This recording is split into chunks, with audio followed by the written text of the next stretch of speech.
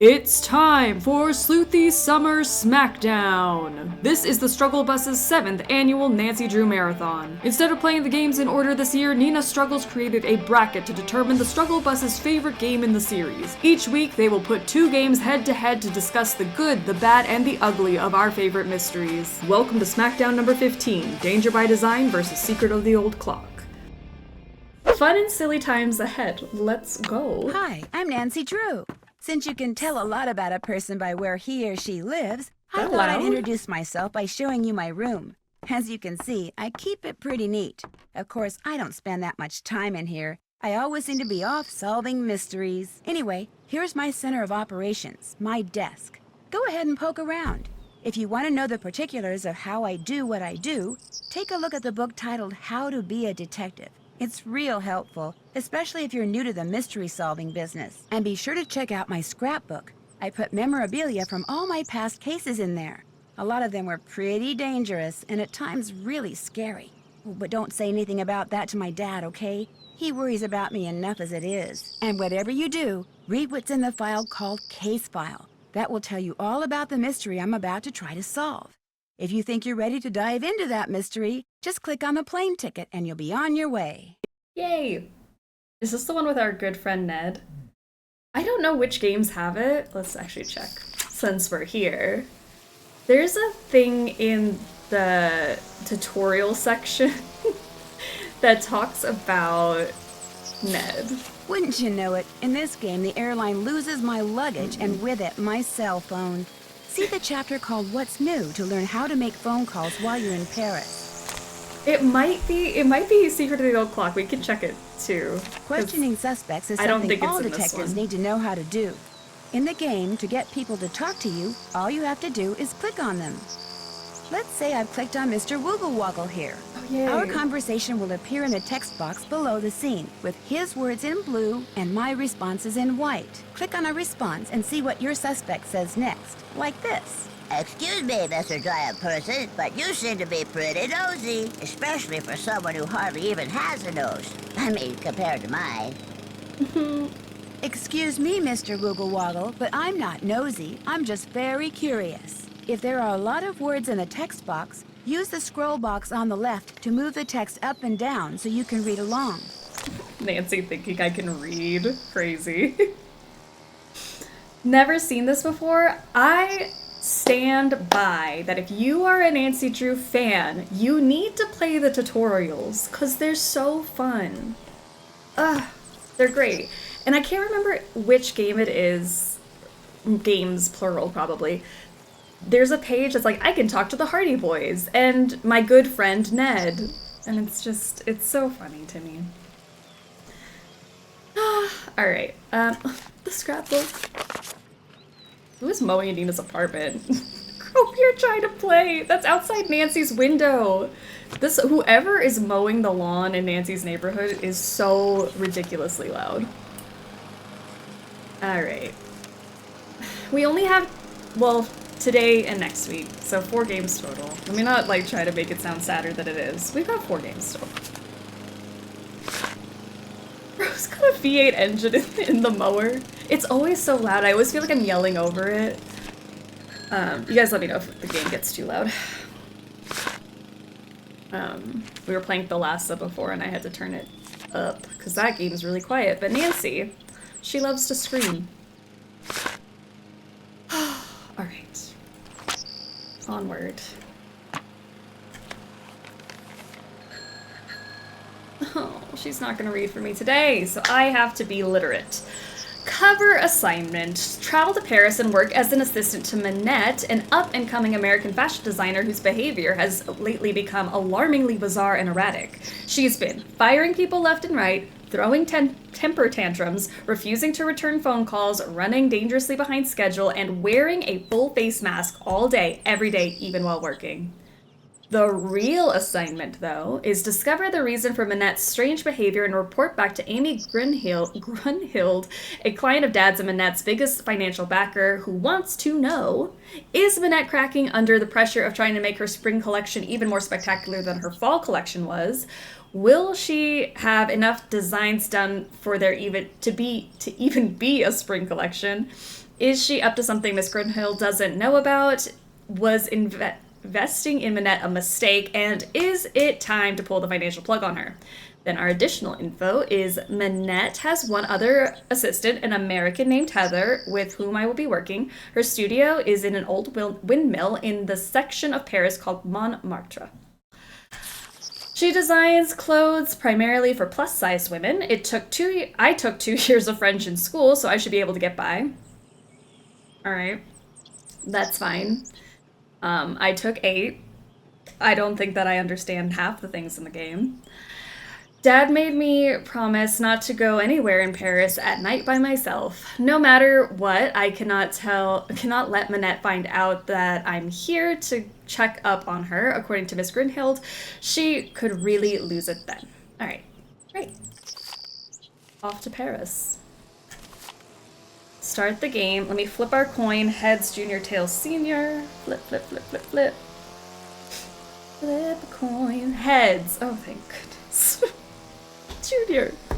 Excellent reading. 10 out of 10. No notes. Thank you. It's gonna be great.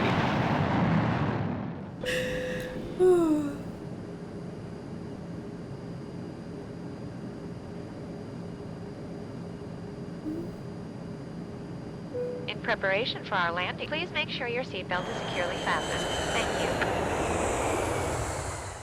Taxi! We have bear name lore? What is that name again? Mr. Woggle Woggle? Hello? I said don't come near me. No, Minette, don't! Stay back, you hear me? Stay back!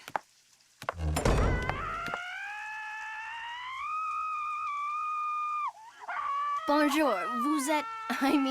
are you Nancy? Yeah? I'm Heather McKay. Welcome. I'm so glad you're here. How was your flight? Fine. Well, actually, they lost my suitcase, so I don't have any clothes or my cell phone.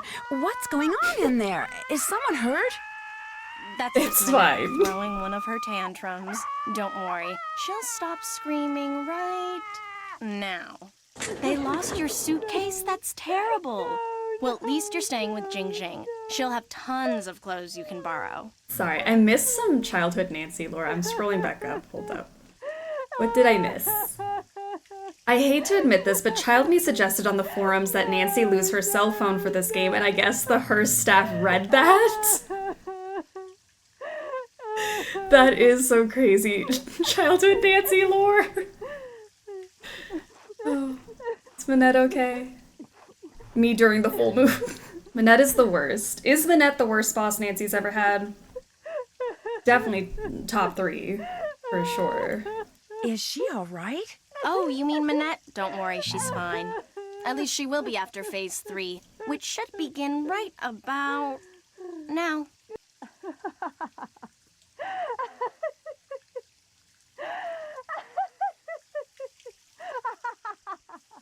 See, she uses this process that some shrink taught her to manage anger and frustration.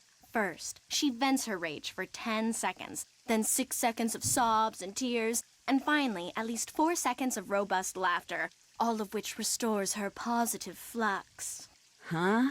It's all very weird, but it works, and believe me, without it, she would be impossible to work for. With it, she's a mere nightmare to work for. Anyway, ready to get started? Sure. You bet. That desk over there will be your workstation. I made a list of all the things that need to get done and put them on your computer. That's a Metro Pass. It'll let you ride the subway all over the city for free. Go ahead and take it. I have no recollection of this game whatsoever. Sleuthy Summer is wild. Of all the games, this one does feel like a fever dream. So, I see that. Answering the phone is your job. If you have any questions, just ask. Ask me, that is. Do not bother Minette. She's behind on her spring collection and is in danger of falling way behind on her couture projects. Why is she so far behind? She's been under a lot of stress lately. Heather? Yes? I hear voices. Who are you talking to out there? Nancy Drew, you know, from the States? Well, she's no good to me out there. Send her in. Yes, Minette. As soon as you feel up to it, she's right through that door. What do you mean by couture? High fashion dresses and accessories that people have commissioned Manette to create. Needless to say, those people are très riche. In fact, she's designing the dress the First Lady will wear to the World Summit in November. Pretty cool, huh? Talk Very to you cool. later. Have fun! Okay, here we are at Manette's House of Design. Nancy does not know a single thing about fashion, but this is okay. She's totally qualified. Glam Glam English edition. New studio opens with a vengeance for Hugo Butterly. High heels and your poodle. Mascara mayhem. New studio opens with a vengeance for Hugo Butterly by Jean-Michel Traquenard, senior fashion editor. This is Hugo and his pit bull Manette. For 2 years, fashion fanatics on both sides of the Atlantic have gobbled up the stylistic confections of Hugo Butterly with an enthusiasm that shows no signs of stopping. As a result, the designer has not only outgrown the tiny London loft where he started out a mere 4 years ago, but it seems he's outgrown his native England as well. Last month, he opened his new studio in Paris, out of which he now intends to work. This is not a good sign for today, guys. Being invited to the opening was like being invited to the presidential palace, only better, much better. Celebrities from all over the globe descended on the studio, located on trendy Ile de Saint-Louis. So many people showed up wearing Butterly's, the colorful, free-flowing, full-figure flattering styles that are his signature, that it was difficult to tell the guests from the models the designer had hired to promote the latest line.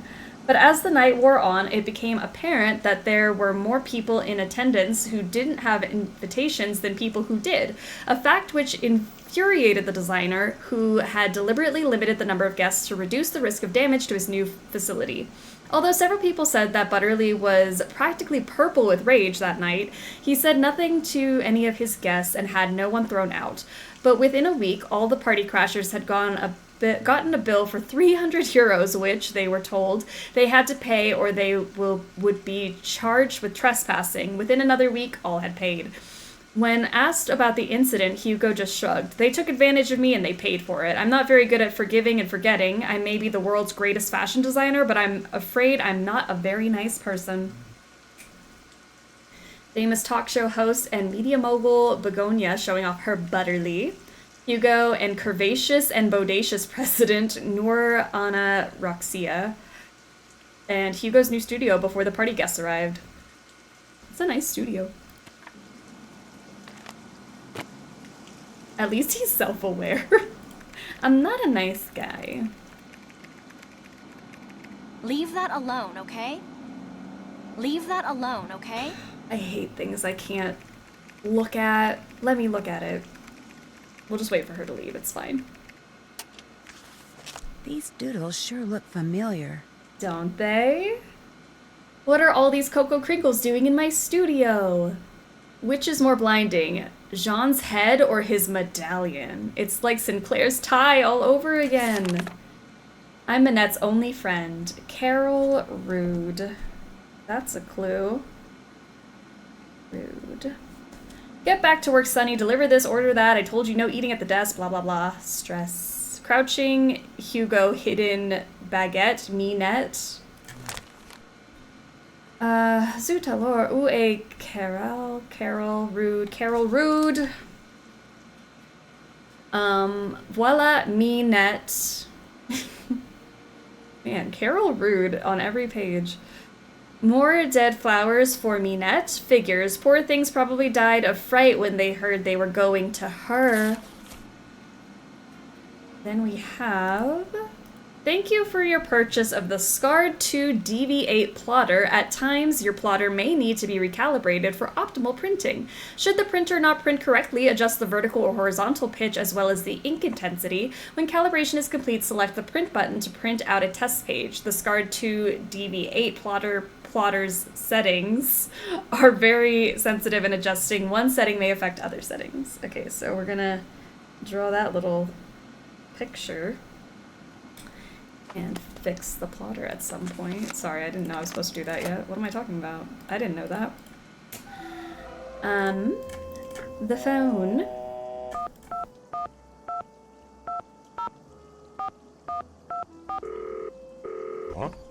Huh?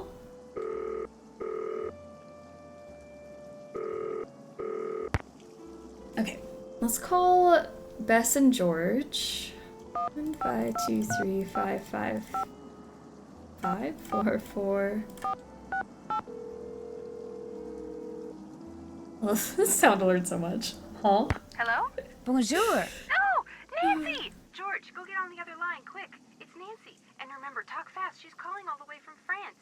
So where are you? What have you seen? How do you like Paris? What's Minette like? Have you learned how to design clothes? Bess, slow down. You don't have to talk fast, okay? heavens. My dad bought me a phone card and told me to make as many calls as I want. Oh, great. You forget, my dad's Hi, Nance. rich. What's going on? How's Paris? Have you seen the Louvre? What about the Eiffel Tower? How many famous people have you met? George, 3 words. Prepaid phone card.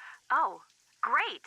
Hey, perfect timing. We were just about to go for a run. Whoa, wait a minute. A run? Jog. I meant jog. But you said run. I meant jog. You know how I feel about the R word, George. Jog. We're going for a jog, Bess. Honest. So, Nance, tell us about Jing Jing Ling. I can't. I haven't met her yet. Then tell us about Minette. I can't do that either. See, the airline lost my cell phone. I'm calling from her office. So what can you talk about? Well, I'll let you guys go. Keep us posted. Talk to you soon. Let's call back into our card. Nepo baby Nancy. I feel like Nancy could just be a lawyer. You know, she could do whatever she wants to. That would be real nepotism right there. Just work at Carson's office.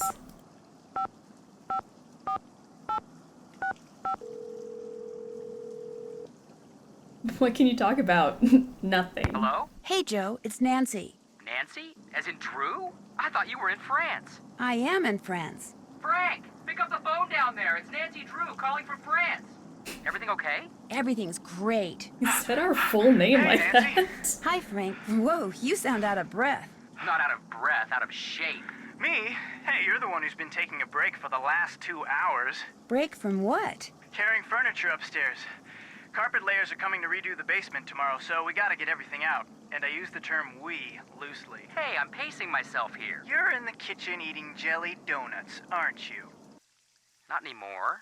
I'm calling you for my new place of employment. The old windmill you told us about? Right. What's that like? It's in the section of Paris called Montmartre. The outer office looks like any other modern office. I haven't been inside Minette's studio yet, but it's inside the Moulin itself, so it's probably very old and funky looking. Have you met Minette? No, I'm still working up the courage. Courage? The woman designs dresses. What do you need courage for? How many women do you know who go around wearing masks, Joe? Oh, yeah. I guess that does move her up there on the scariometer, doesn't it? I'll let you go. Keep in touch. Bye, Nancy. Of course, we can call our boyfriend Frank, but not our good friend Ned. Never. Why would they let us do that?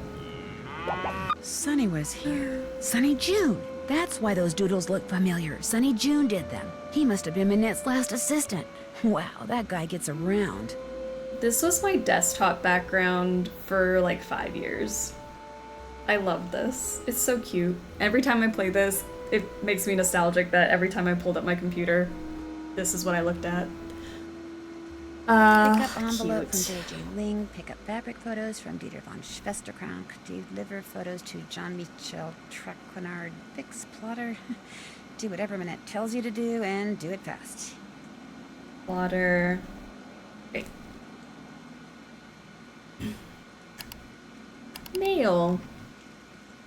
Alright, Krollmeister office supplies. Dear customer, on August 2nd you ordered 3 white drawing tablets, 2 boxes of number 2 lead pencils, 1 box gum erasers, 1 box fine tip blue ballpoint pens, 1 box earplugs.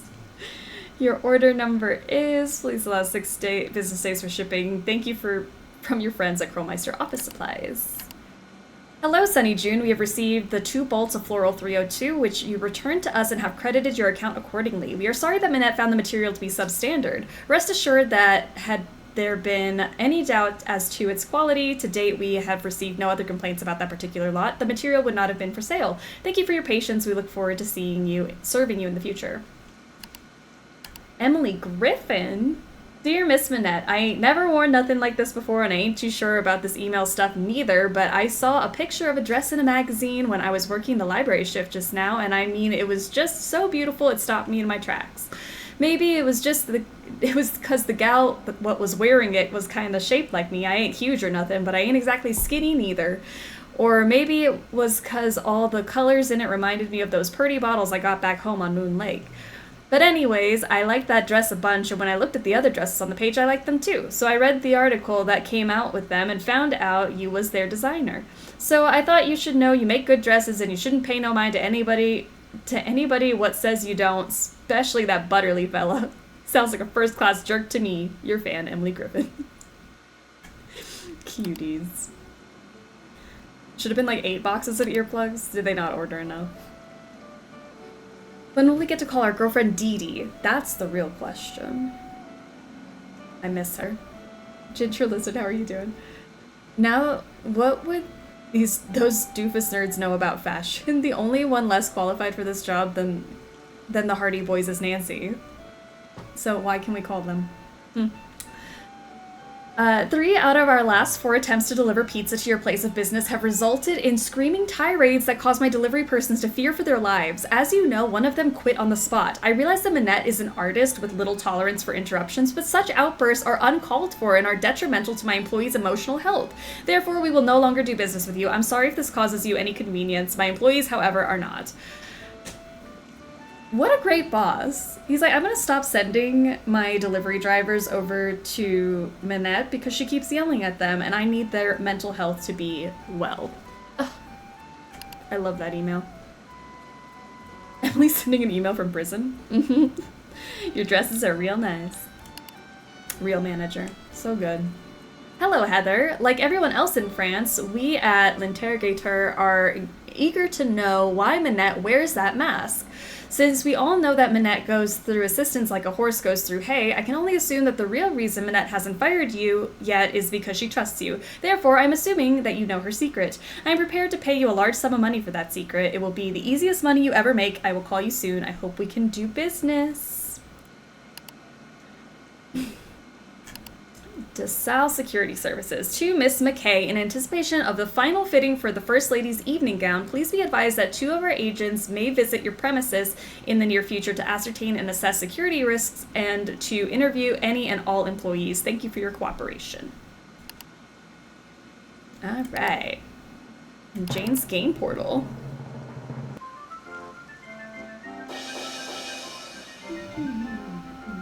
Thank you for visiting my game-filled site. My game site filled with games that I designed myself. Due to the overwhelming popularity of the site, I have to restrict traffic. Only those people who signed up originally can play the games.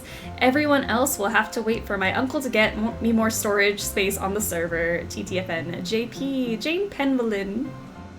So cute. Jump scare in the top right. Mr. Armstrong?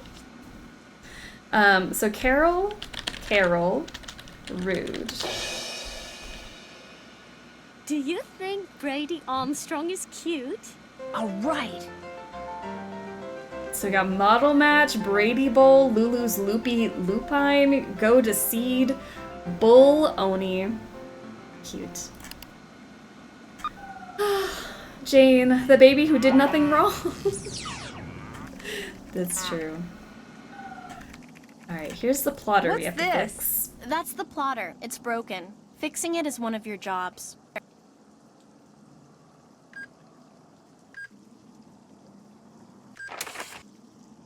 Is that it?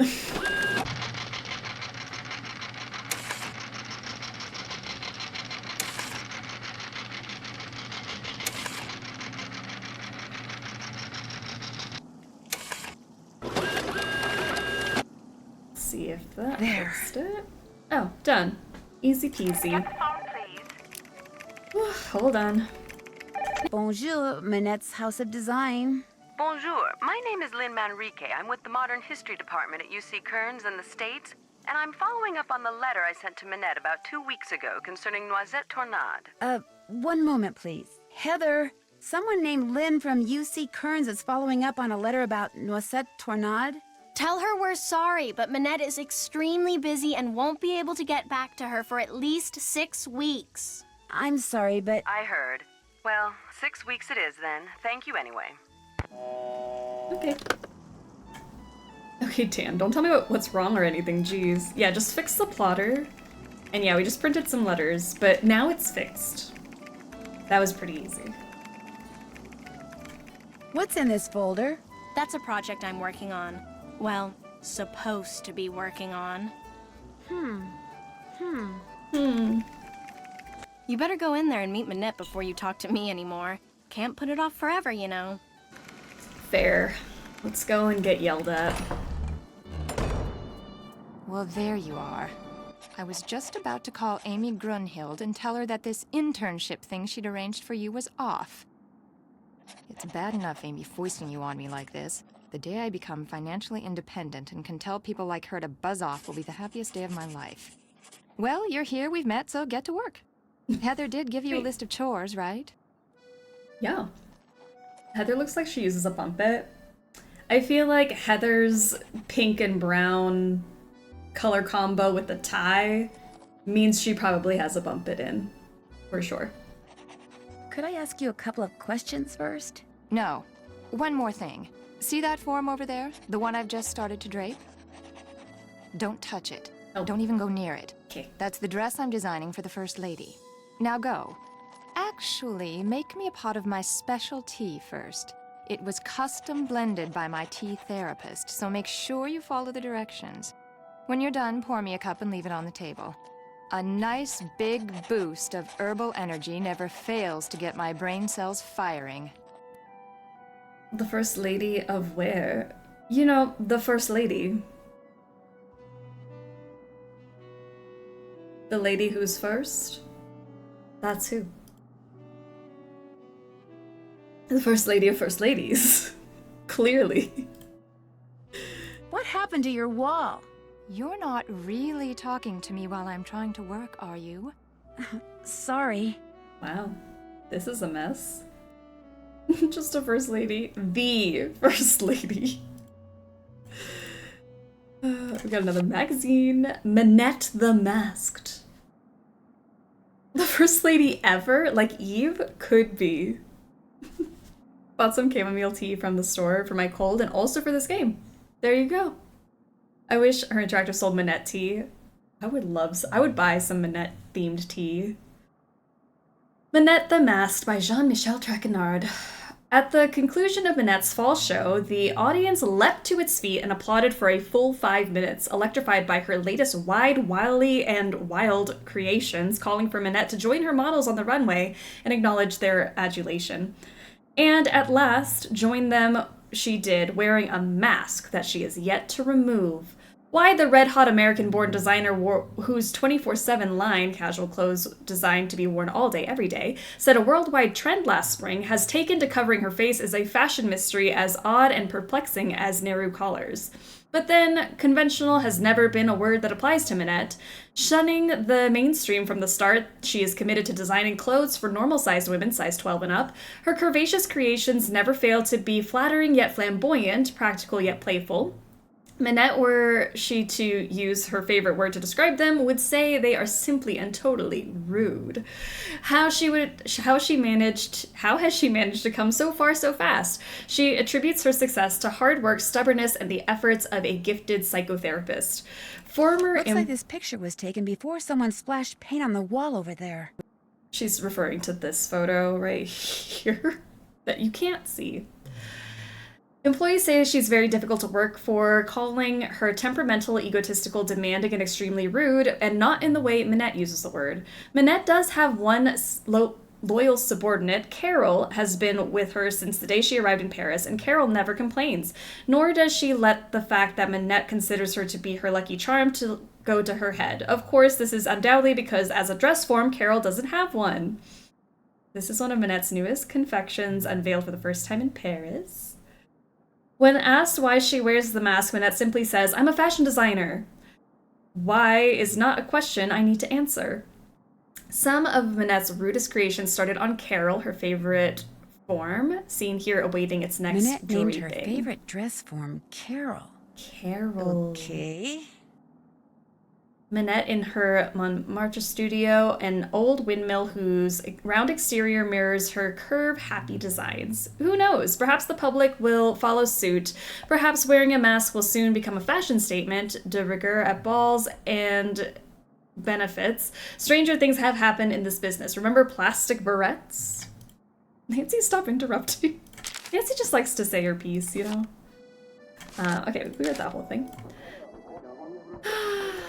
Let's see. To make Minette her tea, the first thing I should do is read these instructions. Then I should put whichever herbs the instructions say I need into this pot of boiling water. Then when I'm done, I should click on the teapot so I can pour the tea into a cup.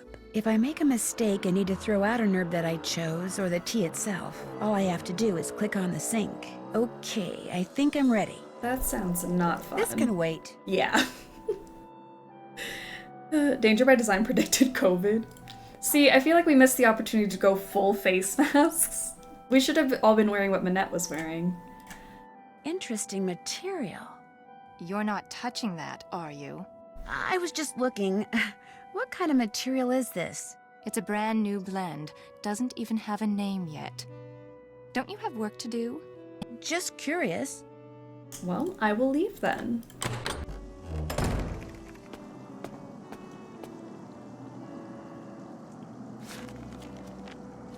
There's something on the floor here. Looks like someone slipped it under the door.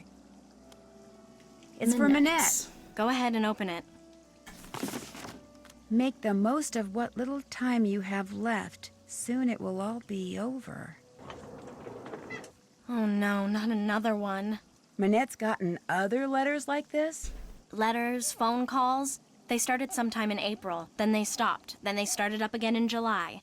And last month, someone sent Minette dead flowers every day for a week. She locks the letters up in her dodo box over there in order to neutralize them. It's vaguely threatening. I love a vaguely threatening note. May I keep this letter? Why? I mean, if you were some kind of private detective, I'd say sure, but since you're not, just put it in the dodo box. You're right. But I mean, okay. How do you open this thing? You don't. There's a lock on it, but Minette is convinced that if she opens it, all the wickedness in there will escape and wreak havoc. In fact, don't say anything to her about that letter. It'll just upset her, and if she falls any further behind, she'll have to cancel her show next month. And if that happens, she may as well cancel her career. Has this windmill or moulin always been a fashion design studio? No. In fact, until a year or two ago, this little old lady lived here. When she passed away, this place went on the market and Minette snapped it up. See, Minette has this thing about curves. She claimed working in a quasi-round environment like this would make her more productive. Okay. And has it? As if. But she has gotten a lot of press out of it. In fact, if there's one thing I've learned from Minette, it's that how a designer behaves is likely to get her just as much attention in the fashion world as what she designs. Why does Minette wear that mask? All I know is that back in March, on the last day of her big fall show, she showed up wearing that mask, and she hasn't taken it off since. Moulin. Nancy took 2 years of French, okay? She knows what she's talking about. You didn't know she was going to do that? No, no one did. Not even Dieter. That was her boyfriend at the time. Dieter von Schwesterkrank, the fashion photographer. My sister got me a PSL. Oh, that sounds lovely. Oh yeah, happy PSL season, everyone. I actually put pumpkin spice in my coffee today. It is the season. I'm so ready. It's basically fall. I know it's still Sleuthy Summer, but it's fall. Who is Dieter von Schwesterkrank? He's this awesome fashion photographer. But listen, as it turns out, I have to run an errand in that area, so I'll pick up those fabric photos. Oh no, that's okay. I'll do it. Finding his studio will help me get more familiar with Paris. In fact, why don't I run your errand too? No, that's all right. It can wait. Getting those prints to Jean-Mi is much more important. What kind of name is that? Festerkronk. Dieter von Schwesterkrank. Is that not like a normal name? Why is that? Jean-Michel Trequenard is the fashion editor for Glam Glam magazine. All he really is a glorified gossip columnist, so it pays to be nice to him. Which, as you'll find out, ain't easy. His office is the Café Kiki on the Rue des Mauvais Garçons in the Marais. Oh. Look for the bald guy at the corner table. He'll have a cell phone in one hand and a fork in the other. Pull the lever, Festerkronk. Von Wiener Schnitzel, that should have been his name. That's actually my legal first name. I'm so sorry. I didn't know. What's with all the red paint that's splattered on the wall in Minette's studio? I came in one morning last month and there it was. Minette must have had a bad night. She's trying to get that Fester donk. Oh my gosh. I feel like that sentence has never been said before. Congratulations. You didn't ask her about it? Minette always throws things when she's upset. Remember what happened when you first arrived? Oh yeah, the potted plant. I get your point. Thanks for your help. Have fun. It's time to kiki. I agree. Let's go make this tea, though. I feel like we're not going to get very far without making it. Honestly, I'm surprised Nancy could leave the room without making the tea. Okay, here we go. It's just a lengthy puzzle. It's fine. It's not that bad. After a painstaking analysis of her body type, age, mood swings, eating habits, and lifestyles, I have formulated the following blend for Minette and for Minette only. Please note the consequences of anyone but Minette drinking this tea could be catastrophic. Maybe that's why her interactor doesn't sell Minette's tea. We could all die. If the tea is blended correctly, it will have a pleasant taste and an instant soothing effect. If made incorrectly, it will taste foul and have a negative effect on mood. Therefore, the guidelines below must be strictly adhered to. We have the following If Minette herbs. has had a temper tantrum in the last 14 days, and if she declares that blue is her favorite color on the day... Excuse me, Minette, but what's your favorite color? Red. Add the following herbs to a pot of boiling water when the condition is met. If Minette has had a temper tantrum in the last 14 days, she literally had one this morning, and if she declares that blue is her favorite color of the day, on the day the tea is to be consumed, add all herbs that produces red blooms. So if she said red, that doesn't count. If Minette is relaxed, not trying to meet a deadline, that's not true. If Minette is right-handed... Charmarie, how are you doing? 13 months of being a sexy snack. I'm late, but I have arrived. I'm so glad you're here. Honestly, we're still getting settled in our new job. Let's see if she's right-handed today. I don't feel like doing this now. At this point, it's not even a drink. It's just soggy leaves with how much is in there. I mean... yeah, there's a lot. She puts a lot of tea leaves in there. Just chewing on some soggy leaves. I want that tea, Nancy. All right, yeah, that's definitely her right hand. So she is right-handed today. If Minette is right-handed on the day the tea is to be consumed, add the herbs that are in the Gaviform family. Okay, Gaviform family. The relaxed thing is true. She screamed and tried to kill us, but she's relaxed. Definitely. If Minette is wearing a dress, include... Nope, she's not wearing a dress. Asked to pick a number between 1 and 10 if Minette chooses an odd number on the day the tea is to be consumed. Minette, could you please pick a number between 1 and 10? 10. Okay, so that's an even number, so not that. On those days when Minette is stressed out, meeting a deadline, and feels drawn to odd numbers... no. And to the color blue... no. If Minette is not humming, add those herbs with a potency of 7 or greater. Potency. Finally, if Minette says her favorite color is red, she did, add those herbs which grow in marshy areas. Marshy. Okay. More about these herbs. So we got... this does not have the potency I need, nor does it grow in marshy areas, and it's not in the Gaviform family. 10 potency, so Boojum, marshy areas, that one's in here. Breland. This tea can't taste very good. Like, there's like 10 different flavors. Apparently it helps calm her down though, which is crazy. Caligula. Fenelry.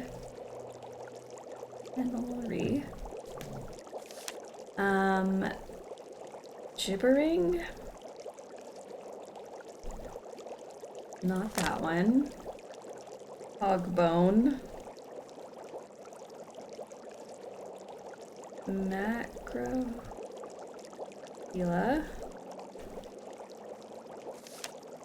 I say herb with the silent H. Oh yeah. That's another word that's like, some people say herb and some people say herb. It might be an American versus European pronunciation, I don't know. Yeah, who pronounces the H in this chat? Good question. I think I've always said herb. Silent H. Iresia. Plot twist, it's all just different colored weed. That could explain it, you know? Pipsweet. Not Tiki Root. Marshy areas, there we go, Varvain. And yellow buttons. I say herb for the ingredient and herb as the name. That makes sense. Alright, let's throw these in here. Boojum, Leland, Caligula, Fenelry, Gibbering, Hogbone, whatever I wrote down, macro something. My handwriting got a little messy. Phyresia, Pipsweet, Varvain, and Yellow Butt. There, I finished making your tea. Just leave it there. Love me some good hogbone. Hogbone. Alright, let's get out of here. Nancy, come back here. The tea is utterly rude. I can already feel my creativity flowing again, building like a wave on the ocean, surging towards some unseen shore. I have another job for you, a very critical job. See the stuff that I've been studying? That, in essence, is my spring collection. Uh-huh. All those objects have certain things in common which speak to and stimulate the artistic sinews of my subconscious, from which all the designs I need will eventually burst forth. Uh-huh. They're all totally rude, but they're not enough. I need more, Nancy. You need to take the number 7 metro to Pont Neuf, go to the flea market in Square de Vergalant Park, and buy me 4 more things with qualities identical to the ones each of these possesses. Use this bag. Put everything in there as soon as you buy it. I don't want anyone seeing what you bring me. It could give away my whole collection. Great. Did you say yellow butt? I did. I ran out of space, so I couldn't write button, so I just wrote butt. You can't tell me it wasn't weed. That girl high? Maybe that's what it is. You know? It's not tea. Tea is so rude. It really is. We definitely slipped something in there. Here's some money. Thank you. I'm just supposed to go out and buy things? Stuff. I want stuff. New stuff that's just like this old stuff, only different. Now just take a good look at my stuff, then go. Go! Okay. It would actually explain a lot if Manette's tea therapist is a dealer with a really good head for advertising. I mean, that could be it.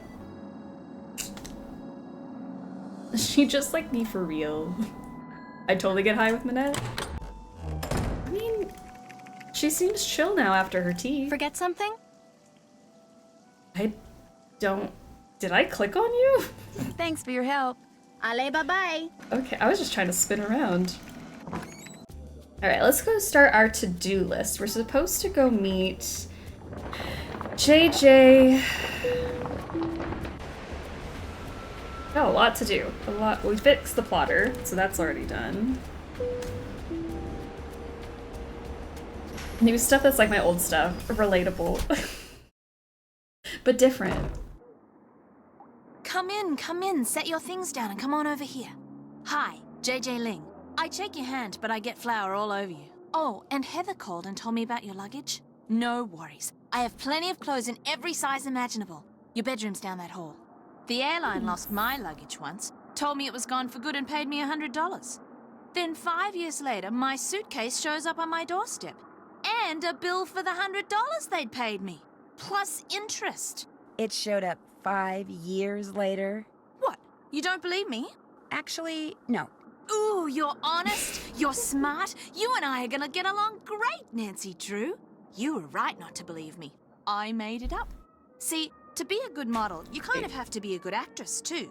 So sometimes I make things up, just for practice. Just to see if I can get people to believe me. I lost something once. Doesn't that make people kind of mad? Some people, yeah. But I don't do it to be mean. And it's not like I'm hurting anybody. I'm just being creative. I've got Fair. some people convinced that I won the lottery and am actually a millionaire. It's kind of fun. You like chocolate chip cookies? I have plenty of clothes in every size imaginable. Okay, but do you have mom jeans? Does she have the ugly horse shirt? Girl, that ain't normal. It also makes you a liar. That is true. I love chocolate chip cookies. So do I. And the nice thing is, I'm about 3 pounds shy of being the perfect size 12 that I need to be for Minette. I have a very high metabolism. So, I make cookies, I eat cookies, and since you're here, I share cookies. Yay. I love her. Everyone in this game is so hot and so insane. Actually, yeah, I feel like everyone in this game is insane. And hot, Oh, except for Jean-Michel. I don't know about that. Why does Minette want you to be a size 12? Contractually, I have to be a size 12. See, Minette is into curves, so she designs clothes for full-figured curvy women. Because I signed on to be a fitting model, I have to maintain the ideal size 12 weight and shape. What's a fitting model? A fitting model puts on samples from a designer's latest line, so the designer can create each piece on a real live person instead of a dress form. It's not very exciting. In fact, it's totally boring. Plus, you're always getting stabbed with pins. But it pays the bills. Does anyone else live here? Nope, it's just me. And you now. Managed to get a short-term lease. Soon as I'm done being Minette's fitting model, I am out of here. Can you think of anyone who might be out to get Minette? Well, Dieter, obviously. Ooh. Dieter von Schwesterkrank? He and Minette went out for about 6 months. Then all of a sudden, last April, Minette dumped him. Just tossed him aside like last month's edition of Vogue. Do you know why she broke it off? No idea. Although I suspect it has something to do with the fact that Dieter lets his pet boa constrictor run loose in that photographic studio of his. He has a pet boa constrictor? That's what I said. Don't you believe me? Nice try, JJ. This time I'm telling the truth.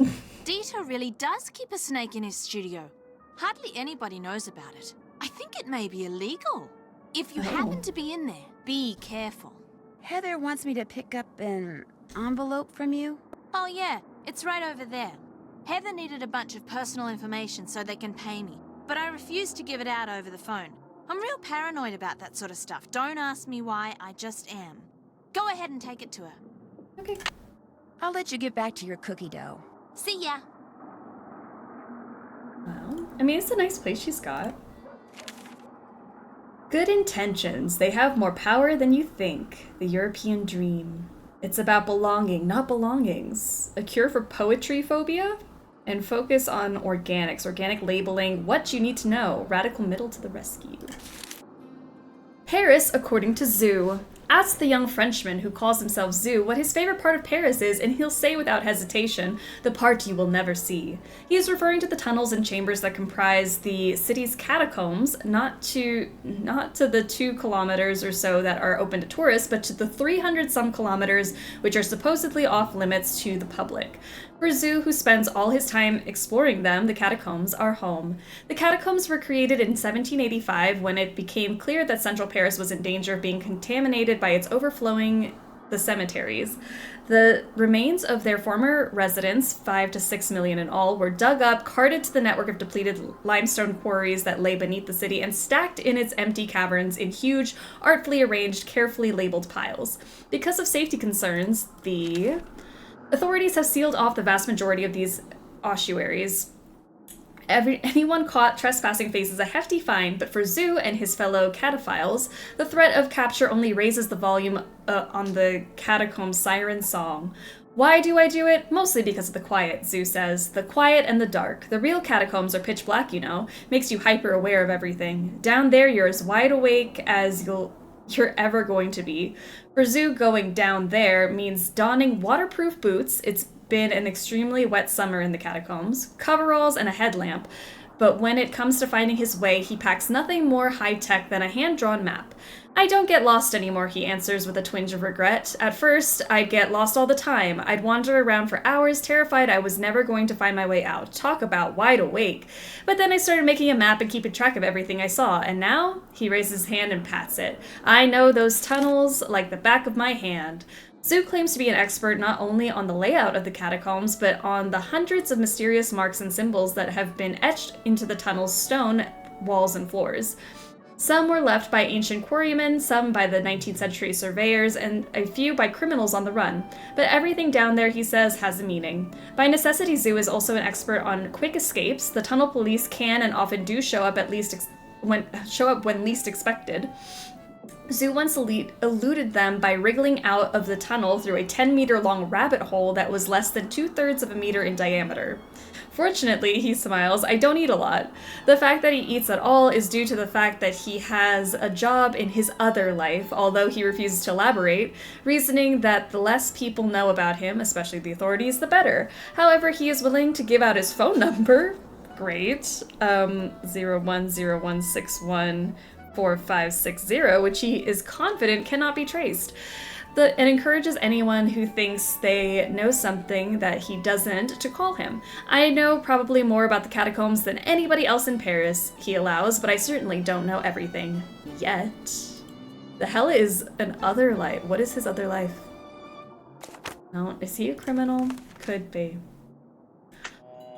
Alright, let's maybe see if I can call that number. 1, 3. There's a fortune redeemed. Shoot. Read my fortune. I don't have a book. Hold on. Hold on.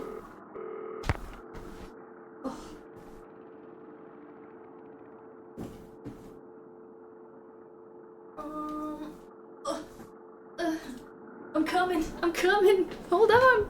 I'm sorry. I'm sorry. I'm sorry.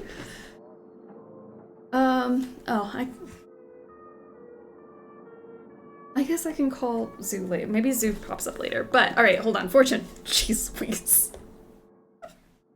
Margaret has redeemed Fortune Teller. We have the bungalow mystery today. 56-6. 56-6. You've got it. 1, 2, 3, 4, 5, 6. As the stranger came within range of the automobile headlights, she saw that it was a girl.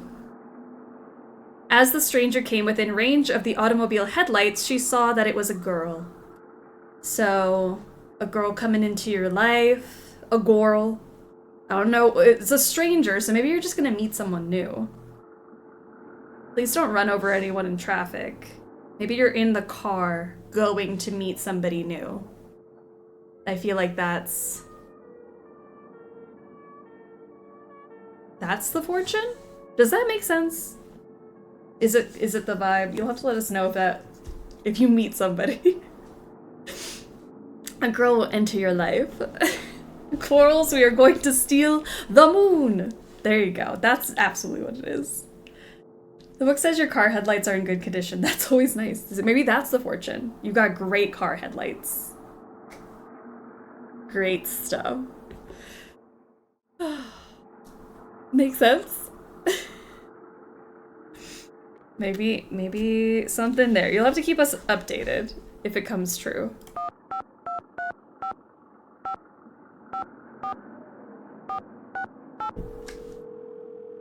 The fortune is the headlights we made along the way. Hello? It's me. How was your run? Jog. It was definitely a jog. And the best part is, it's over. What's going on, Nan? I hope I won't run anyone over. I don't think you will. I think if you are in the car when you see this person, you definitely stop because you notice who they are, right? There's no murder, no manslaughter. I think we're fine. You cannot believe how high-strung Manette is. Why do you say that? Well, the first time I walked into her office, I was almost decapitated by the potted plant she'd just thrown. Decapitated? Threw a potted plant at you? Before she even knew you? That was rude. Actually, she was throwing it at Heather, her assistant. Oh, and Bess, according to Minette, when something is cool, she says it's totally rude. Rude. You know, that's got a ring to it. He is one rude dude. Yeah, I like it. I'm gonna start saying that. Someone has been sending Minette threatening letters. You mean someone's been threatening her life? Well, not in so many words. I've only seen one of the letters she's gotten, and it was just kind of vaguely threatening. The end is near, that sort of thing. Do you think the threats are what's causing Minette to act so bizarrely? Or is her bizarre behavior the reason why she's been getting threats? Good questions, and there's only one way to answer them. Find out who sent those letters. Just be careful, Nancy, or you might start getting threatening letters. You should see how cool, calm, and collected Minette's assistant Heather is, even when Minette is totally wigging out. I don't get it. I mean, how could anyone work for a woman who goes around wearing a mask all the time? Despite the way Minette treats her, Heather seems almost protective of her. Stockholm Syndrome. What? The Stockholm Syndrome. It's when a person who's being held hostage starts to sympathize with his or her captor. I learned that in basic psych. How come you remember stuff like that and I don't? Probably because you didn't take basic psych. Oh, right! Think you could give me a hint? You betcha. For a while at least, until we get all hinted out. Of course, then you can always give Frank and Joe Hardy a call. But for now, what do you need to know? Ooh. I'm supposed to go to the park and get more stuff from Minette, but I'm not at all sure what she wants. The objects in front of her? You know, the ones that speak to her artistic sinews? If you study them real hard, you'll see that they all have certain things in common. Yeah, pay real close attention to their shape, color, what they're made of. Things like that. Then just go to the park and buy stuff with those same characteristics from the vendors there. Simple. I know. Easy for me to say. Excellent. You guys are the best. Sounds good. Au revoir. Alright, let's call the boys too while we're here. I don't think I can call Zoo yet, because I think Zoo's number pops up in the thing when we can. We'll see. Alright. 1280.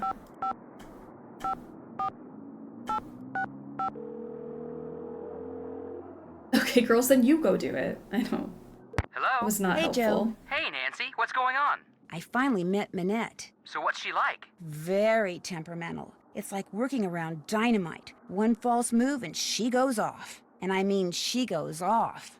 Is she talented? I guess so. She's in the process of designing a dress for the First Lady. Of the United States? That's pretty cool. Unless something goes wrong and Minette loses it. If that happens, it could turn into an international incident. I didn't tell you who my roommate is, did I? Is it somebody we know? Jing Jing Ling. Jing Jing Ling? The model? You're rooming with JJ Ling, the famous Australian model? Yep. You're not talking about me, are you? Oh my gosh, that was her? That was JJ Ling? Joe, just calm down. I'm calm. I'm very calm. I am completely calm. The heck you are. Now sit down. You're hyperventilating. Au revoir. Call back anytime. See ya. Joseph and Franklin. Oh, the best. Okay, what else can we look Empty. at? Empty recycle bin. Newspaper. All the news one would ever need to know. Great. Grower discontent results in mint shortage. Here's our top story of the day. Local mint growers unhappy with the fact that mint prices have fallen to 15 a kilogram are attempting to drive prices back up with withholding and sometimes destroying their harvests. As a result, fresh mint is in short supply in Paris, and both professional and amateur chefs alike have taken notice. Not surprisingly, a black market for mint sprang up almost as soon as supply started to dwindle. Any of you guys on the mint black market? Let us know. Or don't. I don't know if that's like private information.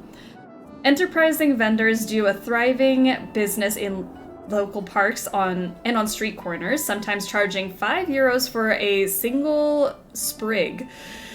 The rack of lamb is a disaster without my signature mint sauce, lamented Christophe Parmeline, head chef at Levert Buffalo Bistro, who has been forced to cook without mint for the last 4 days. I add a pinch of mint to everything, echoed Suzette Lemaire, a homemaker who has been unable to buy the herb for weeks. At least I used to. Nothing I cook tastes good anymore. It's terrible. While they are hoping their strike will put pressure on their largest customers, the companies that produce mint oil, mint growers, have little sympathy for people like Parmeline and Lemaire. Customers have taken mint for granted long enough, said a grower who refused to give his name. It's high time that changed. And we should not be taking mint for granted.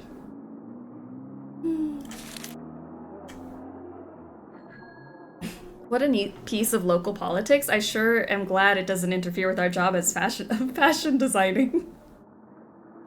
The first rule of mint black market is not admitting.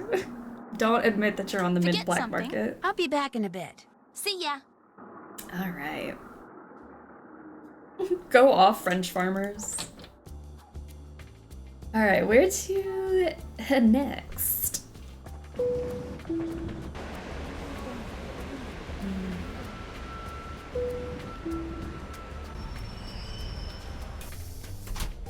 Café Kiki. Oui. Excusez-moi, mais êtes-vous Monsieur Traquenard?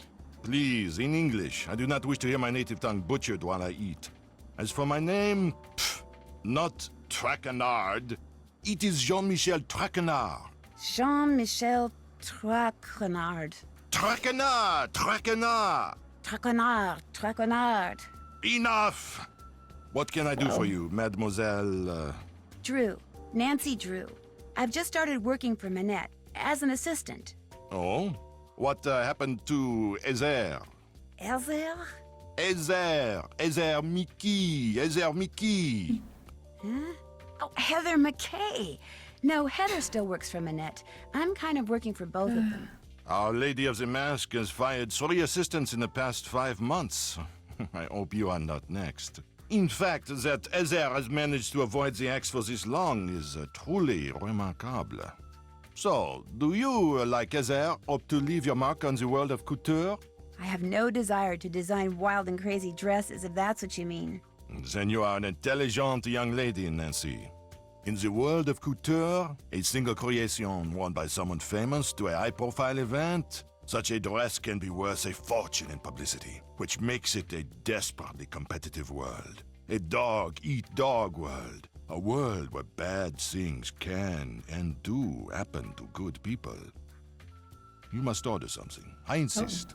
La carte, s'il vous plaît. Oh, but I'm really not hungry. Mademoiselle. Thank you. I mean, merci. Order anything you want. Everything here is superb. And Henri, he is the best waiter in all of France. Well, in that case... She wishes to revitalize the mom gene. Yeah, she's not doing the crazy dresses, but we gotta bring the mom gene back. How can you sit there all day? Those seats can't be comfortable. Right? They're like metal. I sit in a rough chair for 2 hours and I need a chiropractor. Yeah. He's a strong one. I think this is the first time I noticed Jean-Mi's medallion. A medallion is sure is something. Alright, what do we want?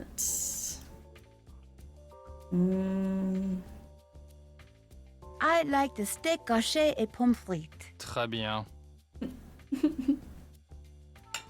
Merci. Henri, ajoutez-le à mon édition, s'il vous plaît. Certainement. Round steak, or what you Americans call hamburger, without the bun, of course, and quite raw. Oh, yeah. Oh, yeah. You're right. The food here is good. Excusez-moi, mademoiselle. She didn't even finish it. So, what else do you wish from me? I'm calling the police. Do you have any idea why Minette wears that mask? I believe she is the victim of botched plastic surgery. Ooh. Isn't Minette a little young to be undergoing plastic surgery? Some women with noses that would put birds of prey to shame are perfectly content with their appearance, while others with acceptable features are convinced they are more hideous than Frankenstein. Self-image. It can make people do strange things. If you had to name Minette's worst enemy, who would that be? Ugo Batelli, without a doubt. Not only do he and Minette have similar design styles, so that they are constantly competing for the same couture clients, but both of them are unthinking, socially inept egoists.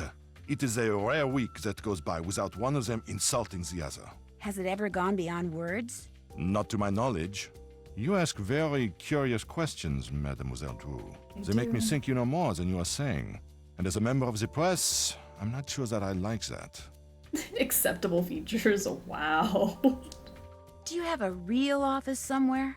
When I'm writing my column, I go to my office at Glam Glam. When I'm researching my column, I come here. I have my telephone, which can do everything save sing the Marseillaise, good food, and a chair for whomever stops by. How can I contact this Hugo Butterly person? His phone number is right here in my digital assistant. Of course, it's extremely unlikely that you will be able to talk to him in person. Even I occasionally have trouble penetrating the wall of sycophants that surrounds him. So, what else do you wish from me? You did not just use the word penetrating like that. I'm staying with JJ Ling, the model. Do you know her?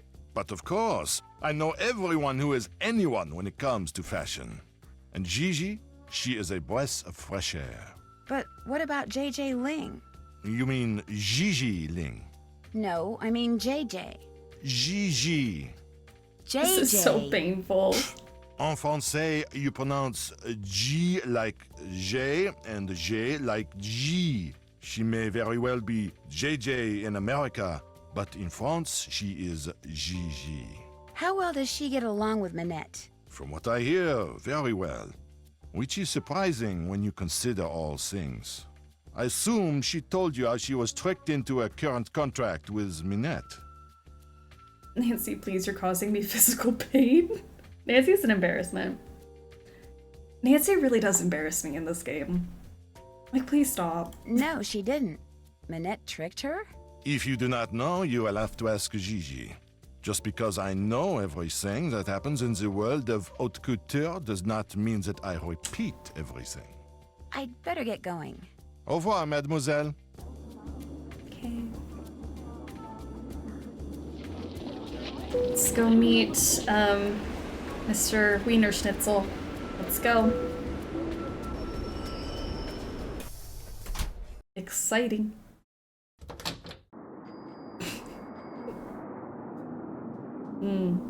He's hard at work. No, don't say anything. Let me guess. You lost your passport, so you're looking for the American consulate to get it replaced. Only you wound up here because you asked a Parisian for directions, and you thought you understood what he said, only you didn't. Am I right? Actually, I'm looking for Dieter von Schwestercrank. Dieter von Schwestercrank. Schwestercrank? Please don't tell me you're a would-be model who thinks her career would take off if only I would photograph her. No, my name's Nancy Drew. Minette sent me here to pick up some fabric photos.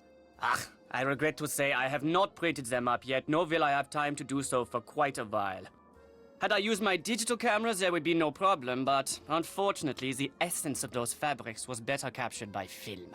But I need to deliver them to that fashion editor, Jean-Michel Traquenard, today. My regrets once again. Do you know how to make prints? No. Then you will learn. There is a binder on the bookshelf that will tell you how to make prints with the paper I use, which is Krollmeister Escachrome PB paper. The darkroom is through the door with the red light by it, and the 4 negatives from which prints need to be made are next to the enlarger. I'm sure you'll do fine. Okay, I'm sure. Nancy's so embarrassing. How can she hear his name pronounced, clearly pronounced, or correctly pronounced like 10 times and then still mispronounce it to his face? I don't know. Get the fishies. PB? Peanut butter? The peanut butter paper? That's what we need. Krollmeister Escachrome peanut butter photographic paper. Thank you for your purchase of the Krollmeister Escachrome peanut butter photographic paper. This paper has been created under rigorous quality guidelines and demands extra care and special attention in its use. Your Krollmeister Escachrome PB photographic paper is already mounted on a special mounting bracket. Make sure that all processes are done in complete darkness. Using any type of light, including red light, will ruin the image. Insert the negative you desire to create a print into the enlarger. Okay, so enlarger. Turn on the enlarger and project image onto the Krollmeister Eskachrome PB photographic paper for 2 to 9 seconds. Expose for less or more than this time will exposure for less or more than this time will destroy the image. Enlarger, negatives, developer, stop bath, fixer. May I take this binder into the dark room with me? Leave it in here, please. If you take it in there, you might spill something on it. Flush the toilet, we don't need this pain. I do that every year, and I feel like this year, because we have the bracket, I have to fully solve puzzles and not cheat. But if anyone doesn't know, if you hate this puzzle, go in there, flush the toilet 10 times, and then it's done for you. But I think in trying to be honest and accept the games for what they are, good, bad, and ugly, we have to give them all fair shots, right? I mean, I hate this puzzle, but we have to do it. Developing fluid, so we're going to put that in the red one. Place Krollmeister Eskachrome PB photographic paper with the exposed image in a tray of Krollmeister developing fluid for 7 to 12 seconds. If we couldn't cheat on the clams, we can't cheat here, right? We found all those clams this year. Can't skew the poll. The cheat is part of the game. What if you do 1 or 2 photos and then we cheat the rest? Do we not like this at all? It's that bad? Then we have to suffer through it, and it's docking points in the poll. Then we're gonna put it in the stop bath. Place Krollmeister Eskachrome PB photographic paper with the exposed image in a tray of Krollmeister stop bath fluid for no more than 5 seconds. No more, so less than 5 seconds. Do the puzzle, it's fun. Oh, okay, well, I wouldn't go that far. It's not fun. It's serious business. But come on, guys, it could be a nice, fun bonding experience. Place Krollmeister Eskachrome PB photographic paper with the exposed image in a tray of Krollmeister Fixer for 8 to 15 seconds. Light may be turned on after print is removed from the fixer. Hang the photo to dry. Alright. What's this? That's just a toy I made when I was a boy. Go ahead and play with it if you want. I still do.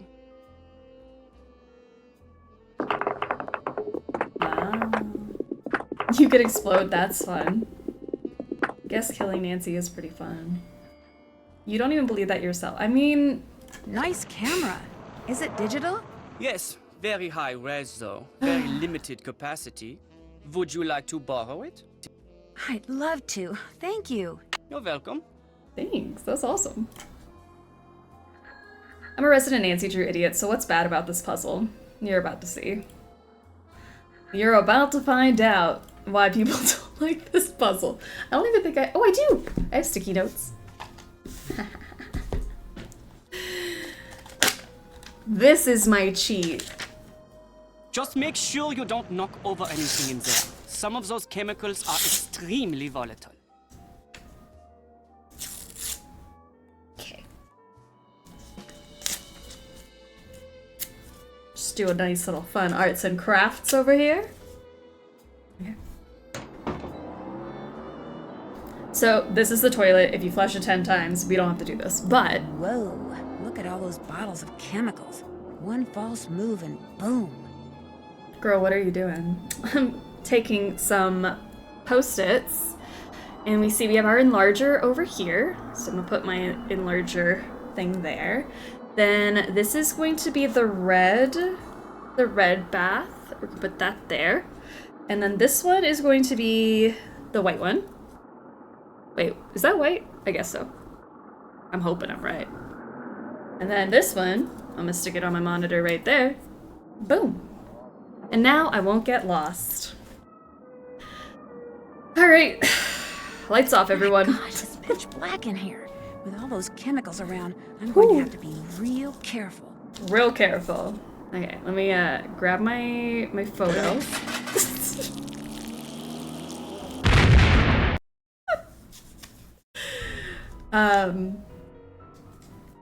I don't know why Dieter would send us in there with no prior experience. Whoa, look at all those bottles of chemicals. One Look at false Adam. move and boom. These must be the negatives. All right, well, let me put that down. Oh my gosh, it's pitch black in here. With all those chemicals around, I'm going to have to be real careful. Hold on. Uh-oh. Where's- One chemical. Can I plus not another pick up? Oh, do I put it in the chemical enlarger first? Hold on. Do I put it in before I turn the lights off?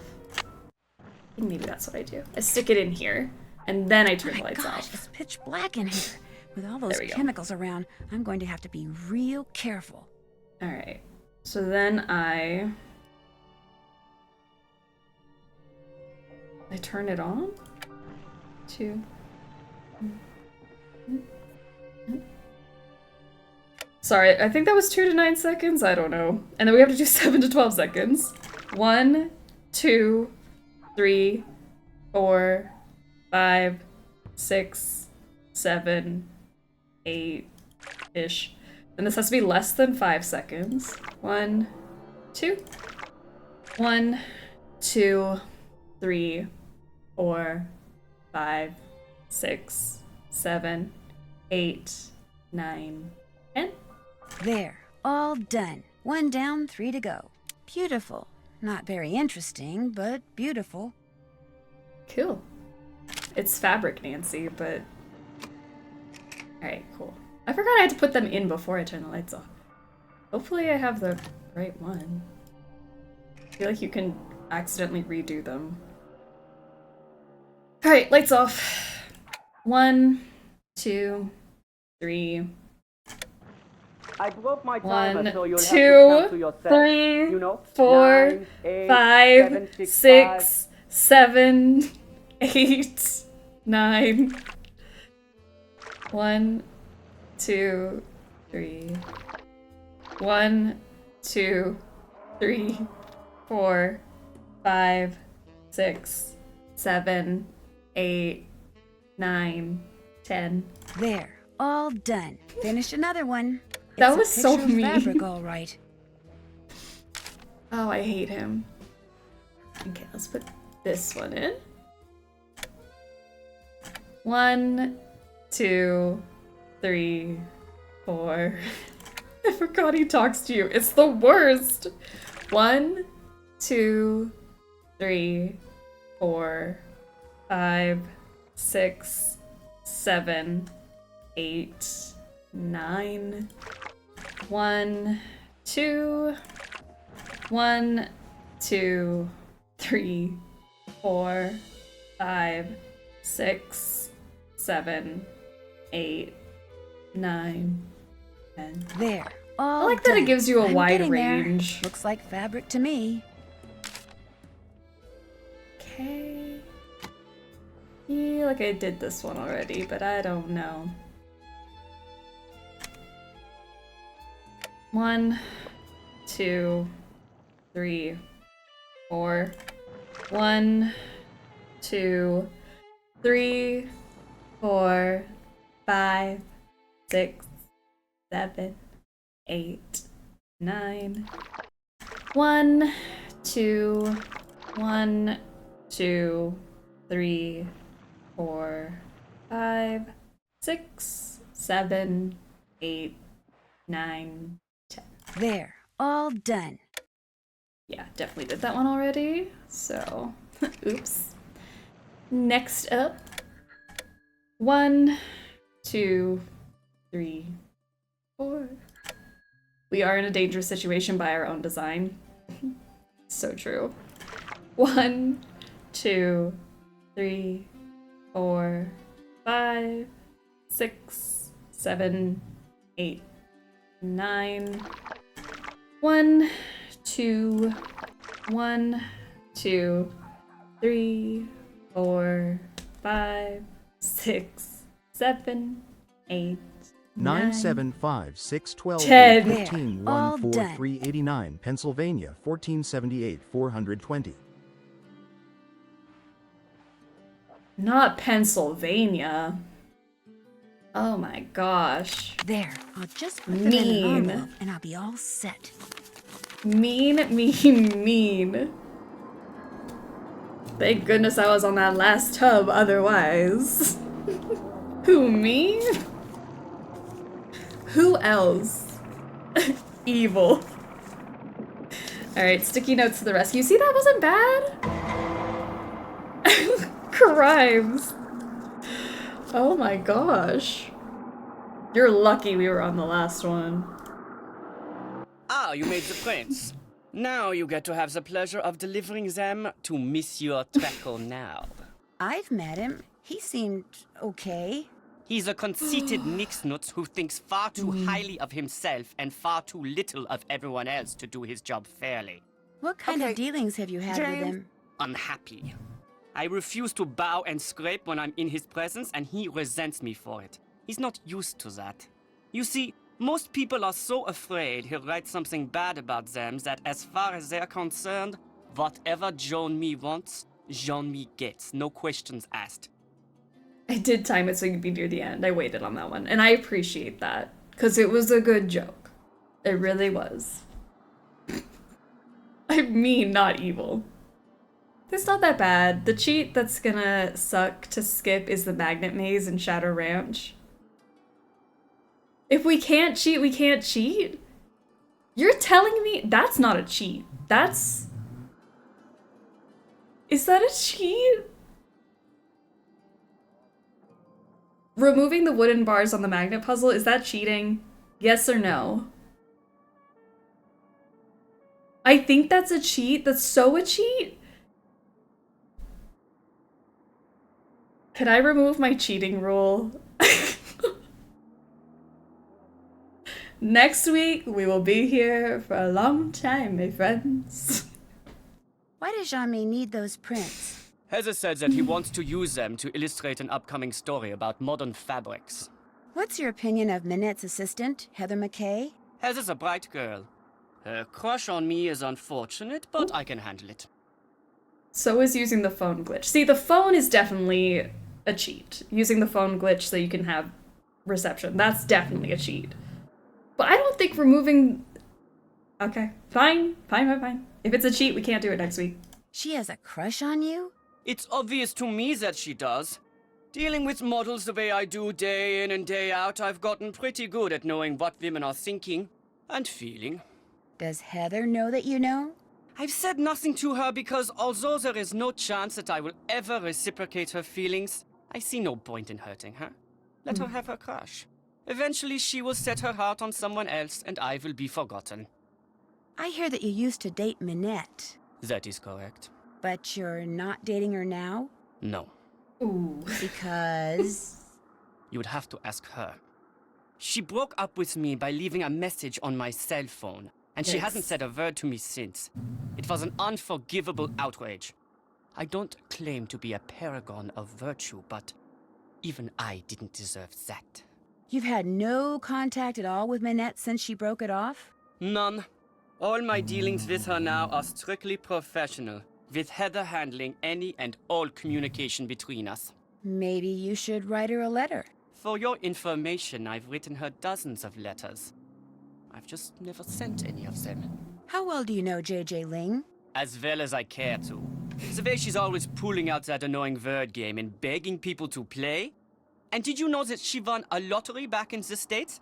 That's right, she's actually filthy rich. What kind of person models when she's filthy rich? There's something not quite right about that girl. Is it true that you keep a pet boa constrictor in here? Don't be ridiculous. I would never keep an exotic pet like that in here. Although I may have lost an exotic pet like that in here once. But you found it, right? No, never did. But don't worry. I'm sure it's found its way out by now. They get pretty active when they're hungry, you know, and I haven't seen it for months. But, just in case, watch where you step. It was fun talking to you. Auf Wiedersehen. Guys, is climbing over the walls of a maze cheating? I think that's just using your resources. I'm sure we have cheated at some point this summer. I'm just trying not to because I'm trying to keep the poll fair. If it's a competition, I can't just like breeze past the not so pretty parts of all the games, you know? We gotta take those into account. Hot. Check. Insane. Double check. So mean to the poor snake. There's no way the apartment is warm enough for it. Let's go shopping. To the memory of the French fighters. Memory of the French fighters. I had to do the maze puzzle with the wood when I was a kid, so I insist it's part of the game. Okay. Fair enough.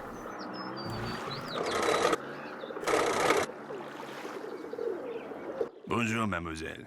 Monsieur Marchand, à votre service. Bonjour, Monsieur Marchand. American tourist? Sort of. Is that okay? I like Americans. They are smart. I sell good stuff and they can tell. I know you are a tourist because I saw you looking at the monument over there with the cross of Lorraine. Ah. So, what are you going to buy? Well... Well? Funny you asked. What's in here? A movie? Oui, it contains an American short film. I am not sure if it is about a beloved beast of burden in Tibet or about someone who talks a lot, but it has won many awards. And the fact that it is in a nice blue canister makes it well worth 84 euro. Would you take 21 euros instead? Vendu. Amazing. What else? What a tickles your deal. fancy? Gnome. Get the gnome. I really don't want to buy anything right now. By any chance, does Mademoiselle wish to earn some money? Maybe. How? The tourists, they like to buy hand-painted reproductions of famous works of art. But as you can see, it is difficult for me to paint them. But for a young woman such as you, it is easy. You want me to paint the Oh, the reproductions? coffee. She got the coffee You too. see, the lines are already there. You look at the original painting, you put paint on your brush, you paint between the lines. Voila! A painting which the tourists will gobble up. And I pay you 15 euro for each one you complete. Ooh. Do you wish to start now? Mais oui! But of course. Let's do some painting. Is this legal? I don't know, but we sure are having fun.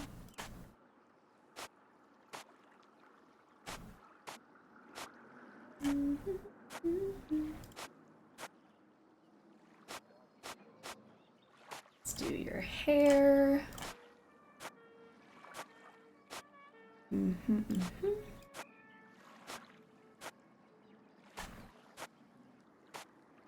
That looks Monsieur, correct. how's this? Magnifique! You have done excellent work. And for that, I reward you. Do you wish to paint another? Sure. You bet. But of course. I always wondered why he said it's not easy for him. Dude is missing an arm, and I just found that out recently. I feel like because you could only see him from certain angles. You're not selling it as the OG Mona Lisa, so not technically illegal. Fair enough, I'll take it. Oop, that's not right. Let's color these in.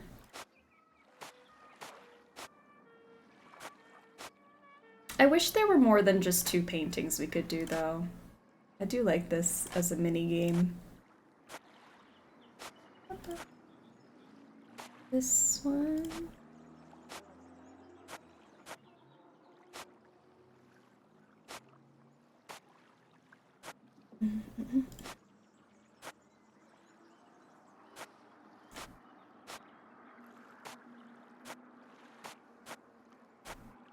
Gorgeous, gorgeous. Then this piece, that piece.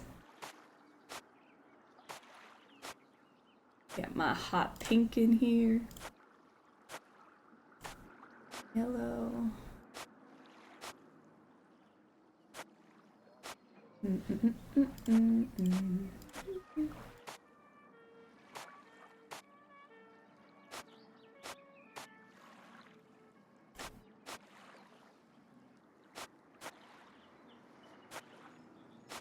Oop, that's not right.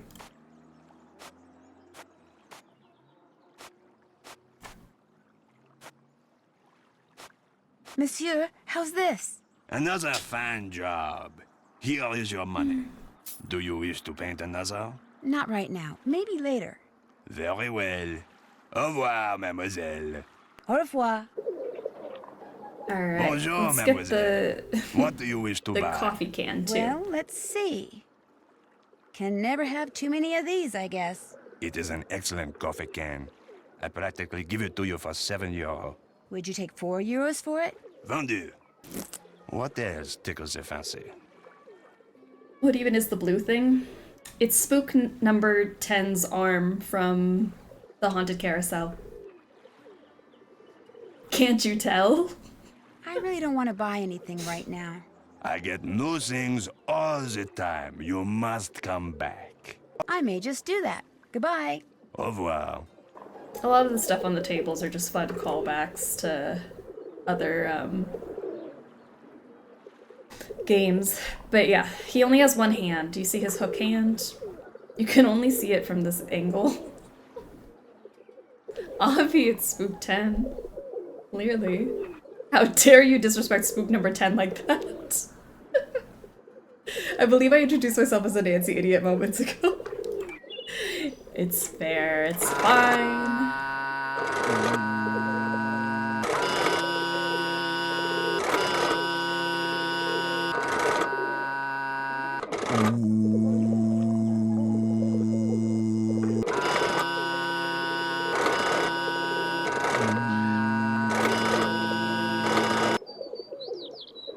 Ooh. Was that not the most fun you've ever had? Like, Monique did not have to be caked up like this, but they did that. Whoever animated her, thank you. 'Cause why are the pants, like, clutching the cheeks? Unfortunately, the singing statue was not present. Oh, when you got engaged. That's disappointing, but still a very fun place to get engaged. Look at her. Damn, girl. She's clutching. Look, she's like doing like an over-the-shoulder look. And they did this in the early 2000s. Bonjour, mademoiselle. If you like the bargains, you have come to the right place. What captures the eyes? Well... Well... What do I want? This lamp? What's the price of this lava lamp? That lamp is very special. The trunk which rises and falls inside it, unlike any I have ever seen. Watching it will entertain you for hours. And I am selling it for only €20. €10 sounds about right to me. My price is €20. You may take or leave. I'll take it. It is yours. See anything else you like? I don't think so. Is the traffic cone one of them? Does this cost very much? The traffic cone is one of my favorites. So colorful and so useful. With it, I myself learned to park my car parallel. And I ask only €10 for it. I'll give you €5 for it. It is yours. Guys, don't stop. Hold. See anything else you like?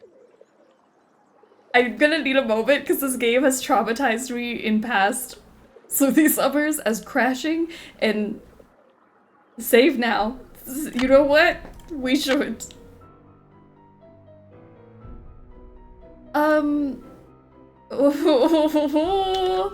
Hell no.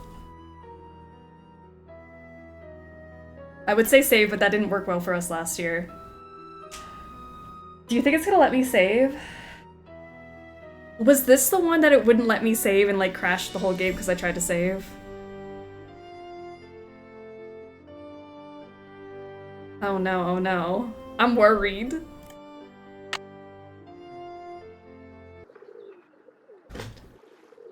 Okay, guys.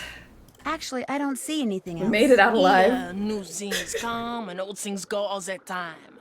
You must come back. I might just do that. Au revoir. Au revoir, mademoiselle.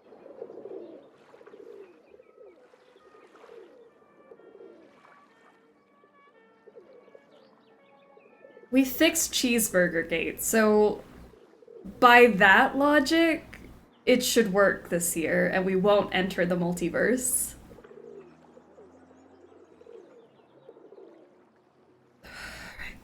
It's fine.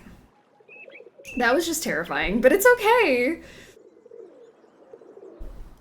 If you're new here, please go watch the YouTube video of this game from last summer. It was wild. That whole stream was traumatizing. Bonjour. Lequel préférez-vous? Parlez-vous anglais? If you buy, I speak whatever you like. I am Malika. I sell fine things from around the world. The others here, they sell things which they pry from the muck of their basements. Okay, let's see what you got. What do I want? The wheel? You're selling a wheel from a kiddie car? With imagination, that wheel can be put to many uses. Imagination. Which is why the price is 35 euros. The blue bear. 18 euros is more my speed. Voila. What else do you like? And the rings. Anything special about this stuffed animal? It is a very nice shade of blue, and it is only 10 euros. Is there anything special about this bear? It's blue. That's what makes it so special. Would you take 5 euros for it? For a child who loves soft, squishy blue things, it is a wonderful toy. 10 euros, so no sale. I'll take it. Voila. What else do you like? How much are you selling the green rings for? They are green magic rings. They cost 15 euros. How about 11 euros? Voila. What else do you like? All right. Big squishy blue enjoyer myself. Should we get the book on outdoor gardening? I might want this book on gardening. That book makes everyone who reads it an expert. Ooh. Read it and your thumb, it Pink turns bear? green right before your eyes. It is yours for 25 euros. I think 19 euros would be more appropriate. How much money do I Voila. have? What else do you like? Oh, I have 132 euros. We're fine. Where did this come from? Ah, that is Fifi. I received Fifi on my 6th birthday from my dear grandmother. So much do I love her that I take better care of Fifi than I do myself. It hurts my heart to sell her, but one must give up childish things, no? For 12 euros, Only my 12? old friend Fifi can be your new friend. I'll take it. Voila. What else do you like? Let's buy it How all. much are you selling this for? Put some flowers around the bottom and voila, you have a centerpiece. And I ask only 8 euros. Make that 6 euros and you've got a deal. Voila. What else do you like? I'm gonna put her out of What do you business. want for this train engine? That is the favorite toy of my brother. My sister paints it orange to spite him, and still my brother loves it. He lets me sell it only because today he is an engineer and no longer needs a toy train. The price is 15 euros. I'd rather give you 11 euros for it. Voila. What else do you like? My Captain's Cove spoon. This spoon looks familiar. You can get a Sunday spoon like that in only one place. From a hotel in an amusement park which is said to be haunted. It is very special, and yet I sell for only 12 euros. No, I do believe I proved that that amusement park was not haunted, but fine. Make that 9 euros and you've got a deal. You cannot get a spoon like this in all of Paris. It is worth 12 euros. I'll take it. Voila. What else do you like? What else do you have? Guess I'm just not in a buying mood. When you come back, maybe then I have what you like. I'll remember that. Merci. Au revoir. She's ripping us off, by the way. Oh, I'm well aware. She's for sure ripping us off, but we're rich. Should we go buy more things? Minette gave us a lot of money. 91. I mean... Bonjour, mademoiselle. What captures the eyes this time? Well, let's see. I will take the table. This is my spot now. What is this? That is as close to a magic wand as you will ever find outside of a fairy tales. It was crafted by a magician who is said to have given it true magical powers. This is why for it I ask 85 euro. That's too much. Would you settle for 43 euros? It is yours. Thank you. See anything else you like? Get the bowling ball? How expensive is this bowling ball? Orange is my favorite color. 80 euro. I'll buy it for 40 euros. It is yours. Thanks. See anything else you like? I only have 8 left. What can we afford? This piece of stone looks interesting. Your instincts are very good. It is not just a piece of stone, it is a piece of history. That is an ancient key from an ancient civilization. I sell it to you for 53 euro. It's basically a piece of stone. I'll give you €1 for it. 53 euro. That is my price. Then I'm not interested. See anything else you like? It's basically a piece of stone. Like, just give it to me. Actually, I don't see anything else. Come back soon. Perhaps I will have new things. Okay. Au revoir. Au revoir, mademoiselle. I mean, we're gonna have to go make some more money. Back to being poor. Uh-oh. Dad made me promise not to go anywhere by myself after dark. This'll have to wait until tomorrow.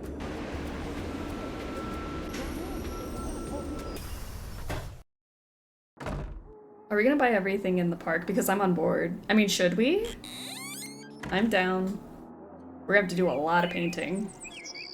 Day 2. Oh, goody, you're back. I'm really bored. Let's play hangman. You know how to play, right? Hangman? Well, yeah, sure. Great. Okay, I'll think of a 6-letter word and you try to guess what it is. Ready? I love how Nancy says hangman. I love me some hangman. I love ambience in Nancy Drew games. It's so good. Let's play. Ready. Hangman. Let's do R. R. Right you are. S. T. Right you are. A. E. Right you are. I. Bet it's turtle. U.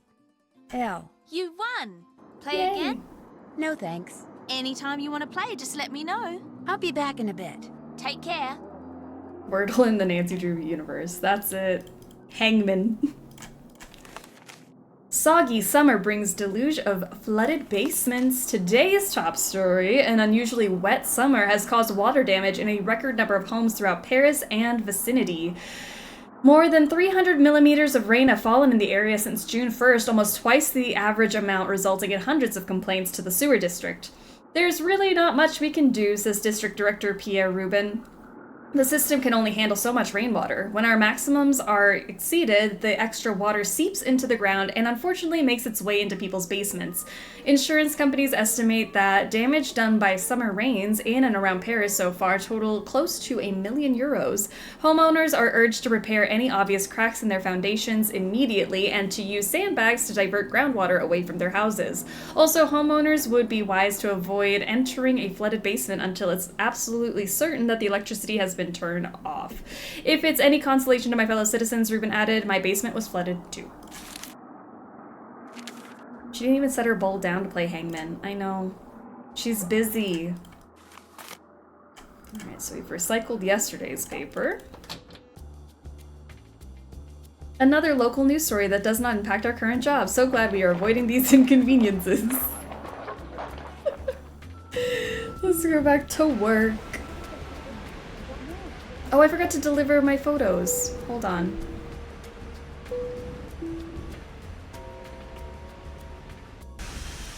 Breaking. Area man entered flooded basement without turning off electricity. No word on whether he'll have superpowers once he gets out of the hospital.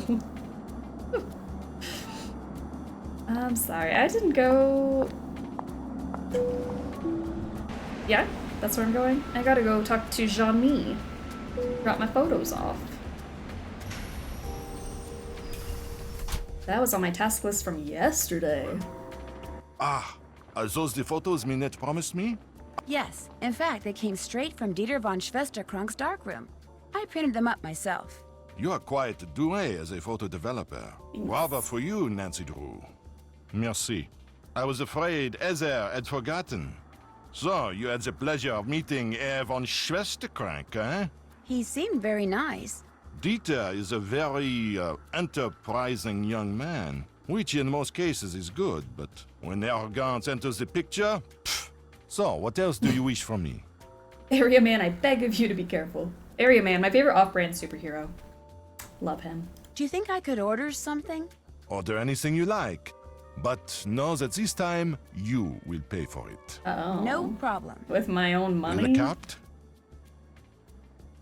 What should we get next? We already got the steak. May I please have the cannelle? Très bien.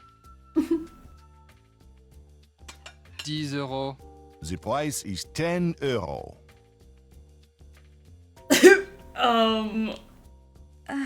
I'm afraid I don't have enough money. Oh là là! Je suis désolé, Henri, mais la jeune fille n'a pas d'assez d'argent. I bring food no more to you. No more. Ces Américains connaissent rien. So, what else do you wish from me? Let me order something. Do you think I could order something? You heard Henri? Unfortunately, your days of ordering food at the Café Kiki are fini. Damn. Well. I'd better get going. D'accord. I've never done this. Sorry, I just didn't have the money. Whoopsie doodles.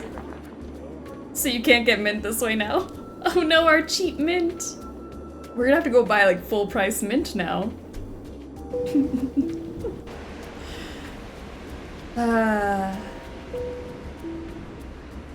Wow. Sorry, Nance. Get the phone, please. Oop. I just got here. Bonjour, Minette's House of Design. Bonjour, est-ce que c'est Heather? This is Nancy Drew. Nancy Drew. Oh my, that name is familiar, but for the life of me, I cannot remember why. Nancy Drew.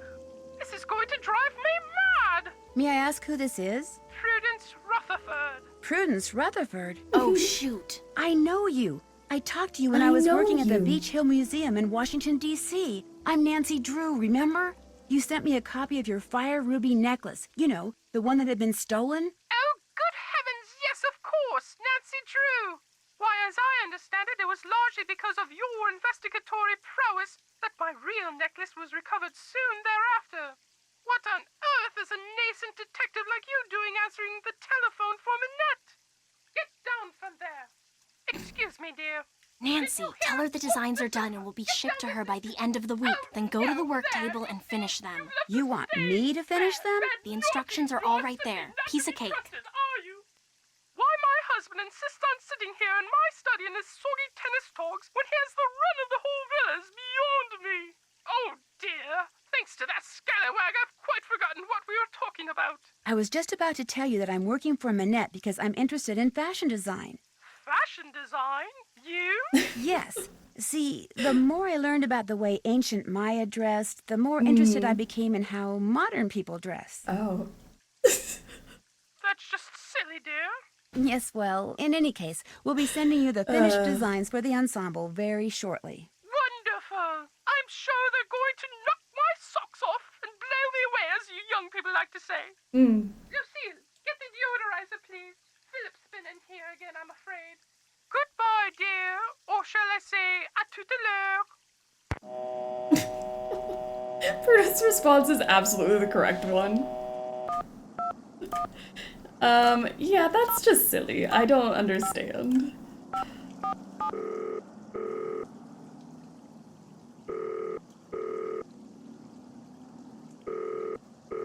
What? Another question? Look, just send the oldest, moldiest, worst-smelling cheese you have to that address. Now quit calling me and get it done! Mr. Butterly? Who is this? Well, it's obviously not who you think it is. My name's Nancy Drew. I don't know any Nancy Drew. I'm kind of a friend of Minette's. Her, I know. And you don't like her? Let's see. Her work is repugnant, pedestrian, completely boring and amateurish at best. How could I possibly like someone who churns out such dreck? Now, if you'll excuse me, whoever you are, I'm going to hang up. Goodbye, then. No, wait. I just wanna... Rats. Can I call him back? I have important questions. Oh no.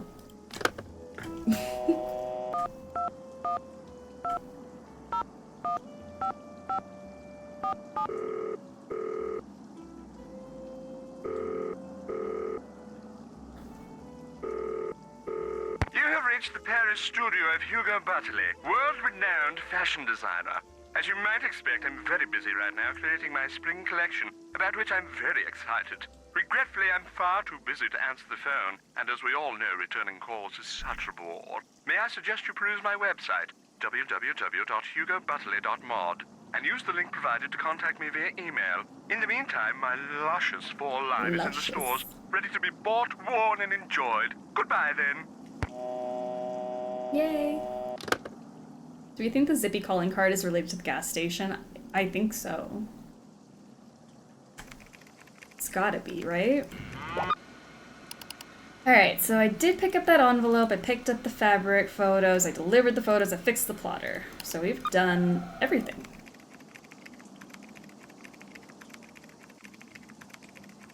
What's up? Do you work for Minette because you want to be a fashion designer too? Well, I studied at Rhode Island School of Design and Central St. Martin's in London, so I kind of like to think that I already am a fashion designer. I work for Minette mostly so I can develop some contacts and get a feel for the business end of things. When do you think you'll be ready to go off on your own? I don't know. Heather, my pencil's missing. It was right here and now it's gone. You walked off with it again. No, I didn't. Yes, you did. No, I didn't. I'm telling you, it's not here. Did you check behind your ear? Oh. When Minette fires me, that's when I'll go off on my own. And as you just heard, that could be any day now. Here's that envelope I picked up from JJ. I almost forgot. No problem. Thanks for your help. Have fun. Okay, now let's get these, If you need to talk to Minette, good luck. She's playing that ridiculous online game she's obsessed with and refuses to do anything else until she gets the highest score. It is so aggravating. Minette, I have your stuff. Minette! Hello, Minette! Shh! Minette? Okay. Well, let me just go beat your high score then. Minette is just like us for real.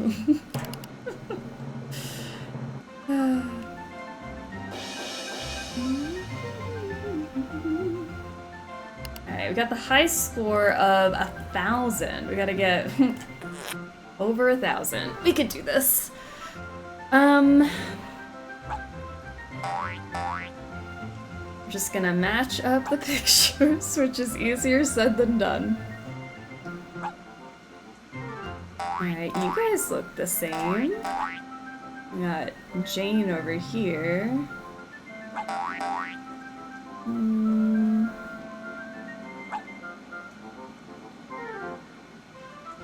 Oh no, I'm blind.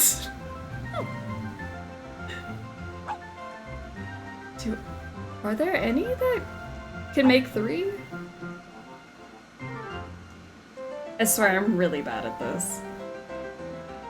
Oh, look, 3.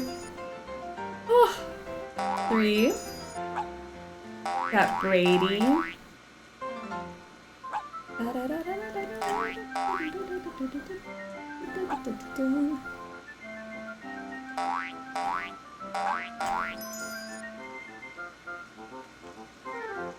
Ugh. It's the worst matching puzzle that has ever existed, I swear to God. I agree. I hate it. Everything looks the same. Alright. Getting somewhere though, so that's nice.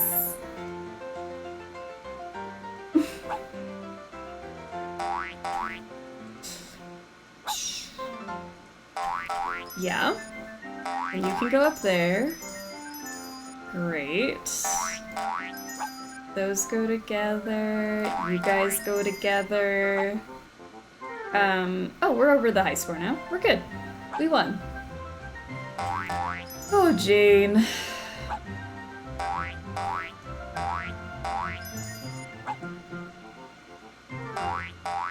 Got acres.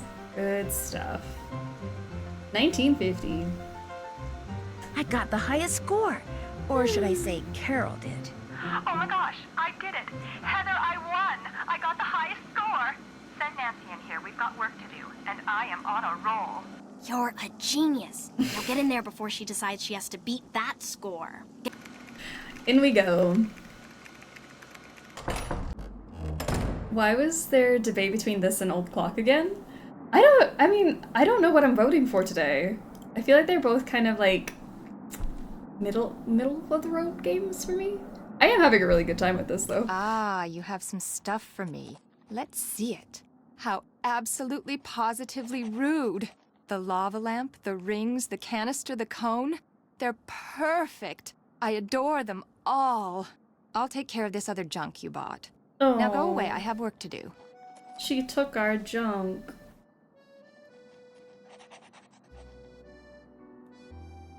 I wanna look at the stuff. Look at all the stuff we got. So the traffic cone, the lava lamp, the movie, and the rings. That's all she needed? Man, I spent a lot of money.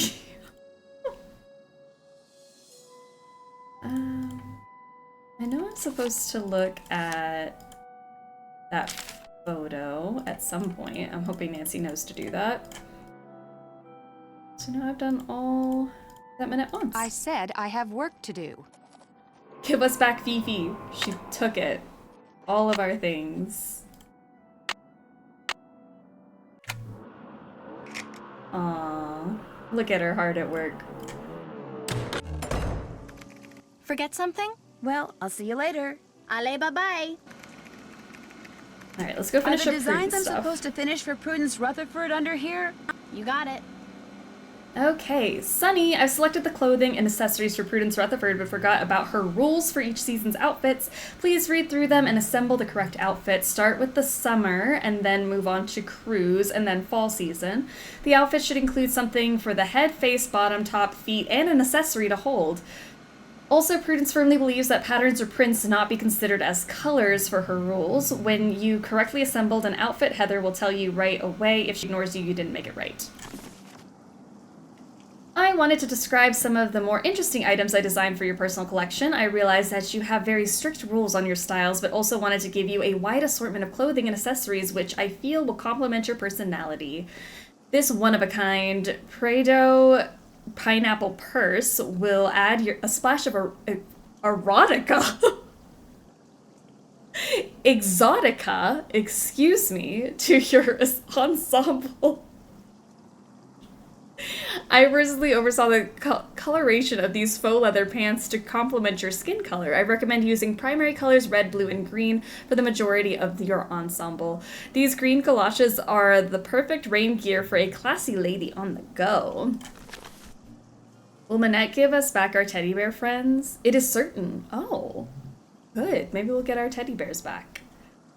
This is so you, Prue. Covered in authentic Himalayan yak hair. I know how much you enjoyed the punk rock era. Here's your chance to return. This faux leather footwear was handcrafted at the infamous Shadow Ranch. I added the yellow knee-ups for the popular schoolgirl look. I cultivated the furry covering from my pet Angora, who sheds like crazy. The feather atop gives a sense of whimsy. I always believed a lady isn't a lady without a boa. A lovely floral print will highlight your interest in gardening. This classy purse is 100% smooth plastic. Great. Tout la rage. The rage with young people. Elf shoes are on a comeback? Are they? Just a splash of exotica, that's it. Go disco, mix and match as you please with these scrumptious flares. First thing I need to do is flip up this plastic sheet. Summer is my least favorite season, but one must look smashing at all times. In these dog days, I can be sporty, tranquil, domestic, capricious, and professional, so please consider the following for my outfit design. I need chromatic consistency. 3 pieces of clothing must be of the same color. No purses, I cannot be bothered with this formality during summer. Nothing white, blonde, or yellow. Give me color and radiance. I want my feet to be furry. I've maintained my youthful looks all these years and need at least some sort of sun protection on my body. No patterns and no leather, please. Rain gear would be completely inappropriate for this ensemble. And to reflect the arboreal growth, I need green on my legs and head. Furry feet, green on legs and head. Furry feet, green on legs, green on head? What could be these furry feet?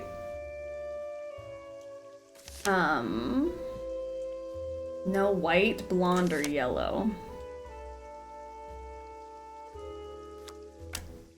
I mean, that's white, is it not? And that's yellow. I need something on her face. I mean, that's not white, blonde, or yellow. There's these.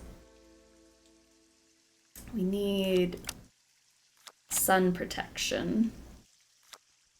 I guess the sunglasses are sun protection? No leather. Prudence is such a prude. I mean, I also would not wear leather in the summer. That sounds horrendous. Sweaty. 3 pieces of clothing must be the same color. We got 1, 2. I mean, that's... I don't know if this counts as green. Need a top.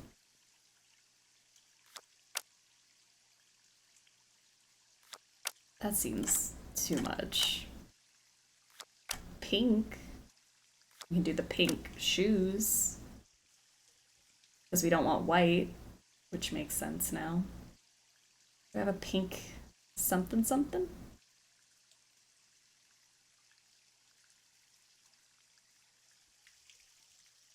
What else could I do?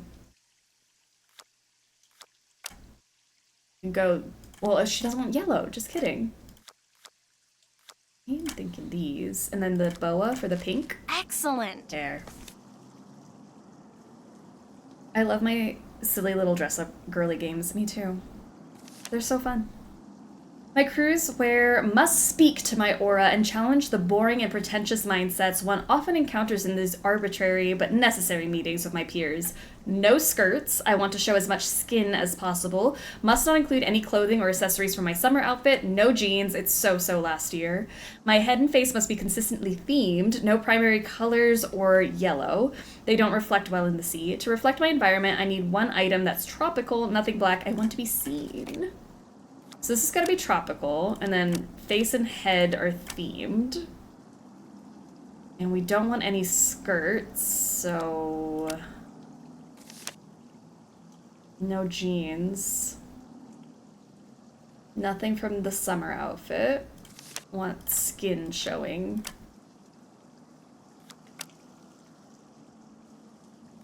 These, I don't know. Pants of some sort. Show as much skin as possible.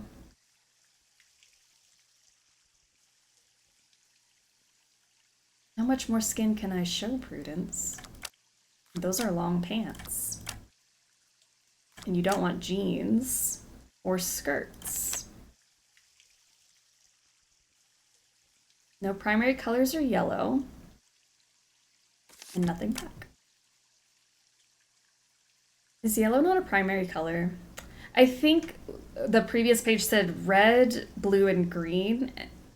I don't understand why yellow is not a primary color in this sense. But for the game's purposes, it's not. She's using printer colors. Gotcha. I mean, it kind of makes sense. But not really. You're on a roll. Ah, there we go. Next, for my fall ensemble, I want something dashing, but a little bit reserved. Something funky, but not upstaging. To wit, please consider and do not deviate from my wishes. If my outfit contains something black, it must also contain something white. The clothing I wear as a top cannot be a single color. No red for fall. There's plenty of beautiful red in the trees. A bow would be completely inappropriate for the season. While it can be rainy in Kansas, I insist that I only have 1 piece of rain gear in this ensemble. Nothing sporty, no dark sunglasses, and nothing with braids. No clothes or accessories that would make me think of animals or plants. Black and white is okay, but should not appear above the neckline. It is chilly in Topeka, so please no short sleeves or short pants. Okay. Fall vibes.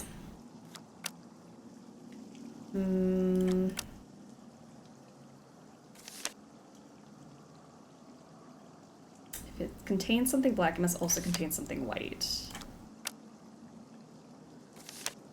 So we got black and white going. Rain boots. Well, Well, that's that. All 3 outfits are ready for you to send to Prudence. Looks good to me. Beautiful. I forget she's in Kansas. Prudence, get out of my state. Give me an outfit with nothing. Alright, that's done. Forget something? I'll let you get back to work. Whenever you have questions, just ask. What have I not done? I feel like we checked off our... Oh, Where is JJ? there we go. I told you, she's not answering her phone. Heather, I don't want excuses. I want JJ now. Nancy? Yeah. It seems that Minette has finally thought up all the designs she needs for her spring collection. But instead of putting them down on paper, like a normal designer, she insists on creating them on a live model. Hence her sudden, desperate need for JJ. Why isn't JJ answering her phone? Who knows? Sometimes I think she's even more neurotic than Minette. I'll head over to her apartment and see what the problem is. Heather, I don't want excuses. I want JJ now. Go like the wind. Like the wind. Let's leave. JJ. Is JJ short for Jimmy John's? Yes. Which, fair enough, I would also want Jimmy John's in the middle of my workday.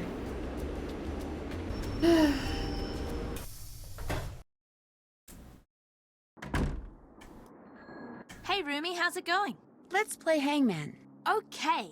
You know the rules, right? Sorry. Yep, I sure do. Not what I wanted to Great. do. Okay, I'll think of a 6-letter word and you try to guess what it is. Ready? On second thought, maybe some other time. Anytime you want to play, just let me know. Minette needs you at her studio. In fact, she's been screaming for you, literally. Too bad. I'm not going anywhere until these mint chocolate chip cookies are finished. You have to. Minette is freaking out. Too bad. Silly me, I just said that, didn't I? Look, go to the studio. I'll finish those for you, okay? I'll do a great job, I promise.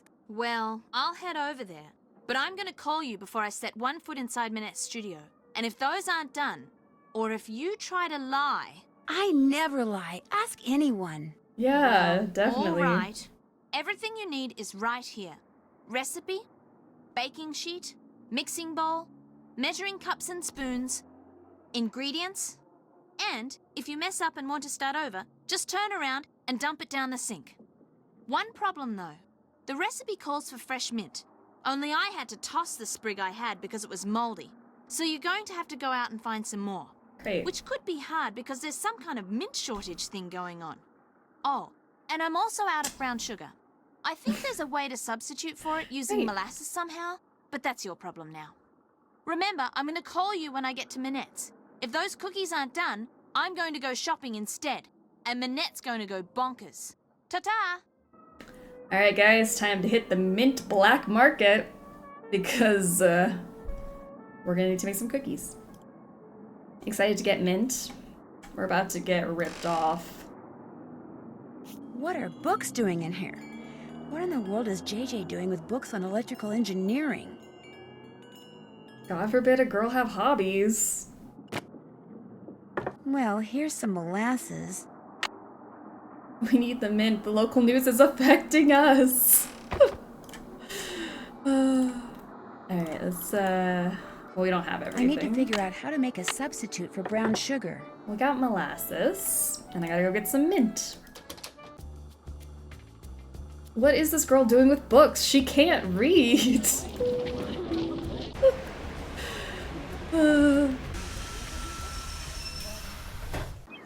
Alright, let's go make some money because we're gonna have to buy some very expensive Bonjour, mint. mademoiselle. As you can see, you have many new things to choose from. What intrigues you? May I do another painting? Be my guest. Right. Money.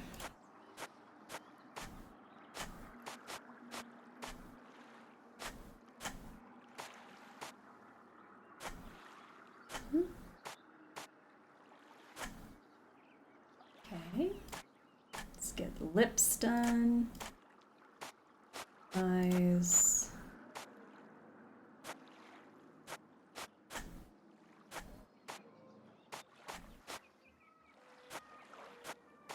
Monsieur, how's this? Another fine job.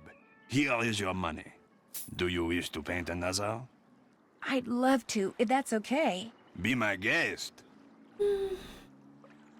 Mr. Mint Dealer Man, may I have your mint? I would like some mint, please.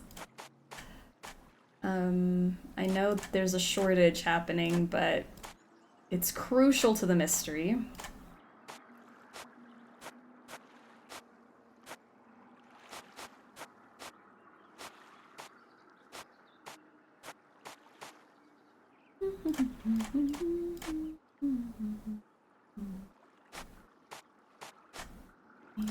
Monsieur, how's this?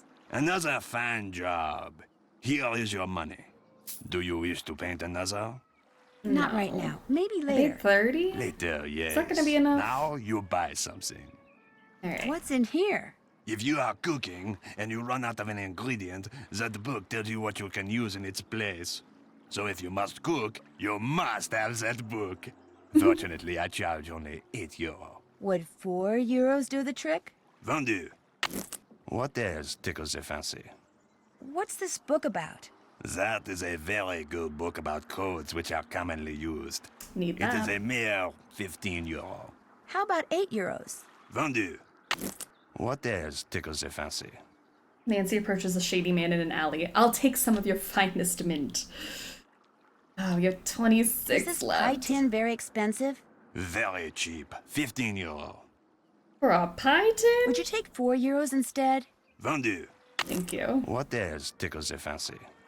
A wetsuit. Not just any wetsuit. It used to belong to a friend of the famous undersea explorer Jacques Cousteau. A friend who is said to have shared many adventures with him. For that reason, I sell it for €125. Okay, well, No that's a lot. thanks. What else tickles the fancy? I gotta earn some more money What for is that. this thing? I have been told that it is probably a decoder used by those who resisted the German occupation of World War II. Really? How much do you want for it? Nothing, it is not for sale. It is a piece of history. I have it only as an eye-catcher. But you're a businessman. You must be willing to part with it for something. I will trade you one piece of history for another. You give me a bottle of Mouton Fouetté 1968, and I give you the decoder. Deal. What's Mouton Fouetté? Mouton Fouetté 1968 is a very rare beverage that is usually stored underground. Unfortunately, finding an intact bottle has become next to impossible. But if you want the decoder, the impossible is what you must do. Okay. So, get me a bottle of Mouton Fouetté 1968. I will accept nothing less. In the meantime, what else tickles the fancy? Is it an adult beverage? I mean, I'm not gonna question what this man does in his free time. I really don't want to buy anything right now. Very well. Au revoir, mademoiselle. Au revoir. Let's see. I have 22. I think Bonjour. I'm gonna need some What more. intrigues mademoiselle this time? Do you still Let's need just go someone to make some paint pictures money. for you? Be my guest. Alright. I want a better way to earn money. This is so tedious.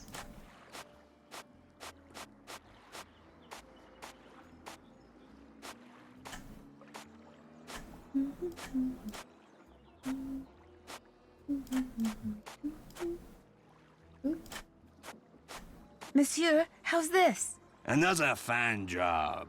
Here is your money. Do you wish to paint another? Definitely. Be my guest. How expensive is the mint? I feel like it's gonna be €1,000. How much money do I need to earn? I just know she's gonna rip us off.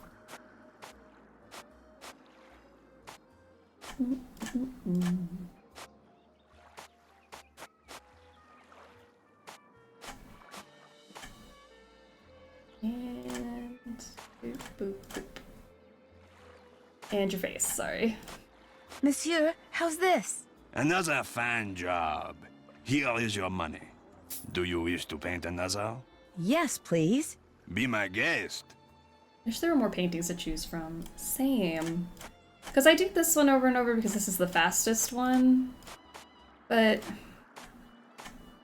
I would do harder ones if I had options. So it doesn't feel so repetitive.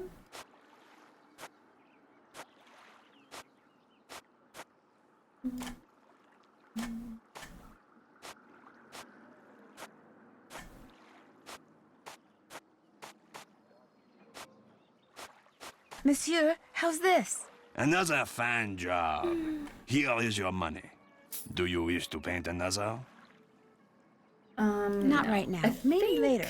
Later, yes. Now you buy something. That should be enough money. I have 67. I really don't want to buy anything right now. Very well. Au revoir, mademoiselle. Au revoir. 67 seems like... Bonjour. I have many new things, you see?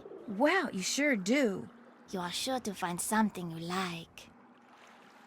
Thanks for giving that man a hand. Out of pocket. Is this mint? Oui, that is mint. They grow us of mint because of them all over Paris, all over France. No mint except for here. I have very good mint, not moldy. I sell to you for 50 euros. Would you take 36 euros for it instead?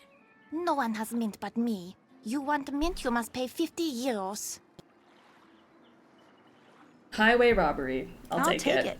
Voila. What else do you like? This stick. How much are you asking for this steak? That is made of the finest wood, and it can be used for many, many things. It is one of my most popular items. For that reason, I sell for 13 euros. I'll give you 10 euros. Voila. What else do you like? Considering I don't have money, Guess I'm just not in a buying mood. When you want to look again, just come back. I will. Au revoir. Au revoir. Is that Hottie Dave's hat? We should buy it and find out. Bonjour. What intrigues mademoiselle this time? I'm begging you still for money need someone again. to paint pictures for you? Be my guest. Alright, let's do the flowers just to switch it up a bit. It's good heavens.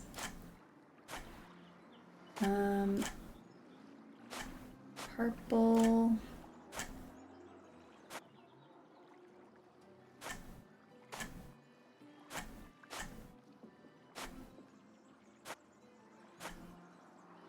We're just gonna have to make money, buy everything.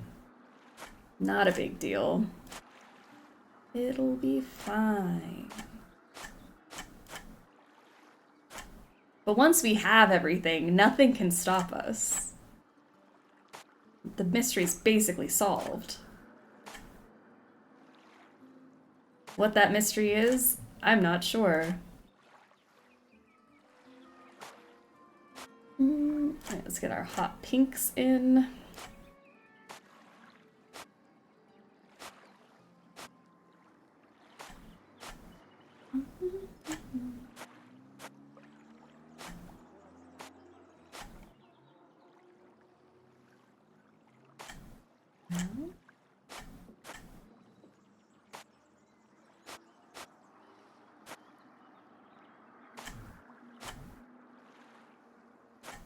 Monsieur, how's this? Another fine job. Here is your money. Do you wish to paint another? Yeah. Definitely. Be my guest. Perhaps a bottle of mint can cost that much? A bottle of mint. Also, Radical, welcome to the stream. How are you? That's an outrageous amount for something I can grow myself, Psycho. Never seen mint that expensive in my life. Is that Nancy Drew and a 5 Michelin star mint mystery? There's a mint shortage, guys. It's supply and demand. It's basic economics. She's just trying to thrive in this world. And that's it. And see, I'm trying to earn some money in a questionable manner so that I can afford the inflation in this economy.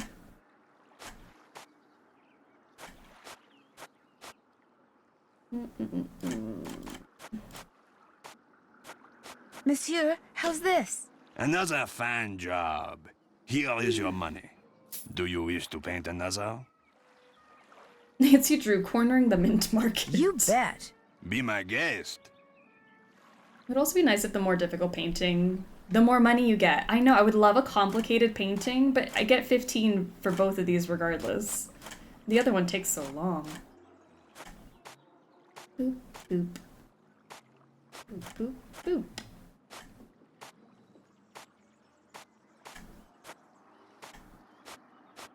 Oh no, your hair! Who did that to you?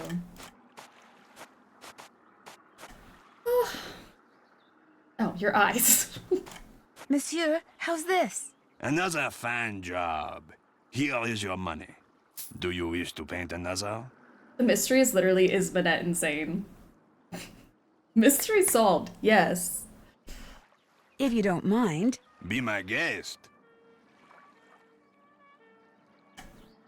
I don't drink because I have a sensitive tummy. Oh, Mintu. Mintu, not mint, is an alcohol from Finland, very expensive, yet the only spirit that has zero impact on my utterly picky stomach. Ah, okay. I thought we were saying a bottle of mint, which I feel like you can get mint extract. Mintu, an alcohol from Finland. Learned something new today. Gotcha, gotcha.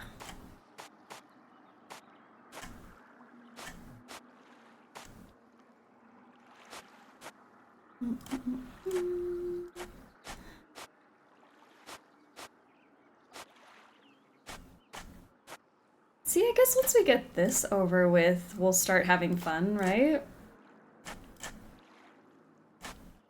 I was having a good time. Like, maybe I'll vote for Danger by Design today. Monsieur, I don't know. How's this?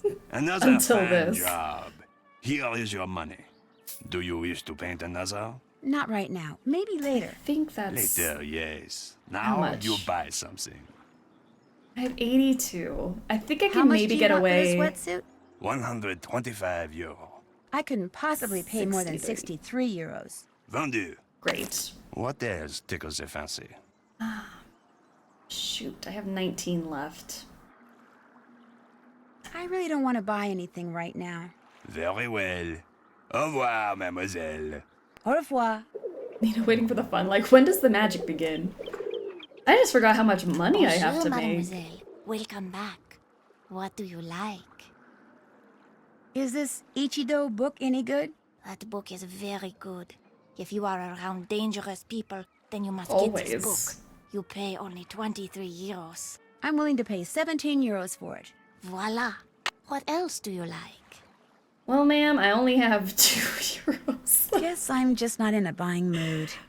When you want to look again, just come back. I will. Au revoir. Au revoir. How did I blow through my paycheck that fast? Bonjour. Let me paint some mademoiselle, more. This time. Do you still need someone to paint pictures for you? Be my guest. We did buy a lot of useless stuff and also locked ourselves out of the 12 euro mint. That is true. We did this to ourselves. I'm not mad at it though. I do want to buy everything. That would be kind of fun. I don't think I've ever done that. I mean, I don't think we can now because... Oh, maybe we can. Did we buy everything at the beginning? I can't remember now. I don't know if they just restocked everything and we missed out on buying all the good stuff.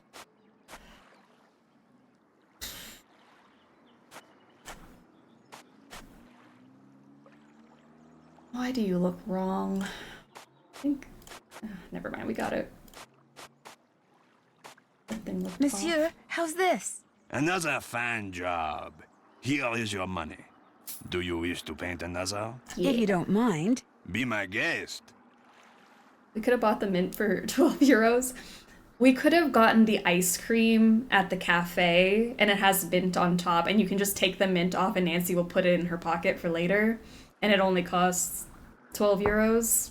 But because I went there and made the waiter mad, we can't do that.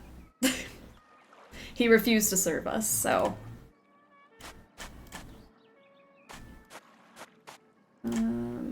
So that's on me. I didn't realize we were broke.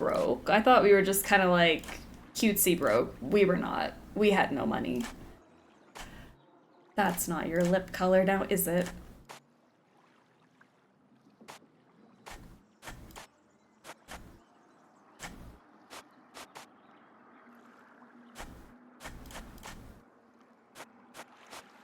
Monsieur, how's this? Another fine job. Here is your money. Do you wish to paint another? Yeah. You bet. Be my guest. Nina beefed it for us. It is my fault. I didn't do the math. I didn't realize we couldn't afford lunch. And I'll take full responsibility.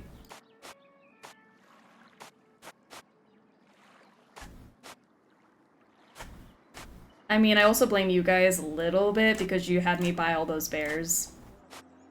So is it my fault? Actually, you know what? It's probably not even my fault. Yeah, I'm not to blame. Just kidding. I was about to throw blame on myself like that. How's this? Another fine job. Here is your money. Do you wish to paint another? But the bears are cute. We didn't even get to keep the bears. Minette stole our bears. Yeah, we don't even get to keep them. That's it. I think maybe I have enough. Maybe later. Later, yes. Now you buy something. 47. I really I don't think want we to can buy get away with anything that. right now. Very well.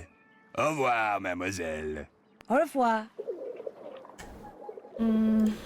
Bonjour, mademoiselle. Welcome back. What do you like? Is this just regular string? That is very good string. Very strong. Very good to have around. You can buy for only 6 euros. How about 3 euros? Voila. What else do you like? Where'd you get the cowboy hat? That is the hat of a real cowboy from Texas. It is authentic and very well made, so I sell for 60 euros. A real cowboy from Texas? 60 is crazy. On second thought, I don't need a hat. What else do you like? Could we really not order there anymore? Didn't we have to work there later? We do have to work there later. I'm just not in a buying mood. When you want to look again, just come back. I will. Au revoir. Au revoir. We have to work there later, but Henri refuses to serve us because we're broke. Bonjour, mademoiselle. You were wise to return. I have many new things. You see? Yes, you do. Flashlight. I could use a flashlight. Mine was in my lost luggage. That is only 10 euro. Batteries included. 5 euros seems fair. It is yours. Thank you. What else appeals to you? I have 36 I could left. use a French-English dictionary. How much? This is the best French-English dictionary you can buy in all of Paris. Not too big, simple to use, hundreds and hundreds of words. I practically give it to you for 30 euro. Will you let me have it for 15 euros? For this, that is nothing. The price is 30 euro. I'll take it. It is yours. What else appeals to you? Buy shark. With what money? This is how we got into the situation in the first place. This plastic shark looks kind of interesting. That shark used to sit in the kitchen of the great sushi chef, Soji Yakimura. 10 years, using the biggest and sharpest of knives. And not once does he cut himself. That shark brings good luck. That is why the price is 30 euro. I don't want it after all. What else appeals to you? Actually, I'm not interested in buying anything right now. Then you will just have to come back. I might just do that. Bye. Au revoir. Bonjour. What intrigues mademoiselle this time? May I do another painting? Be my guest. Gotta go earn the shark. Too rich for my blood. Let's make magic happen.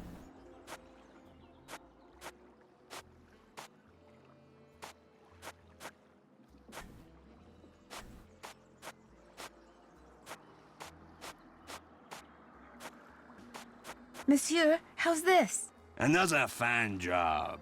Here is your money. Do you wish to paint another? Definitely. Be my guest. We don't have any McDonald's money. We can't get the shark. That's true. I have no McDonald's money. Whoopsie.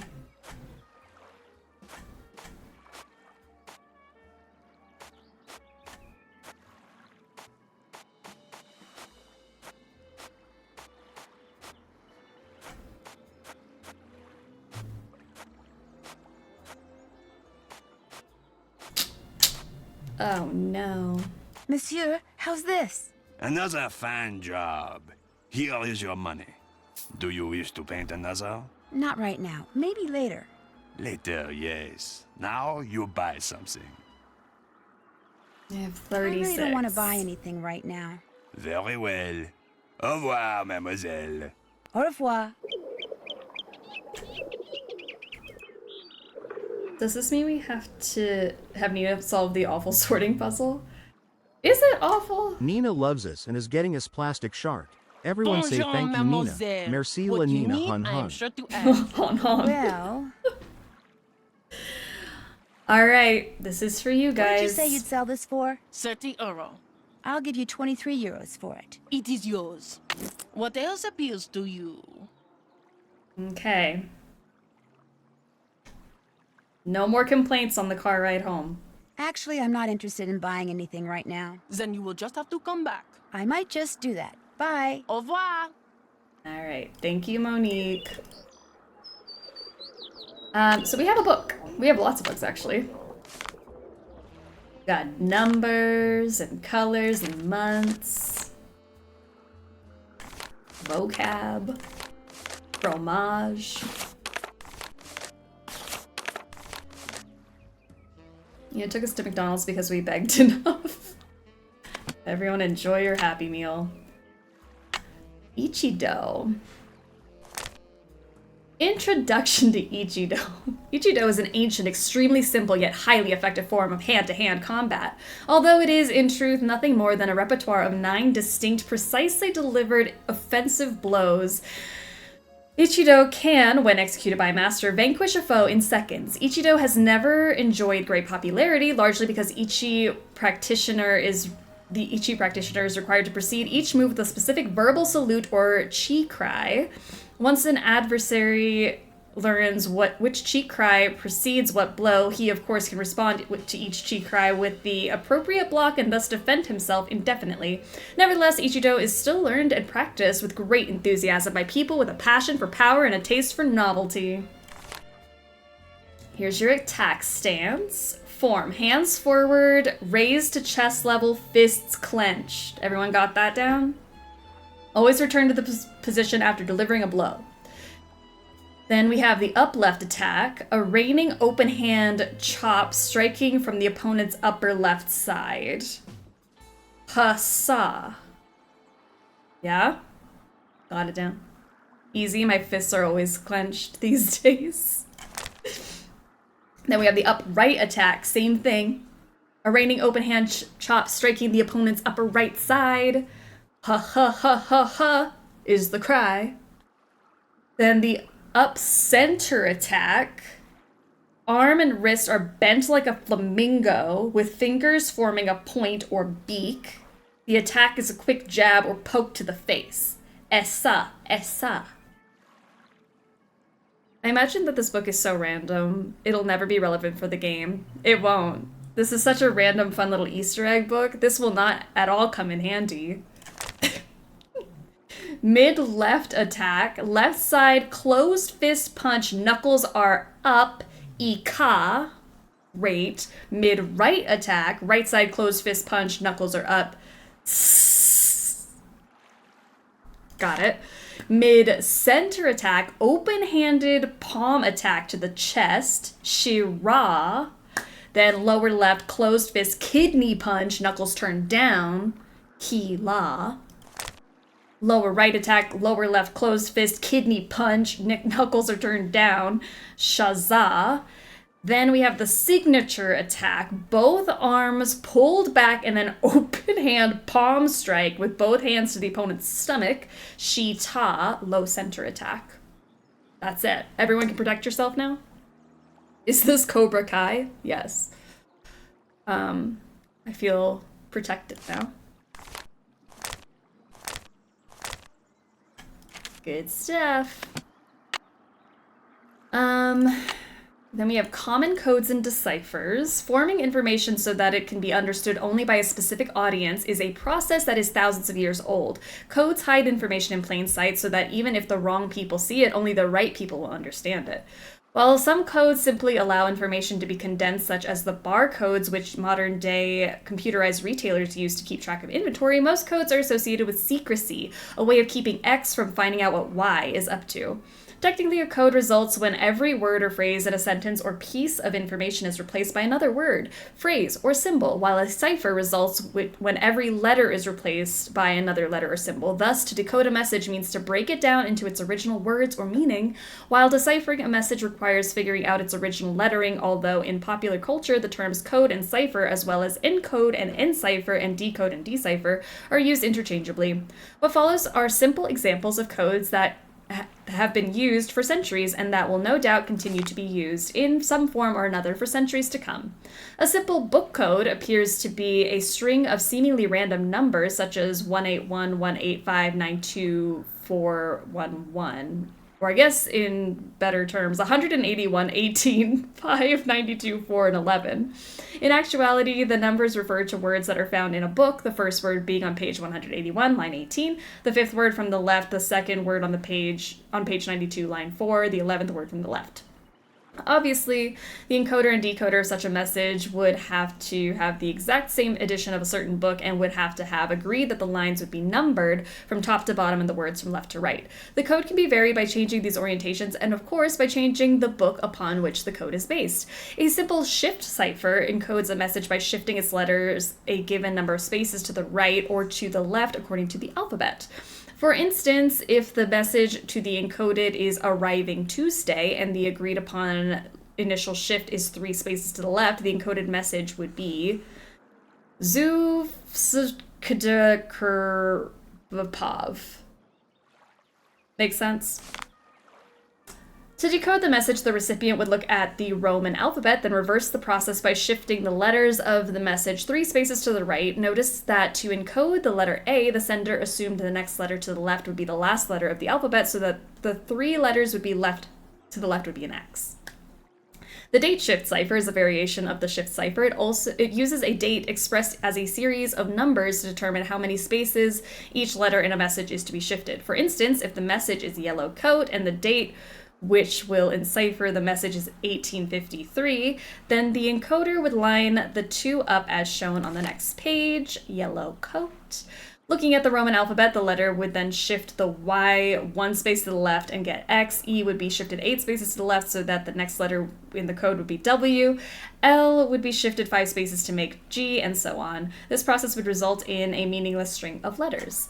To decode the message, the recipient would again write the message and repeat the date over and over beneath it, then reverse the encoding process. The X would be shifted 1 space to the right, resulting in Y. The W would shift 8 spaces to the right, resulting in E, and so on until the decoded message reads yellow coat.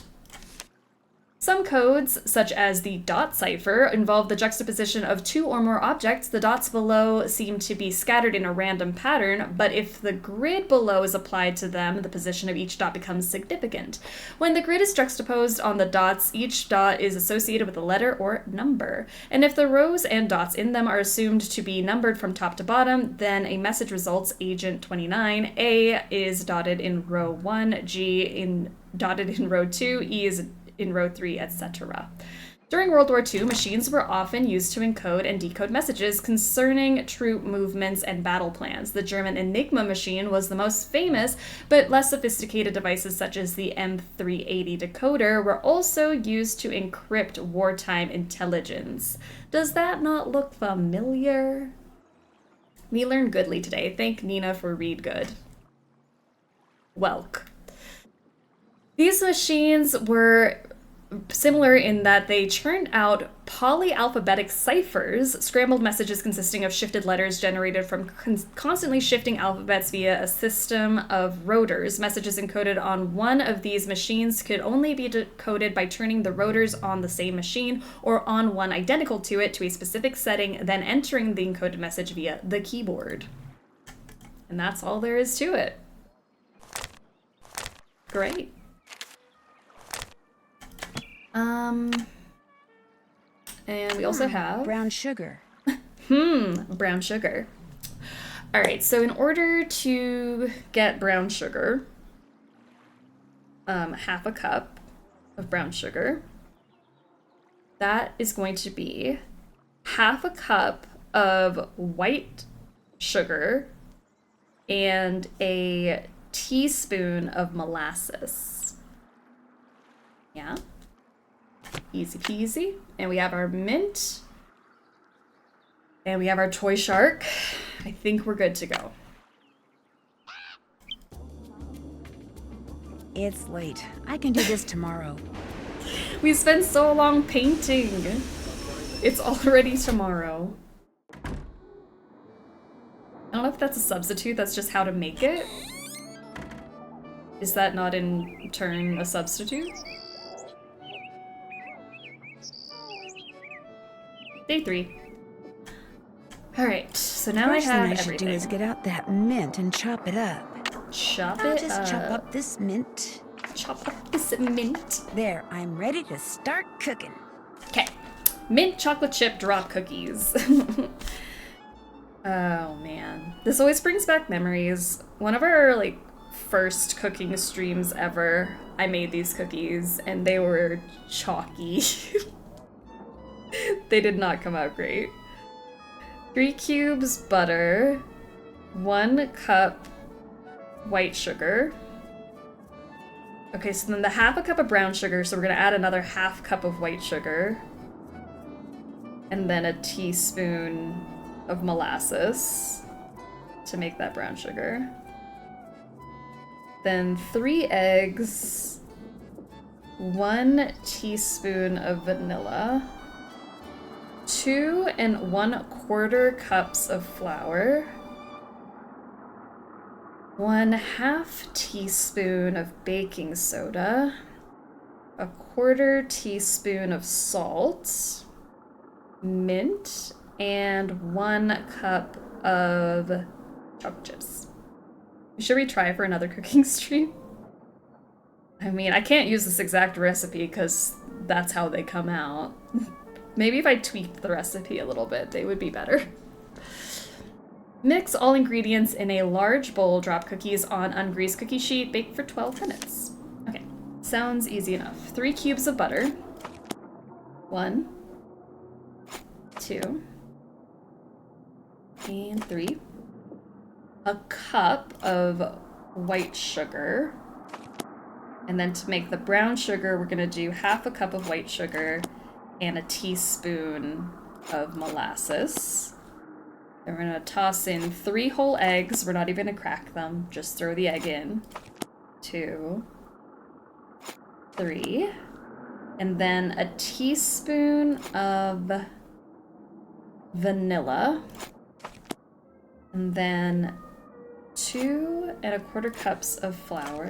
1, 2 1/4 cup. Look up another recipe that uses mint extract.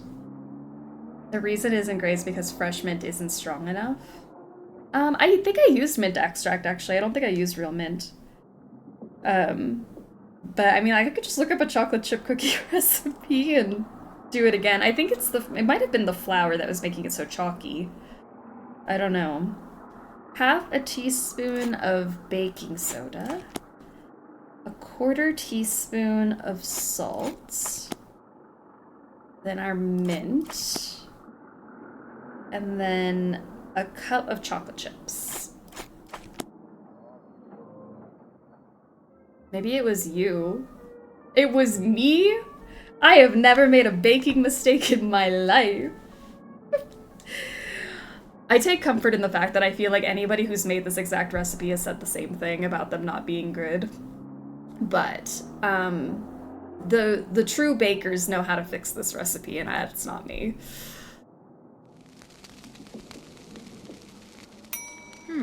Must be the mint that makes their edges turn up like that. I'll just cool the cookies off on this rack and I'll be all done. They look beautiful. Speaking of not cracking eggs, I saw an influencer make carb-free protein bread by blending 2 fully shelled eggs, chicken, and baking soda, and then baking it. I just gotta ask, what are we doing here? They didn't crack the eggs? I mean... shell for extra protein.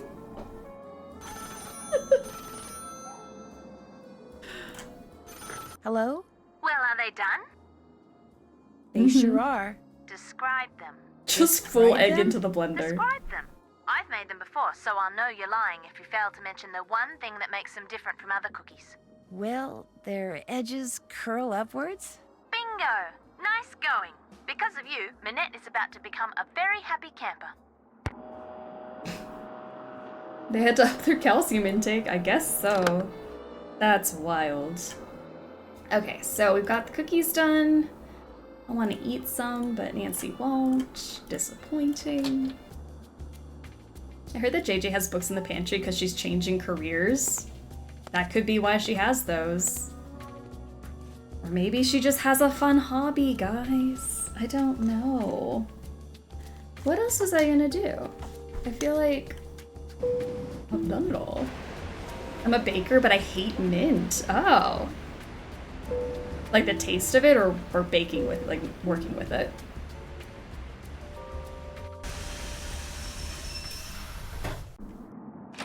Get the phone, please.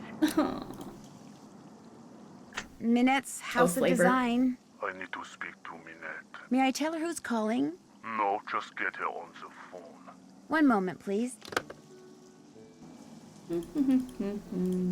Are we almost Minette, you have a phone call.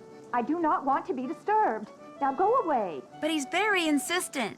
Go away or you're fired. Okay. I'm sorry, she's busy. May I take a message? I'll just send her one. Okay. Heather's gone. Heather McKay fashion portfolio. Oh, these are cute.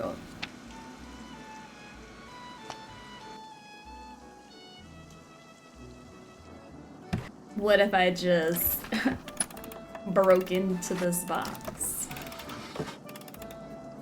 Okay, let's see. I'm supposed to get you to go this way. Am I trying to get you up there? Or here?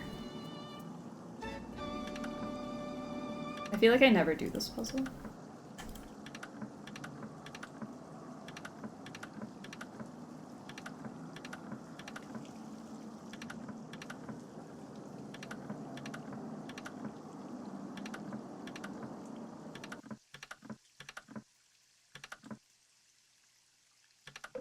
Oh, I'm trying to get into the glowy spot. That makes way more sense. Alright. I think we need to get to the egg. We do need to get to the egg.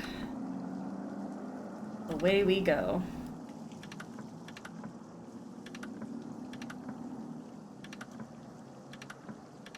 Oh. That seemed easy enough.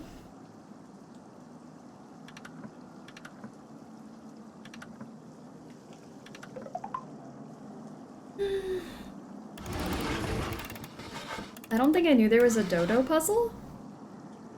You don't have to do this puzzle. This is like if Minette is busy, Heather is gone, you can break into this box and read all the fun, threatening letters that Minette's locked up in here.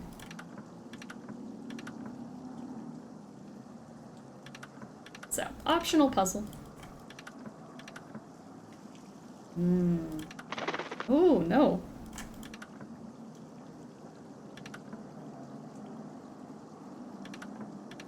This one's rough. Just kidding. That was not that bad.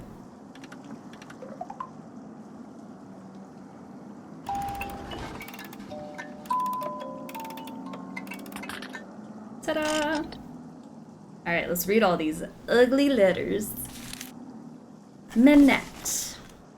It is not over. Nothing ends until I say it does. Next time, I will do much more than throw paint. Ooh. Minette. The letters on this one look different than the letters on the others. You are as mean as you are thoughtless, and it has to stop. Your punishment will come when you least expect it.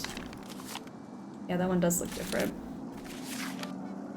Then this is the one we got at the beginning of the game. Make the most of what little time you have left. Soon it will all be over. It is not over. Nothing ends until I say it does. Should I not read that one? Did they just make 2 of the same one? Ah. Your show will be a disaster. You will never be able to show your face in Paris again. You alone are to blame. Weak threats.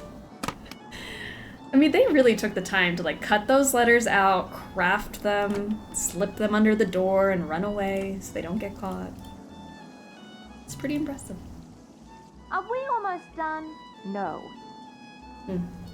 Alright, well, I guess let's head out of here.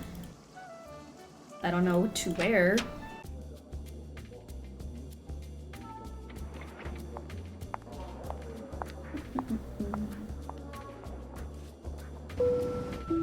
Now we have to do the other thing based on what we find inside. We should do that.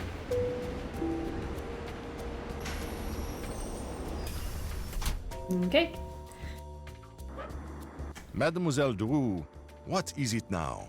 Thank you for talking to me. D'accord. Okay. You don't want to talk to me.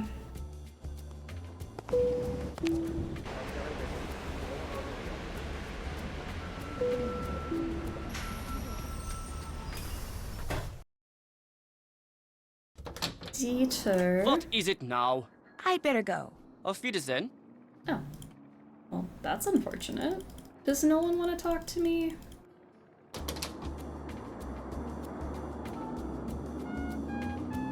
I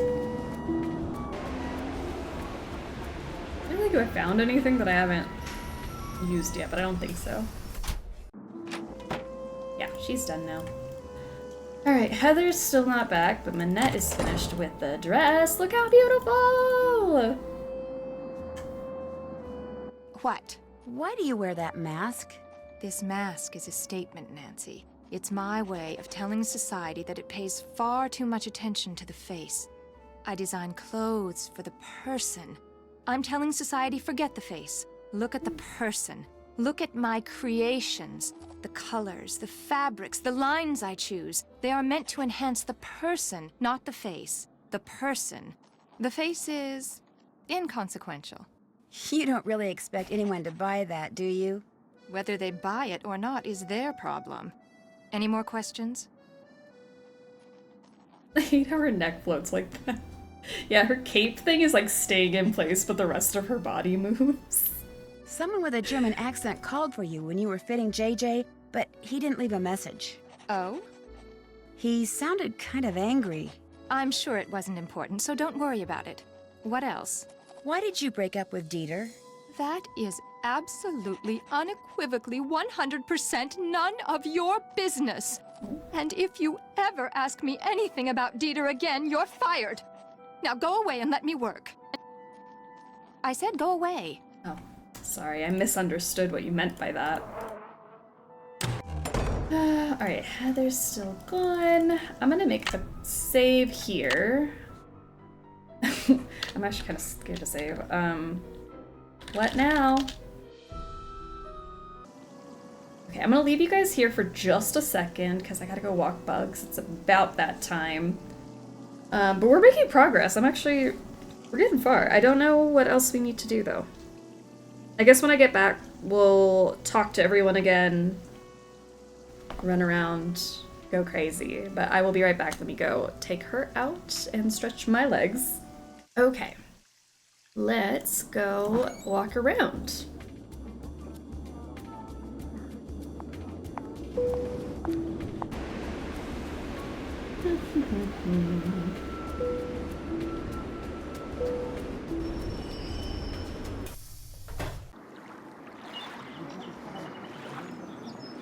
I'm not sure if we are. Yeah, we're not at that point yet. Bonjour. What intrigues Mademoiselle this time? I'd like to paint some more, if that's okay. Be my guest. I feel like I was supposed to see someone, but I'm not sure if we've triggered that yet. So let's see.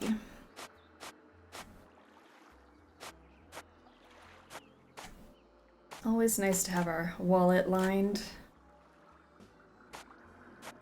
Oh, damn it.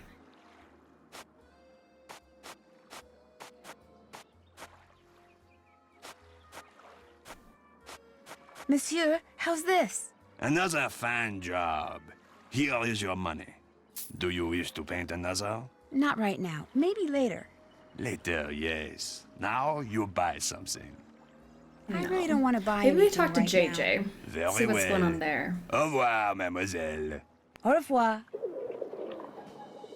Feel as though I'm a little stumped.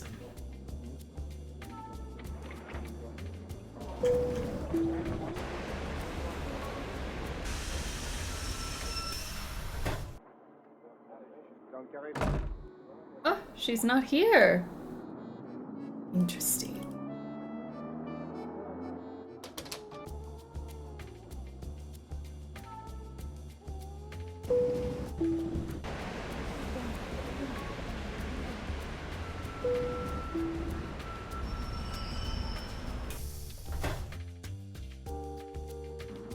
Mademoiselle Drew, what is it now?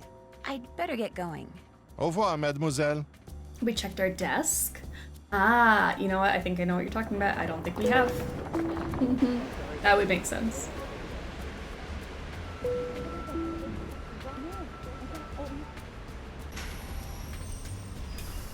Why Heather's not here? Because she left a note on our desk.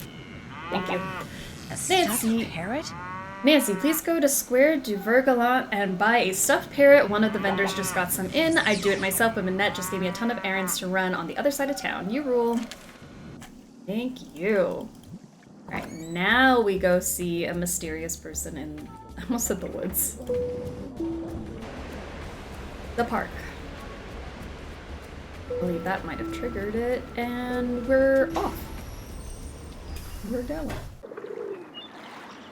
Who has the parrot? Mademoiselle. Welcome back. What do you like? Guess Nothing. I'm just not in a buying mood. When you want to look again, just come back. I will. Au revoir.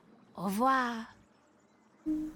Truly, Nina, how are ya? Only on my 30-minute break and saw you on. Gonna miss most of it. I get off at 8 p.m. here. Well, I hope the workday's going well. I mean, we've got 2 long games today. Maybe we'll still be here. I don't know. Oh, who is that? That looks like Dieter. Wonder what he's doing. Hey, Dieter! Hi! No, wait! Dieter! Dieter! Where'd he run away Dieter. for? That was weird. Looks like he left something on the bench. These must have fallen out of his pocket. A clock and... Lisette Tournade. That's the woman who that historian was calling about.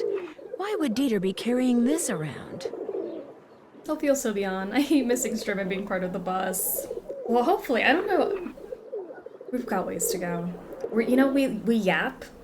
So it always takes us like 3 times as long to finish a game.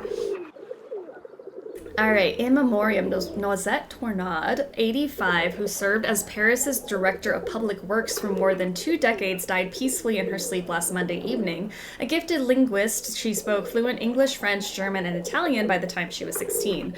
During World War II, she worked for the occupation as a translator and consequently was charged with collaboration when the war ended in 1945. During her trial, it was revealed that she had secretly been working as a coder for the French resistance as well. She was acquitted and worked as a translator for the city of Paris until she became the Director of Public Works in 1973. During her tenure, which lasted until 1995, Ms. Tournade paid particular attention to the main tenants and beautification of the city's public parks. She personally oversaw the creation and placement of the monuments that stand today in Square du Vergalant Park, her admitted favorite. Miss Tournade never married and left no survivors. Yap, never. We've never talked in our lives. We never get off topic and just rant about something unrelated.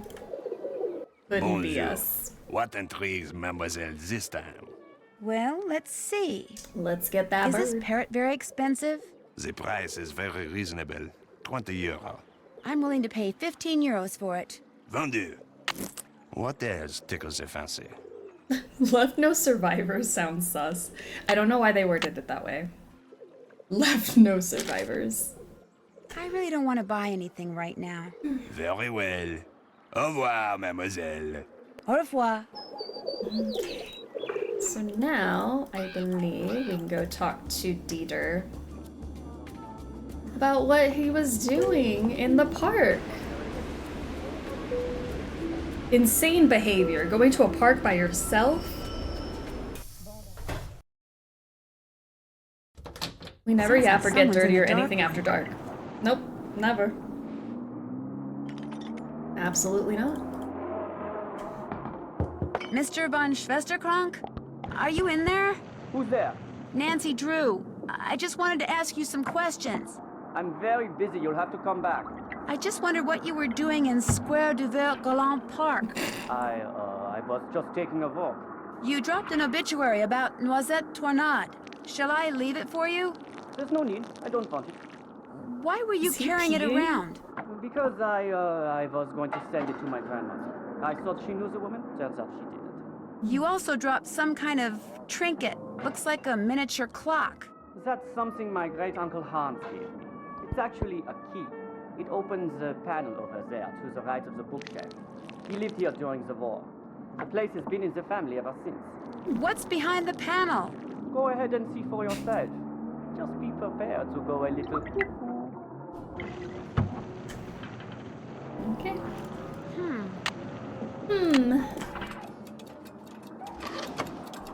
What's up with this? Yay. Let's get them all to match up. 3, 3.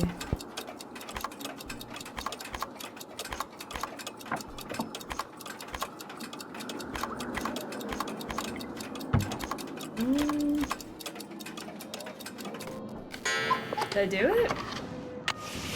Yay! Mr. von Schwesterkrank? Believe it or not, that key your uncle gave you opened up some kind of passageway. Is it okay if I see where it goes? A passageway? He never said anything about a passageway. Go ahead and explore it all you want. Just be careful. This building is very old. I'm not responsible for any injuries. Wonder if his name is Boris. I have a camera, and I'm gonna take a picture of it. Yeah. Cute. I wonder what that symbol means. The year when our despair ended. The year when my despair began.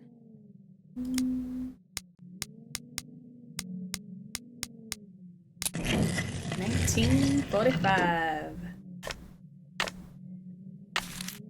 Okay, well, I've definitely seen that grid thing before. I don't want to go back to work. Then don't. Stay. M380, cher ami. Looks like some kind of code. It does. Dear Noisette, we thank you for your bravery and dedication for working with the Resistance. Please know that this work is extremely dangerous. Under no circumstance should you ever reveal any information or contacts you have learned about. We will provide further instructions on the M380 machine, a wonderful contraption we like to call our dear old friend. I'm sure 380 will soon become your cher ami, and the more you use it. Essentially, 380 allows for the encoding and decoding of messages. Here are some tips. You must set the 3 dials in correct position before decoding or encoding a message, then just type the message. If you ever enter an incorrect key during coding, the machine may reset. Also, be sure the dials are set correctly. If not, the message will be encoded or decoded incorrectly, or the machine may reset. Never use the enter or return key. That will reset the whole machine. If a message is broken up, just ignore the line breaks. Ignore any punctuation or spaces in an encoded message. A circle with a slash through it is a 0. Rachel and I will soon be in Paris and hope to meet you. I'm quite intrigued by your metro system of transportation and have been thinking about how to use the numbered lines and names of the metro stops for a code. And thank you for your advice on using date shift ciphers. I never thought about using other numbers besides just dates. One could use the number of a house address like 1216 Sunnyside Drive, the population of a town, the ID number of a favorite friend, etc. Try it out. Use the Dewey Decimal number of my favorite book to decode the following message. Rose P. We often use the cross of Lorraine as our symbol. Joan of Arc used it, you know? You tell my boss. Get your boss on the phone. Truly, Nina can't be working right now. There are other matters to attend to.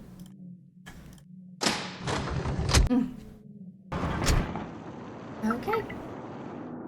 Hey, Dieter. I went through your passage. Okay. Too busy.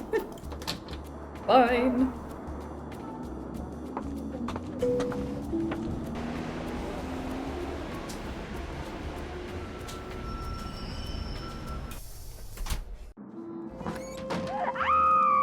Now what? Oh. You have to get them out of there! Who? What happened? This little box came from me, and when I opened it, all these bugs came pouring out. They're all over the place in there. You have to get them out before they lay eggs or something. Not the eggs. Maybe you should just call an exterminator. No! Nothing good ever comes from killing things. Just go in there and put them back in the box they came in. Carefully. Don't kill any of them. And if I were to refuse? You'd be fired. Right. Makes sense. Yuck. Yuck. That must be the box they came in. Great. Oh. Too slow. Jeez, they're so quick. Gotcha. Alright, one down. My gosh. The my letters in these gosh. fonts look exactly like the ones that were used in one of those threatening notes Manette got. Which means Heather must have sent it. Possible fonts for the spring show announcement. Which do you like best? Heather. Crazy girl. Playtime's over, little guy. Or girl. Or girl.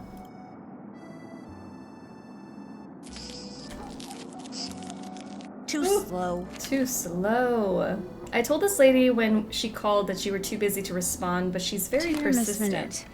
Minute, the books on the women of the French resistance, exploits of Noisette Trenade, because she owned the windmill which you now own. Oh, this is from that historian who called before. Maybe she can help me figure out why Dieter was carrying that obituary around. Okay, since Nancy did not do a great job of reading all of that for you, I will do it.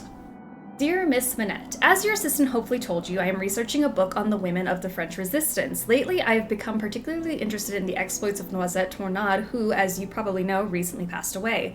Because she owned the old windmill, which you now own, I would very much like to see it. This would not only help me get a feel for what Noisette was like as a person, but might also shed some light on the rumors of hidden plunder that swirled around her at the end of the war. I have tentatively scheduled a trip to Paris for the beginning of October. May I visit the Moulin then?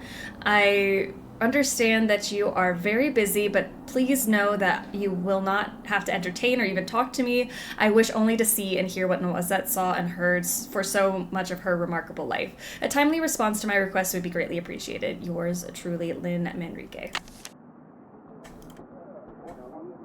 Alright. If I were an insect, where would I hide? Oh no, Nancy. Oop. Got you.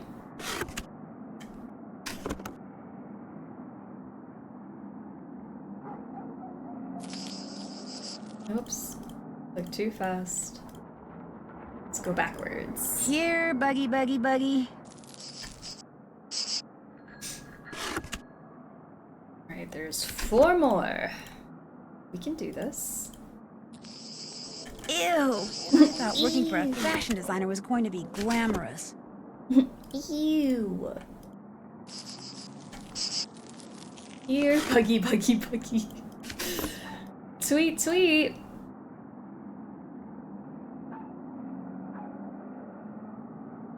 Oh, where's that one that goes behind the desk? Shoot, I missed. So fast. I always have a hard time with that one. Oh, get over here. Good heavens.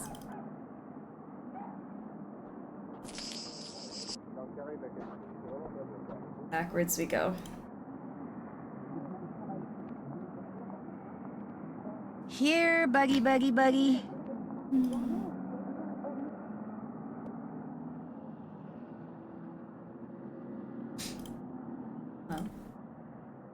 This is our life now. I'm pretty sure we live here.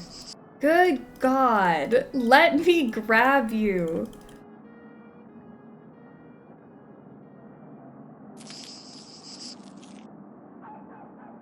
It's fine.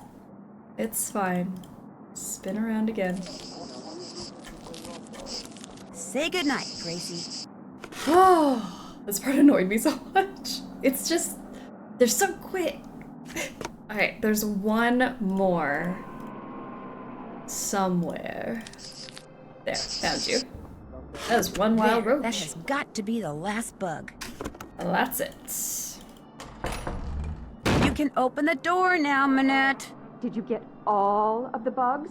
Yes, Manette. How many are there? I don't know, 9? Are they all alive? Yes, Manette. Are you sure you didn't kill any? Positive. And they're all in the box? Yes. Okay, listen. I want you to take that box to the park and let those things go. Only I don't want to be here when you come out. Probably the only thing those twisted little vermin are thinking about right now is revenge. Manette, they're cockroaches. Exactly! So I want you to count to 10, and then, and only then, are you to come out of there, all right? Anything you say. 1, 2, 3, 4, 5, 6, 7, 8, 9, 10. What a nut job. Alright. Let's leave. This part always disgusted me. I would have literally just killed them all. They're fine. They were cute. They didn't ask to be sent as a threat. Why collect them? Might as well just kill. She told us not to kill them. Okay, guys, end of the line. You are out of here. Cute? They're cute. They're little, like, chocolate cockroaches. Are they not cute? Maybe I'm mistaken.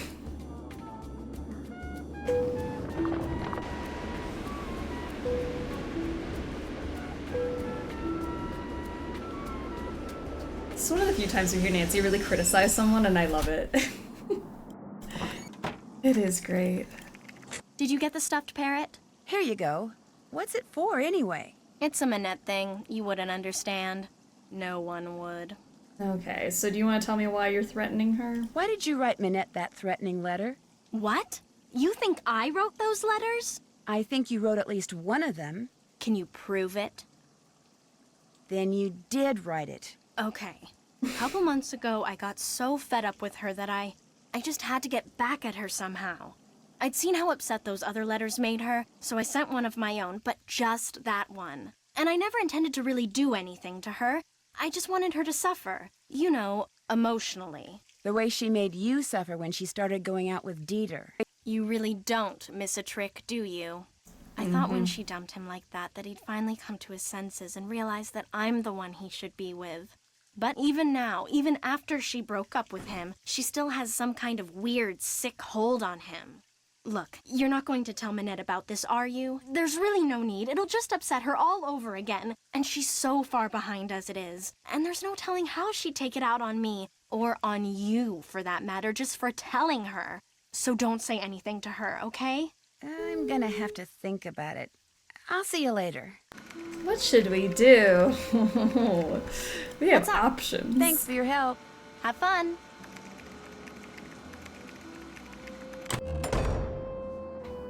What? Do you have any idea who sent you that box of cockroaches? No. Probably just some idiot who has no understanding of how much I have to do and how long it takes me to do it and thinks the world revolves around him and what he wants and can't understand why people don't jump just because he snaps his finger. I mean, probably just some practical joker, that's all. Tell us how you really feel. There's something that I think you should know about Heather. Oh? What? One of those anonymous letters you got was from her. No. Those letters aren't from Heather. One of them is. I thought that... This is all very confusing, as you can imagine. You're going to have to leave while I sort it all out. Just go. Go away, please. I hope I didn't get Heather in trouble. Forget something? Talk to you later. Whenever you have questions, just ask.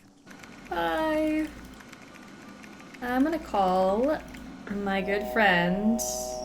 I can call Zoo now. Hold on. I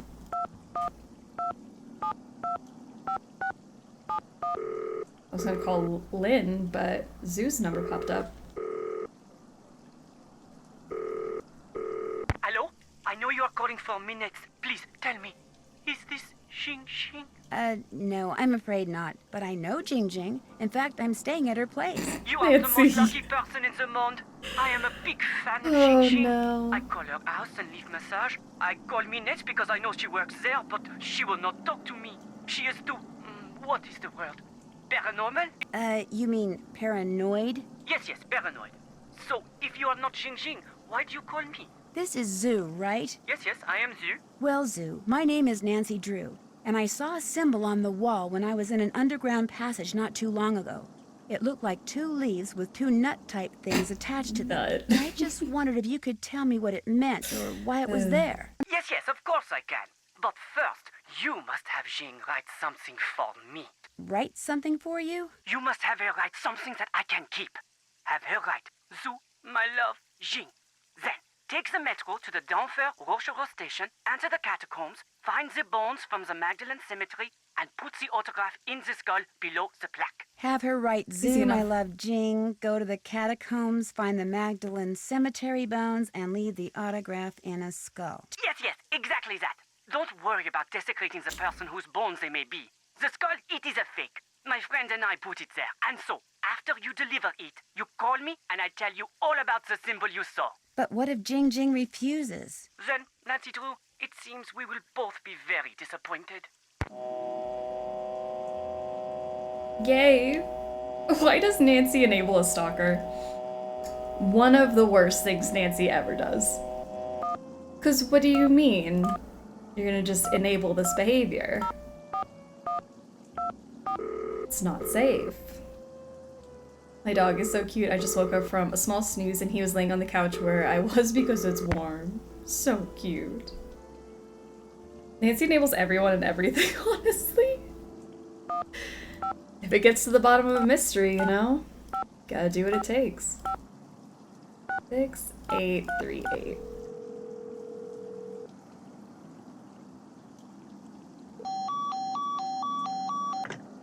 Or whatever I typed. 01019. I feel like I'm losing it. I can feel my brain slowly slipping out the side of my head. Alright, sorry. 15595568838.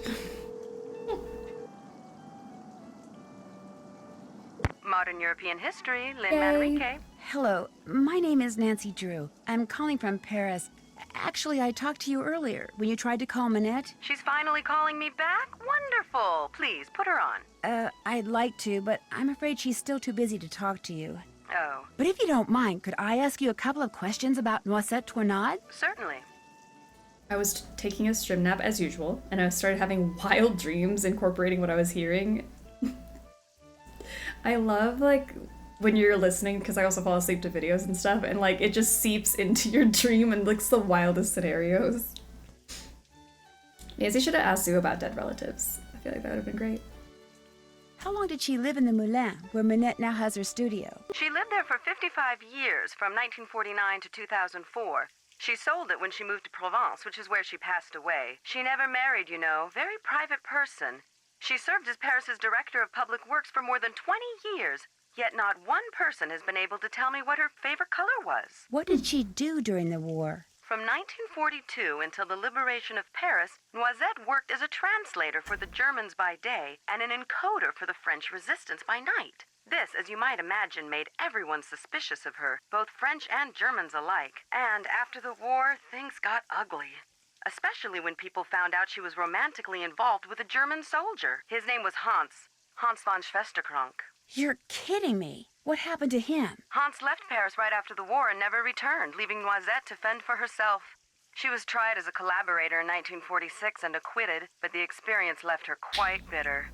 You see, some people said that during the war she took various pieces of artwork, mostly from churches, and stashed them away somewhere so they wouldn't fall into enemy hands. That sounds pretty heroic to me. Well, some people said she stole them for herself, and unfortunately, the artwork remains lost to this day. No one knows exactly what Noisette took, or if indeed she took anything. In any case, Noisette was terribly hurt that the city she loved had turned on her like that. After her trial, she told the press that the truth of what she'd done during the war resided in her and in the person and place she loved the most. And that was that.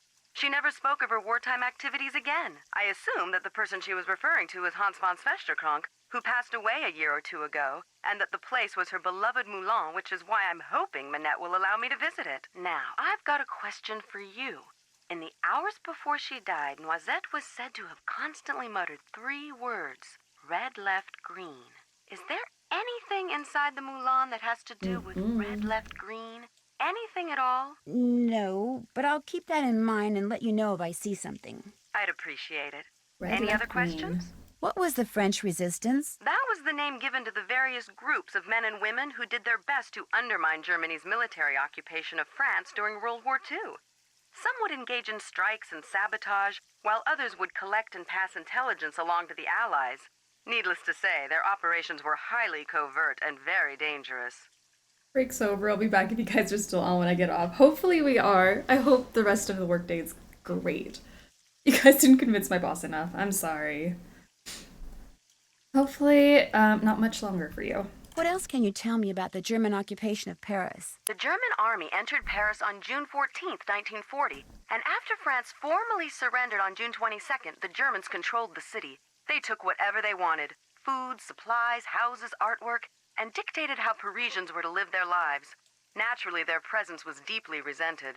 Some people ignored the situation as best they could. Some collaborated with the Germans, while others, like those in the resistance, fought back until the city was finally liberated on August 25th, 1944. Oh, it's 4:18. Yeah, you got not a ton of time left. That's great. Hopefully that flies by. After the war, when she was the director of public works, what kind of things did Noisette do? She oversaw many of the services which the citizens of Paris enjoyed every day. Streets, bridges, parks, their maintenance all came under Noisette's purview. She particularly enjoyed putting various forms of art on permanent display in various public places, especially parks. What's the story behind the Cross of Lorraine? The vertical bar crossed by 2 horizontal bars is an emblem that was first used by Joan of Arc, as well as the Dukes of Lorraine in the 15th century. But during and after World War II, it became a symbol of the French resistance. Nowadays, it's not unusual to see it on statues or monuments commemorating the period in French history from 1940 to 1945. What did you mean when you said Noisette was tried as a collaborator? Collaborators were French citizens who not only failed to resist the occupation, but actually helped the Germans keep it going. Because Noisette had worked for the Germans as a translator and had a German boyfriend, after the war, many of her countrymen automatically accused her of collaboration. When it was revealed that she had been a member of the resistance, instead of exonerating her, that just made some people think she'd been spying for the Germans too. As I said before, it was an ugly time, one which poor Noisette spent the rest of her life trying to forget. Do you know anything about the M380 decoder? It's a machine that the resistance is said to have used to encode and decode their messages during the war. To decode a message, the dials on it had to be in the same position as they were when the message was encoded. The famous Enigma machine operated in much the same way. The famous what? The Enigma machine is what the Germans used to encipher and decipher their secret messages during World War II. Allied codebreakers were finally able to figure out how the machine worked, and as a result, some say the war ended 2 years sooner than it would have otherwise. How likely is it that Noisette used an M380 decoder? I would stake my reputation on it. I really appreciate your help. Call back anytime. Perfect. Can I call the girls and the boys? And then I'll go get JJ's autograph. The brain is working.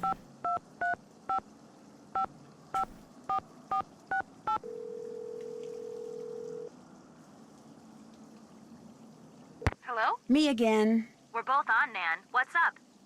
I told you guys before I left that I'd be rooming with Jing Ling, right? You mean You really are? Yes. We thought you were kidding. What's she like? Well, she likes to lie to people. She likes to lie? She says the acting practice that lying gives her helps her be a better model. Be a better model, maybe. But a better person? I don't think so. Oh my gosh, what is she like? A liar. I took this very strange phone call from Annette. At least I tried to. What was so strange about it? The guy wouldn't give me his name, and he sounded very hostile, and he had a German accent. And, not long after that, some unknown person sent Minette a box of cockroaches. Ew, yuck. Tell me about it. They got loose all over her office, and she made me find them and put them back in the box. Double yuck. Did any kind of note come with them? Nope.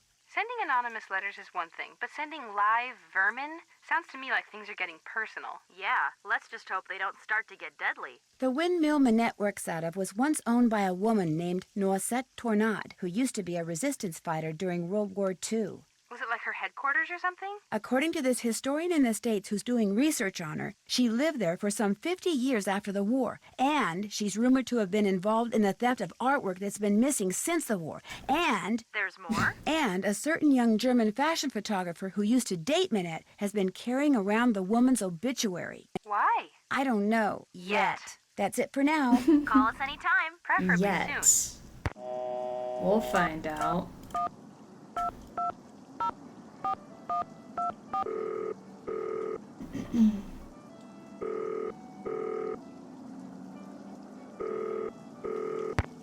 Okay, let's call the boys.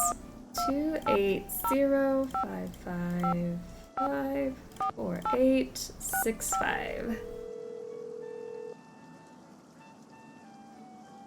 Hello? Hey, Joe. Hey, Nancy. What's going on? Parts of Paris are real quaint. Like you can buy stuff from these vendors in the park, but if you want to get a good deal, you have to haggle with them. Sounds like What a fun. random Sounds like fact. a pain. Oh, Frank, where's your spirit of free enterprise? What kind of stuff do they have, Nancy? Everything imaginable. It's like a garage sale, only in a park. I love garage sales. I hate garage sales. Plus, their inventory is always changing, so people keep going back to them just to see what new stuff they have.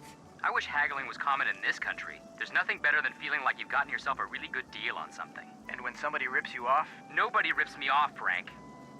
Okay, except for that bogus concert ticket I bought from Gerald, the budding juvenile delinquent Higginbotham in junior high school. Yeah. But I was young then, very young.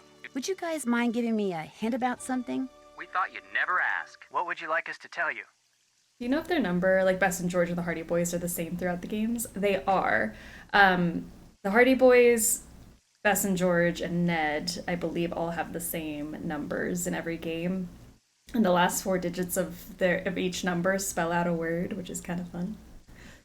Do you have any idea where I can get a bottle of Mouton Fouetté 1968, whatever that is? It might help if you checked out that symbol you saw in the passageway off Dieter's studio. Just watch out. That could turn out to be a real zoo. Or it could go quite swimmingly. You guys are magnifique. Say what? It's a compliment. See ya. Poor Frank. I love garage sales. I hate garage sales. Oh, Frank. Where's your sense of fun?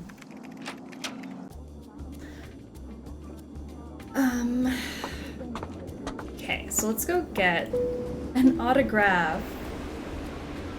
Maybe she'll just comply and let her stalker know where she lives and sign a piece of paper. Let's do it. I can't imagine her saying no. Hey, Rumi, how's it going? I just talked to this huge fan of yours. He'd really, really like your autograph. I'm flattered, but unfortunately he's out of luck. Nobody gets my autograph. I'm afraid that someone will use it to forge my name and steal my identity. This guy wouldn't do that.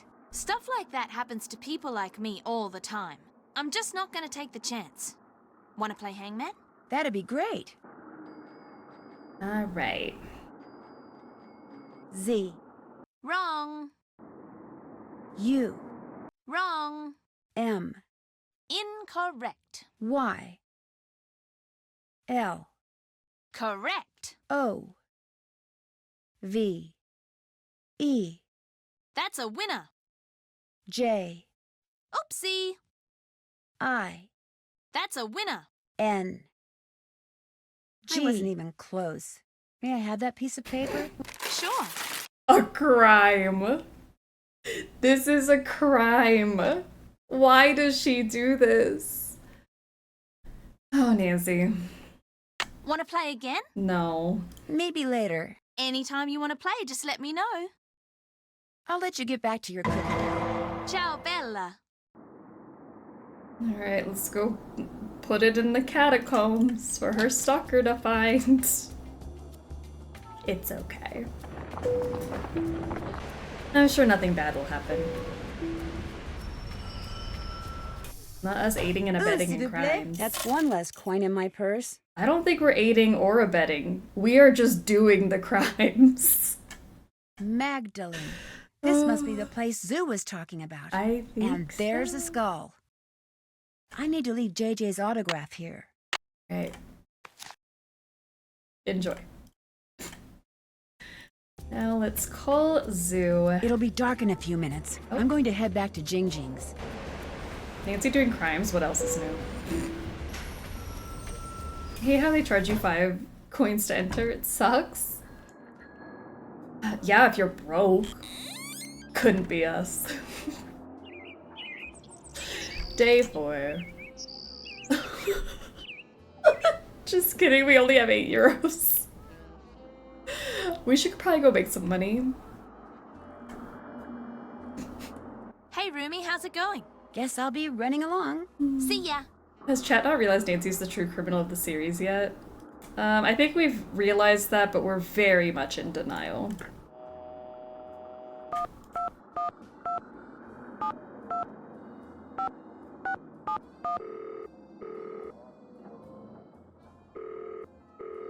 Rise and shine, time to forge some art. Hello? Our It's real Nancy job. Drew. Did you get the autograph? It is magnifique! You were wise not to try to fool me, Nancy. I know Jing's handwriting better than I know my own. So, here is what I know about that symbol. I call it the hazelnut because to me that is what it looks like. A noisette. Wait a minute. A noisette? Yes, that is French for hazelnut. I have seen it in only one place in the catacombs. To reach this place, return to the catacombs and go to the skull where you left Jing's autograph. Okay. Lift the top part of the skull and push the red button. That will open a secret passage that will lead you to the noisette. Great. Thank you. But if you go there, you must be careful. The tunnel police, they are one problem. Not the tunnel tunnels, police. they are another. What do you mean? Some of the tunnels, What do you especially near the mean? Mouton beverage company, they are water filled with trees. You mean waterlogged? Ah, yes, waterlogged. You must swim underwater to reach the place where I saw the noisette. And the water is very cold. You will need a wetsuit. Good luck, Got it. Nancy Drew. You will need that too. Amazing. The tunnel police. I'm ready. I have my wetsuit. I have 5 euros in my pocket. It's gonna be great.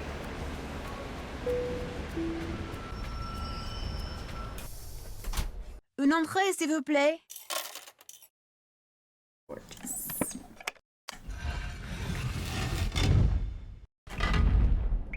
Alright, watch out for the tunnel police. Here we go. That is one sweet ride. Répète, Fabrice. That is one sweet ride. Oh, plus d'anglais, Jean-Claude, ça m'énerve. Practice. It makes perfection. Dis ça. I'm totally done with that, dude. Chut! Tu l'as entendu? Coucou! Y'a quelqu'un? Allô? Non. Non, c'était rien. T'es sûr? Ouais, allons-y. Ouais. I just turned around! My gosh. You see through that one Barbie show on YouTube with the high school, with the high schools? What was that called? Barbie show on YouTube with the high schools? I don't know. And there's no cops around. Anything's legal. And sadly the cops were around. Do you like my new pantalon? Pas pantalon. Pense. Quoi? Pense. I am thinking. Insupportable. Attends. Mais qu'est-ce qu'il y a? Y a quelqu'un là? Non, non, je suis confus. Ouais, comme d'habitude. T'as jamais entendu l'histoire de la bête de Blackmoor?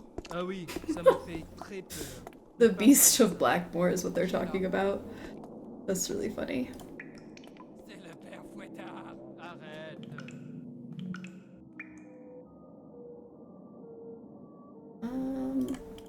Where should we go?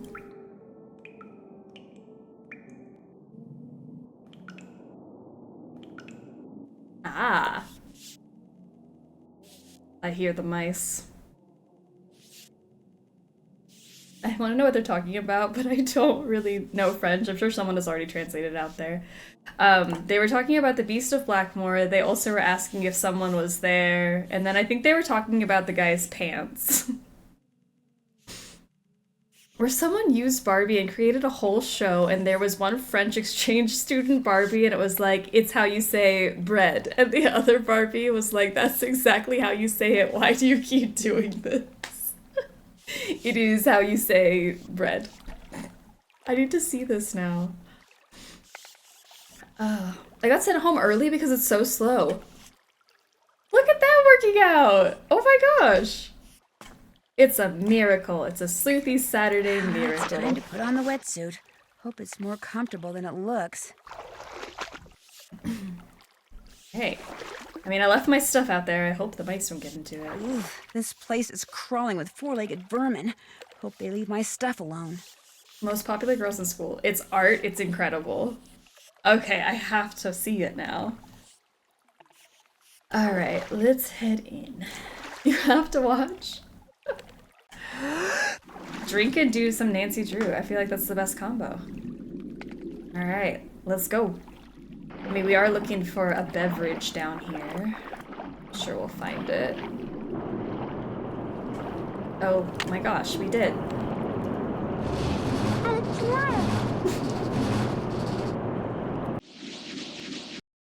Divers suck down drain ejected from fountain. That's so gross and visual. Very descriptive.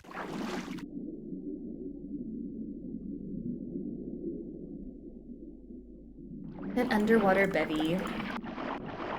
Let's not throw ourselves into the fan this time.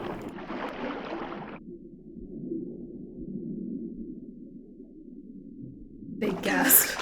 Gotta get that air in. You don't understand, this is more important to watch than hundreds of beavers? That's saying something coming from you. Alright. I know what I'm watching later. Okay, that's this way. I put the first episode in Discord. Thank you. I appreciate you.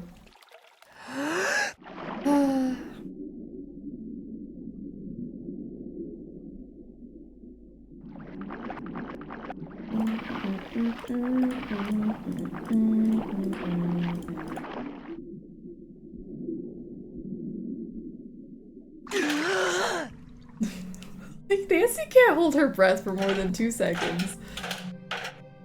Alright, here we are. We found it. Okay, a rough translation would be, in Europe, near the new bridge, Snow White lives in a red castle. Yeah, that makes a lot of sense. Okay, Nancy, don't give up just yet. We're gonna look up these things. Don't you worry. Chateau Rouge. Do I have my map? Oh, no. I don't have my map on me because, we took all our stuff off. While I do like this location, I don't like the underground locations that come after in the other games. I'm trying to think. Because I really don't like the catacombs in this game. So I get lost. But I don't think I've liked any tunnels or underground thing anyway, so I feel like... fair enough. What I was getting to is the zoo guy is literally just the French exchange student Barbie. Okay, now I need to compare. Ah, a rat! say it like that, Nancy. What did that rat do to you? Hey, my book on Ichido is missing. Okay, the rat stole our Ichido book. Well, that's not right. How are we gonna know how to fight? Is that rat training in Ichido? I don't know. Alright, I don't have like a physical map. I think I have to go outside to see the map. You can buy an invisible copy. Thank goodness I read the Ichido book and then committed it to memory. So. What's wrong with rats? Go back to the stall, you can buy a second one? That's really nice, so that if you like miss out on having it, you can just get it again. Okay, so Europe. Pont-Neuf is here.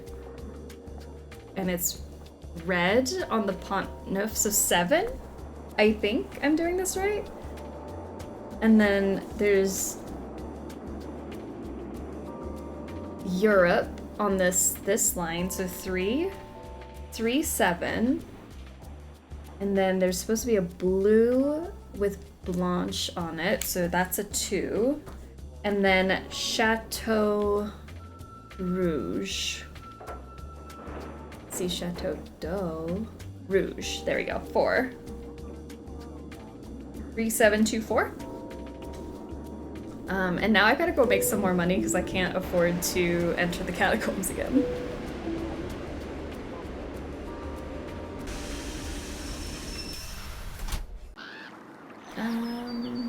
Money, money, money, money, Bonjour, Mademoiselle Hortense. And she returns with a bottle of Mouton Foueté, 1968. Oh la la, you did it. So, I take this and give you this. Take it. You have earned it. Thanks. Bless. I really don't want to buy anything Can right I paint? now. Very well. Au revoir, mademoiselle. Au revoir. Wasn't done. What intrigues mademoiselle this time? I'd like to paint some more, if that's okay. Be my guest. Okay, let's get, I just need 5, so 1 will do.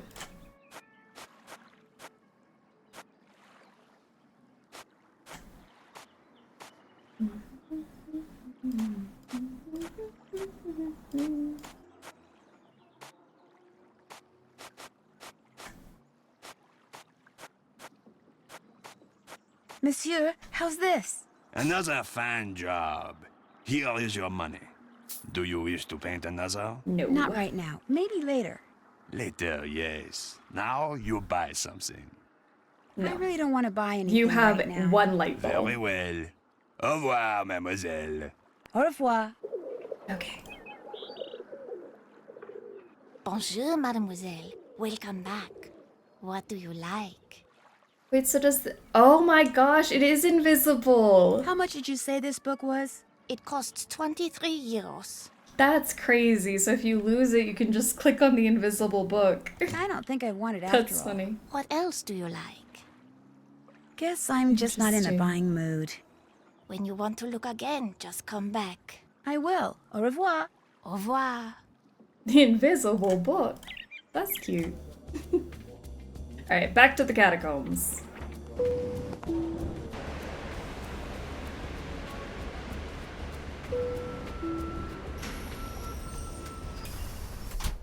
S'il vous plaît. She's a witch! Burn her!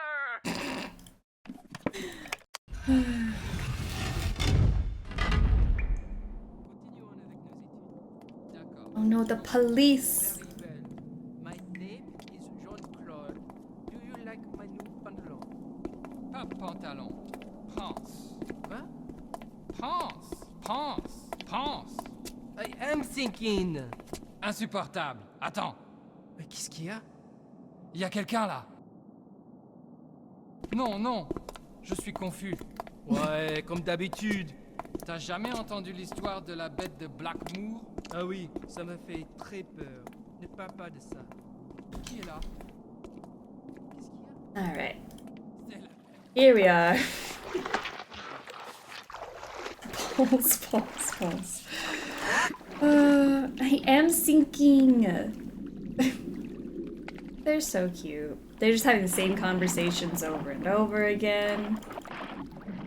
Adorable.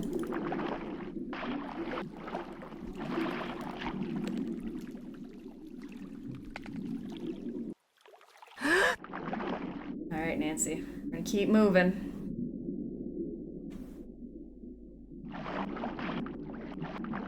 Head to a puzzle competition. I'll see y'all later. Amazing. Best of luck.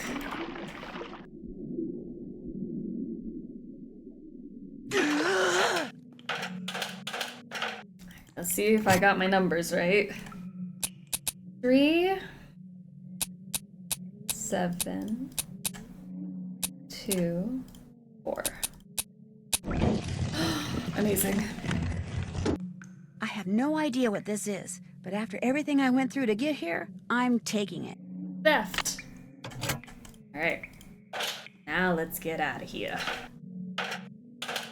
I think we're finally done swimming around.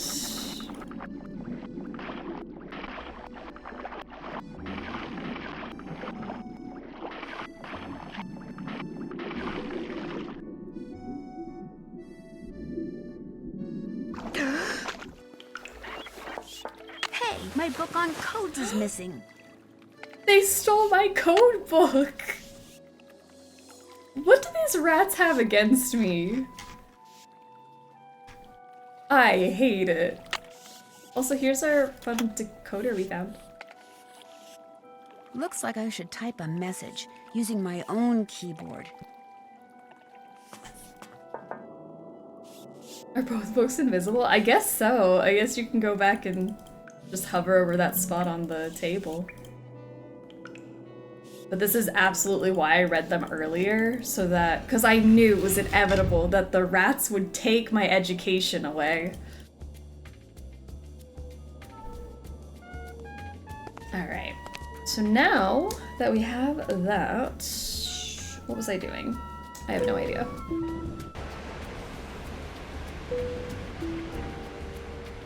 Nancy really said I did all that for what? I guess I gotta take this.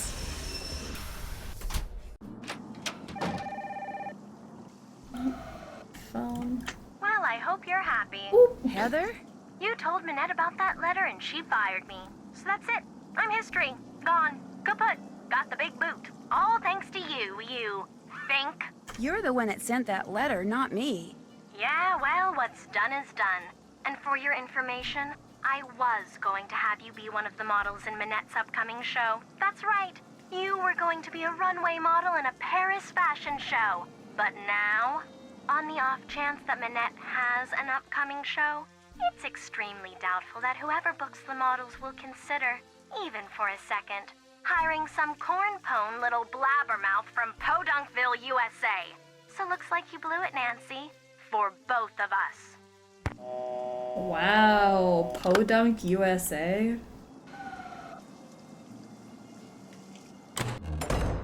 Nina created chaos, as always. Oh, that's a lot of scrap paper. What? Guess I'll be going. Good. Okay. Well. I wonder if the symbols on these discs have something to do with the dials on the M380 decoder that Noisette Tornade used. You know what? You might be right, Nancy. You might be onto something. The stone discs in this picture could have something to do with the M380 decoder Noisette Tornade used. This picture looks like it was cropped. I wonder if Monsieur Traquenard still has the original. Oh no, we got Heather fired. I know what I did. I did it on purpose. I swear I never get her fired. I just wanted to have fun today. So what if I sprinkle in a little bit of crime?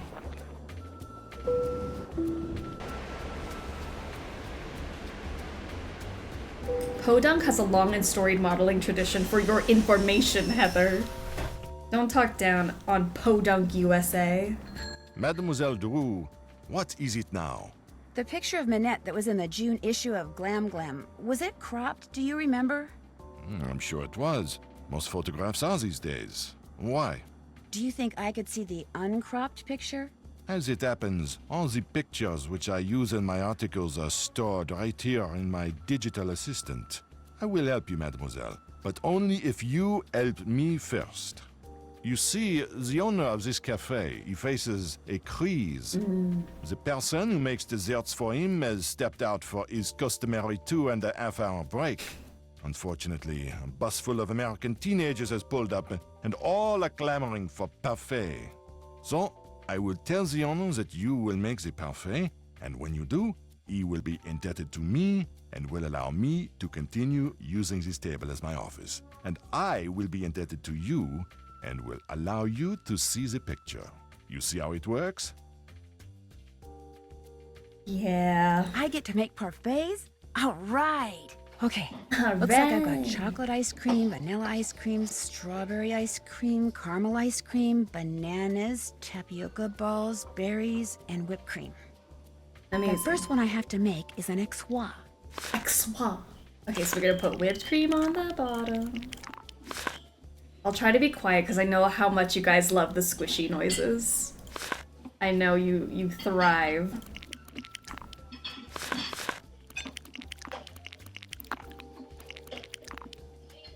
Parfait. He liked it.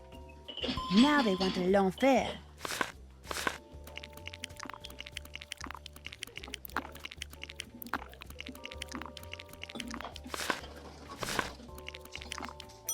He liked it. Next up, a tropical.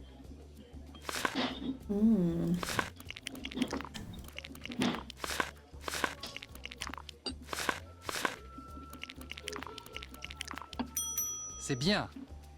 Now they want l'enfer. I have mixed feelings on the sounds. Do you not like the squishy? I'm not cleaning that up.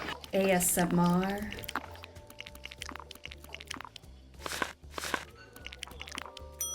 Oui, c'est ça. He liked it.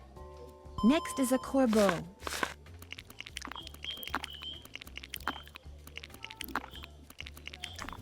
Get in there.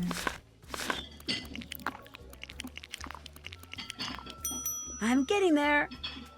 One mystique coming up. It's like mouth sounds. That one goes in the butt bag? Don't like mouth sounds. That's fair.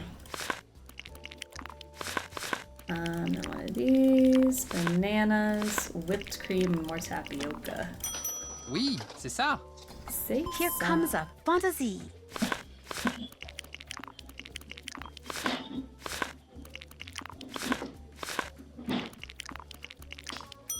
Merci. I did it right. A Lulu.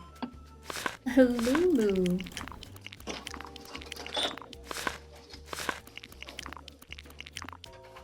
What is butt bank in reference to? Clearly my beautifully made parfaits. There, all done.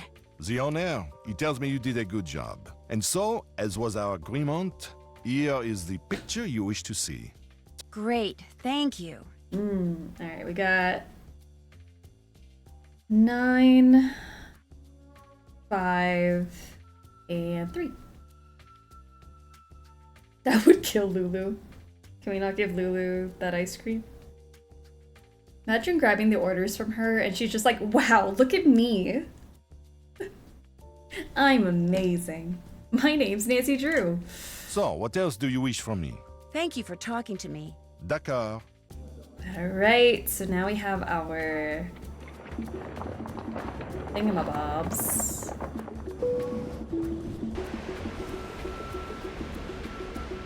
Nancy DeWoo. That's her. Mr. von Schwesterkrank? Are you in there? Who's there? Nancy Drew. Derulo. I just wanted to ask you some questions. I'm very busy. You'll have to come back. But this is really important. Is there anything I can do to help you? Well, if you want, you could take some stock photos for me. Sure. The list of things I need pictures of is on my desk. You can use the camera I let you borrow. I'll get right on it. Oh no, the list is in French. Oh no, I can't believe it. Agra is So spider I already got. I got the spider. Bougie. We need a candle. A skull. What is that noise? A cross. And a teapot. Oh, stapler was the first one. I did not write that down. Who's there? Your worst nightmare. A teenage detective. It's me. The parfaits have followed us. Squelch. What is he doing in there? Those are some unsavory sounds. Okay. I'm gonna go here and grab our skull photo.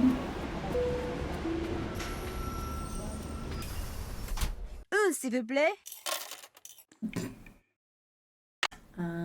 Camera, skull, camera, candle, check, check, and check. Oh, let me get out of this.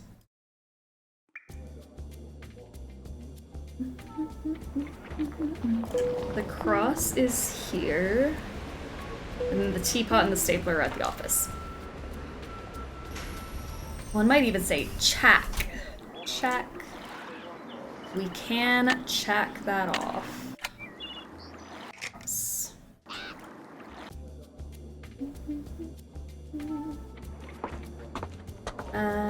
Yeah.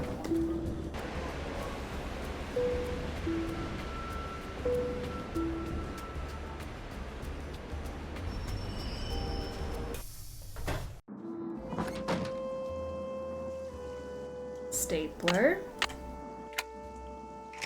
These are some great stock photos. I blame Nancy Drew for my obsessive use of to-do lists. Same. I feel like I can't get anything done without a to-do list. Wonder why this indentation is here. I wonder. When it comes to making tea, been there, done that. I'll never make tea again.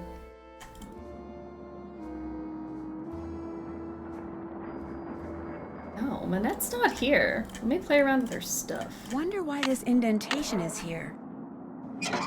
I'll bet I'm supposed to put these colors in a certain order. Dang, thought that was gonna be the answer. Oh well.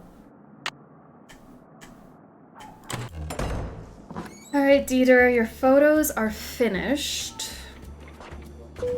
And I feel like I was doing something else too. Oh, my decoder.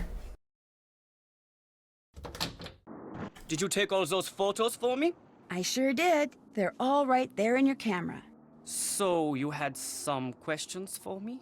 What do you know about Noisette Tornade? The French resistance fighter? I seem to recall reading that she died recently, and that's about it. Why do you ask? I know 3 things, Mr. von Schwesterkrank. 1, Noisette Tornade, whose obituary you were carrying until it fell out of your pocket in the park. Noisette used to own the old windmill Minette now owns. 2, during World War II, she was rumored to have hidden several valuable works of art from the Germans somewhere in Paris. And 3, she was romantically involved with a German soldier named Hans von Schwesterkrank. Oh, yes. His slow I know blink. all those things too. Hans was my great-uncle. But there are 1 or 2 things you don't know, Fräulein. You could not have known that just before he passed away, my great-uncle gave me that. What is it? Something Noisette gave to him. Turn it over and look on the back. His eyes are scary as hell. Stop looking at me, freak. They're like really sunken into his eyeball sockets. I don't know. Something's off. A sheet of googly eyes? Yep. That was his parting gift. Unfortunately, my great-uncle couldn't remember what any of it meant. She used to be the director of public works, so I went to her favorite park to see if anything there might help me figure out what that card means. But I discovered nothing. You can keep that if you want. I can? Yes, I give up. I don't care anymore. Have you shown this to anyone else? No, I was too afraid Minette would hear about it. You see, since Minette owns the Moulin where Noisette spent most of her life, I thought dating her would help me figure out what that card meant. But then something totally unexpected and tragic happened. I fell in love with her. Minette is one of the cleverest, most infuriating yet fascinating women I have ever met. You still feel that way? Even after she broke up with you like that? I can't help myself. I thought that if I found that missing artwork, I would be a hero and Minette would change her mind about me. But I can barely keep my mind on my work these days, let alone on finding some mystical treasure. If you want to look for it, go right ahead. Right now, the only thing I'm interested in recovering is Minette. Minette. Lizard Man? His irises take up the whole eye and it's just green and evil. Plot twist, the snake that Dieter lost in his apartment ate him and took his place, hence the snake eyes. Fair. Canon. What is it now? It was fun talking to you. Auf Wiedersehen. Okay, let's take a look at all that stuff. So here are the eyes. Slap this on. Red left green, so all the green ones. And all the red ones that look left. Seems easy enough. Loren 4154. 4154.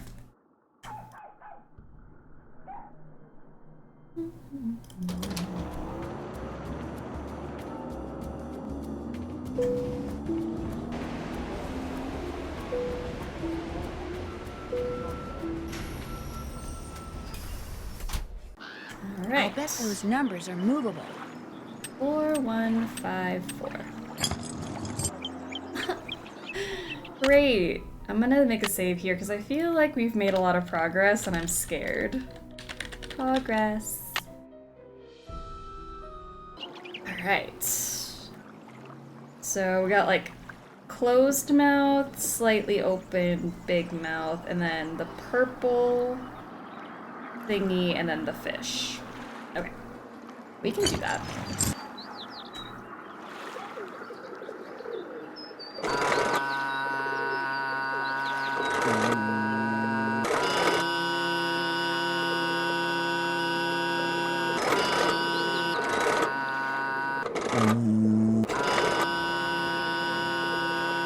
Is that right?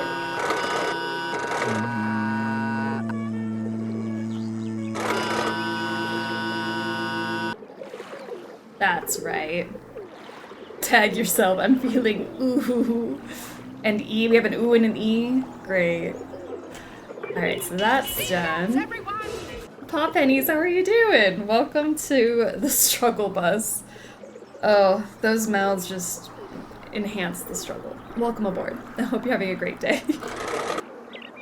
I'm I feel like we got them all then. Ooh, E's and ahs. Fantastic. Alright. Purple. What was that? I fell asleep and just woke up to that. What's going on?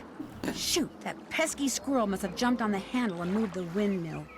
I'm so sorry that we had to abruptly wake you up with that horrific noise. Huh. If I had a stake and tied some string to it and hung something that moved and made noise from the string, maybe that squirrel would stay away. Maybe. If I had a stake and some string and something to make noise, we'd be unstoppable. Some string, you said? And something to make noise. Nancy is that DIY girly.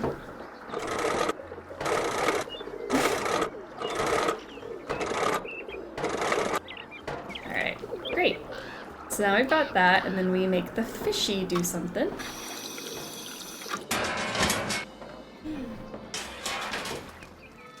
Our garbage came in clutch. It really did.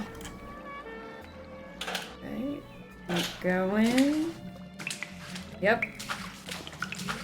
Time to get out my flashlight. Look at our little pink flashlight. Life hack, when a squirrel is in your way, make a pie steak.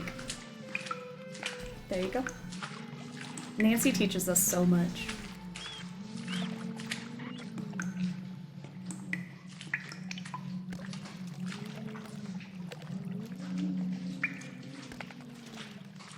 Oh, it's a long walk.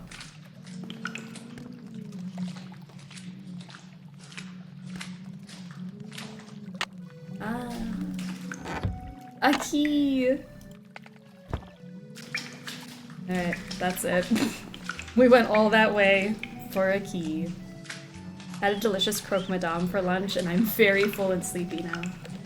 Oh, nothing better than a Saturday food coma nap, you know?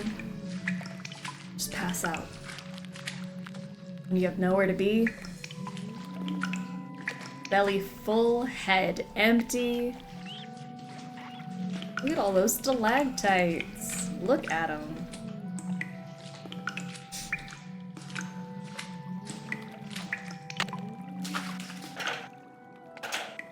Okay. So that is done.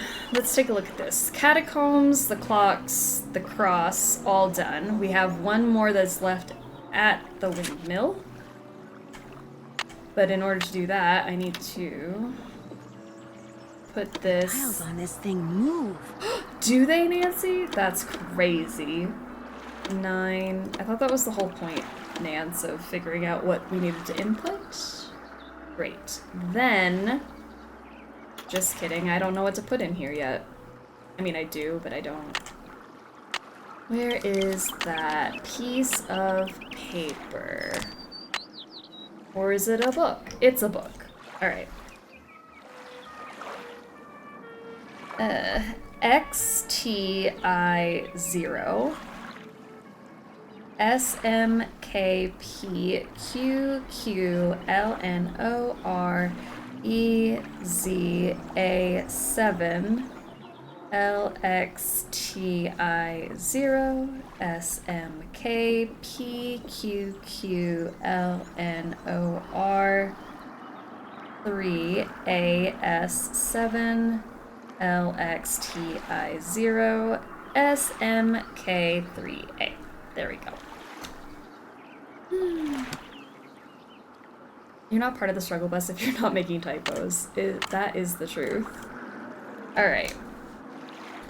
X T I 0 S M K P Q Q L N O R E Z A 7 L X T I 0. I lost my place. I looked away. S M K P Q Q L N O R 3 A S 7 L X T I 0 S M K 3 A. Rouge, blanc, rouge, bleu, rouge. Looks like French to me. I'm so done with her. She can only translate some things, and her 2 years of French education did not go over colors. Red, white, red, blue, red. Alright, we can do this. Until the end of the game when she's fluent, you know? The consistency really is great. She'll translate some advanced French, and I'm honestly impressed. Well, Oh shoot.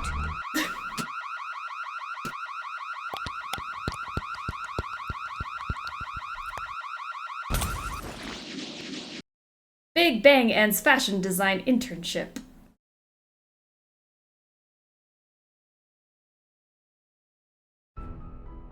Let's try that again. What is that? Who's out there?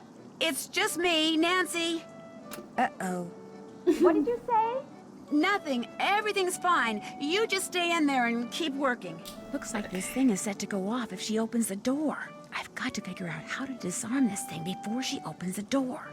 Okay, so either the same shape or the Nothing. same... Just stay in there. Everything's fine. Same shape or same color. So, we need a triangle of some sorts there. And then... we got a triangle or a red, either red or triangle here, which needs to equal yellow or triangle. She's not making it very convincing that everything is fine. It's all good. Yellow, and then let's say you put a what is a square? That's called a square, right? Red. We'll keep these green and then keep these circles. Then circle, circle, circle. You're doing something. I can hear you. I'm green. tidying up. You just keep working. Let's do green. Then green to green to green. Yellow to yellow to yellow to square. I almost called that a triangle. I don't know what's wrong with me today. A square. Do we have a red square? Can we put? No, I don't. Maybe a red. No, that's a triangle. Or maybe a circle. We have a blue. Oh wait, no. A yellow circle? Do I not know my colors and shapes? Help! Okay. Then circles to yellow, yellow, yellow. Triangle or yellow here. So we can do a triangle. And then the triangle to the red, to the red, to the red. Blue, blue, blue triangle. And then... Look, you are really starting to bother me. Just give me a second, I'm sorry. Minette. I'm almost done. Really. I need the... This is blue. And... See, now that doesn't help me, does it? Does it at all? Okay, I need a triangle or a... Why is this stressful? I feel like it shouldn't be this stressful. We're fine. Shouldn't have fired Heather, just saying. She deserved it. I don't care. After she called us names and told us we came from Podunk, USA, I don't feel bad. Sorry. Triangle, triangle, then these two are blue, then red, and see, this one's wrong. I'm gonna have to put the red there. Triangle and red, and this is a triangle, which goes to a yellow, which goes to a yellow, which goes to a yellow, which goes to a circle, which goes to a circle, circle, circle. All right, oh, this stop is it right definitely now. wrong. I'm coming out there. No, don't come out. I'm just about done.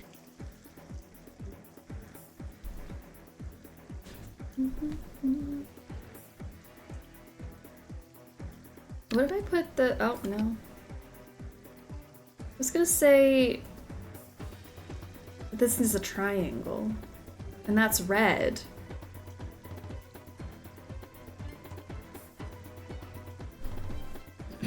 You're just excited, passionate. Oh, the caps lock. Love. Okay. I fear... I don't know. This has to be a blue triangle because these are blue and that's a triangle. That has to be there. Then the red triangle means this can be a triangle. It can be one of these two. But I want to keep it green anyways. Whatever you're doing, it's about to end. Minette, no! Please, stay there! Don't open the door! Too late. Too late.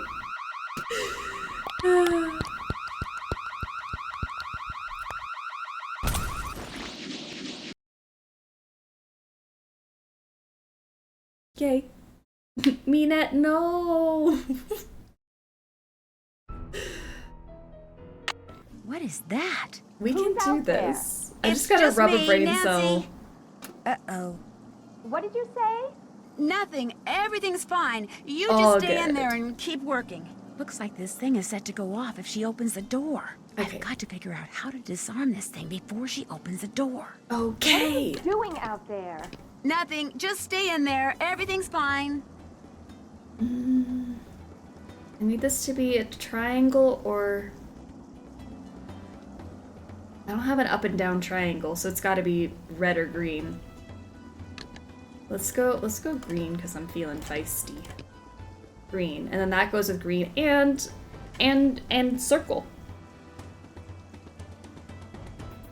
And then triangle, but it doesn't really matter as long as this is just green. It could be anything, honestly, which is the vibes.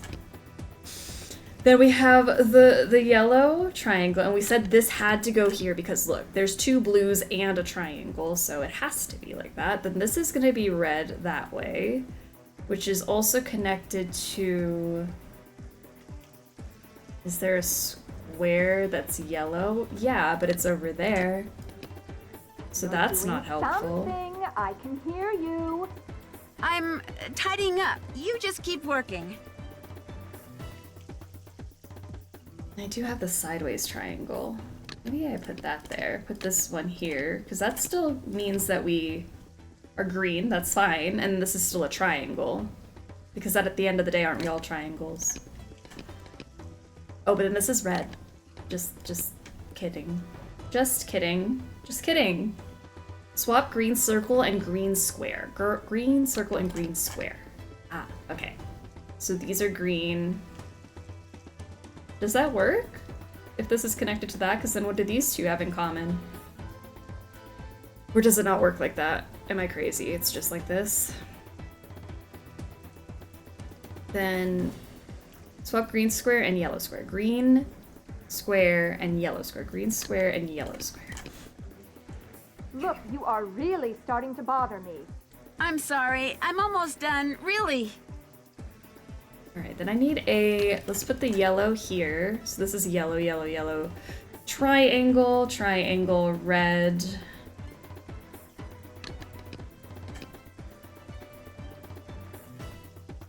I feel like I'm crazy. Is that not right? See, this doesn't feel right to me because is this not connected?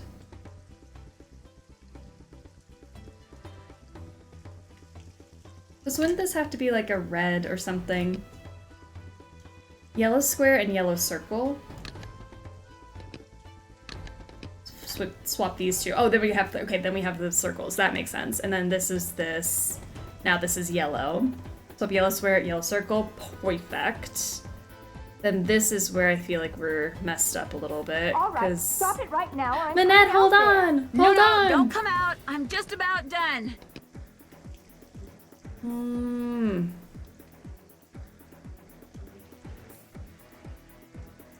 What is going on here?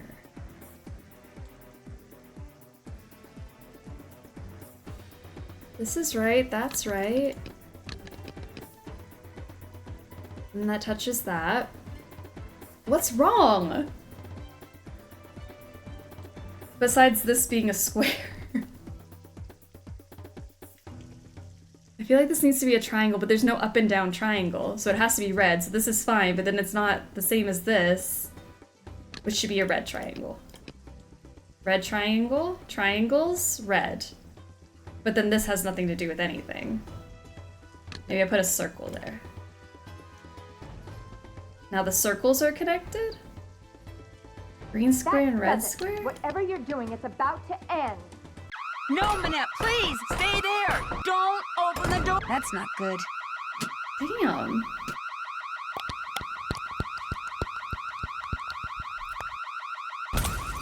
We'll try it again.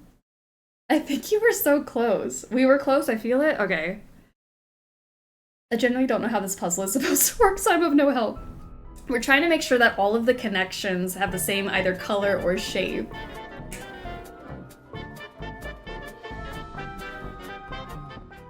How are you doing? And all of you beautiful raiders. Owen Spader, welcome. Hotchkells, welcome, welcome, welcome. It's Uno rules. Yeah, same color, same shape, something like that. How was your stream? What did you guys do? Please distract us from our deep, deep failures. Manette died. Was anything of value lost? You know? I mean, even, did she die? I feel like we just got fired because it was a paint bomb. We finished Message in a Haunted Mansion. Love. I hope you had a great time. We're, playing Danger by Design. And I feel like we're really close to disarming this bomb, but we've failed twice now. Manette was protected by the door. Yeah. So she got out unscathed. What is that? We've got this, Who's though. out there? It's just me, Nancy. First time playthrough? No. I grew up with the Nancy games. This year is our 7th annual Nancy Drew Marathon. And we play all of the games every single summer. This year we're doing a bracket, and this is our second to last day. So we're playing Danger by Design now, and then we're gonna play Secret of the Old Clock in just a little bit, and then we take a vote at the end to figure out which one moves forward in the bracket. But not first time playthrough, just bad at puzzles. Thank you for the follow. Welcome aboard the bus, the struggle bus, if you will, because the struggles, they do be happening. Yeah, I'm glad you guys joined us. Great time to join if you want to help with this puzzle. Uh-oh. What did you say? Nothing. Everything's fine. You just stay in there and keep working. Looks like this thing is set to go off if she opens the door. I've got to figure out how to disarm this thing before she opens the door. What are you doing Clock out and there? Dan. Nothing. Yeah. Just stay Quite in there. the mashup. Everything's fine. I'd be so torn. I still don't know what I'm gonna vote for later. Okay, so same shape, same color. Yes, if they are not either of those things, it's wrong. And I swear this blue triangle goes down there because we have blue, blue, and a triangle. So what do they have in common? Blue triangle. All right, then what do? Then we have a red triangle that connects to this one and this one. So they have to both be either red or triangle. So there's triangle, there's red triangle. This one's the only up and down red. So this has to be here, up and down red, right? Is it making sense? And then the triangle touches the triangle, which is touching this, which is yellow. So one of these two could be the yellow. It's fine. It goes like that. And then it goes this way. And then it goes to a circle. So it's got to be either... You're doing something. I can hear you. Yellow. I'm tidying up. You just keep working. Yellow, yellow, yellow, circle, circle. And then, and then we need a red or a circle that goes like that. I feel like if we just throw a circle over there, that solves a lot of our problems. Then the circle touches something, so green triangle and red circle together means circle, green circle. See, now they're green, and then the red circle is going to connect to the green circle, which means that this up and down one also has to be a circle. So now they're all circles, because you know what? Who isn't a circle at some point in their life? Then we go down to the green, green, green into the green. So that all works out, in my opinion. Look, you are really starting to bother me. I'm sorry. I'm almost done. Really. Then we have green, which touches this green, which touches that. What's wrong with it? I don't know. I don't know what's wrong with it. It looks right to me.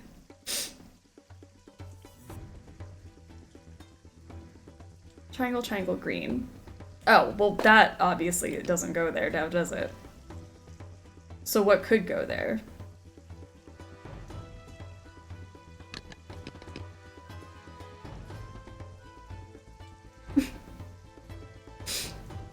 Top right? What's wrong with the top right? Where do I put this? I need a square or a blue. Green triangle with green circle. Now, I'm coming out there. No, don't come out. I'm just about done. How does that help? How does it help? Blue triangle at the bottom. Blue triangle at the bottom. This one? Wait. That's the only one I'm sure of. Green circle, blue circle. Green circle, blue circle. There. I'm done. I won't bother you anymore, I promise. I better get rid of this thing before she sees it and really freaks. I want a nap. I want to rest. Throw that away. I hated that. Docking points for the poll later.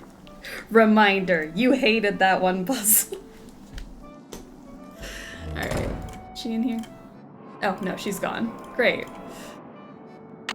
Just what I need.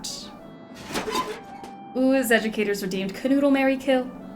Hit us with a hard one. I'm ready. Red.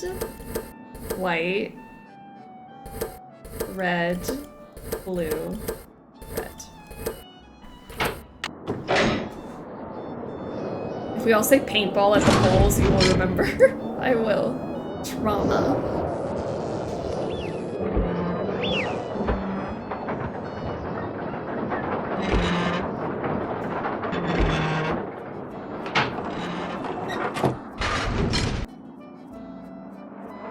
Everyone ready? Are you ready for what's to come?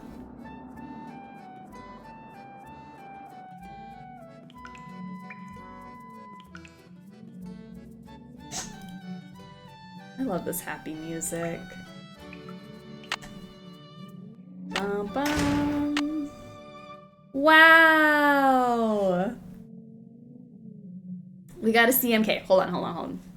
Canoodle, marry, kill. 1. Dieter counting while we do the photo development. 2. Minette yelling at us during the bomb puzzle. 3. Frosty yelling at us in... What? Frosty yelling at us in Treasure in the Royal Tower during a big renogram.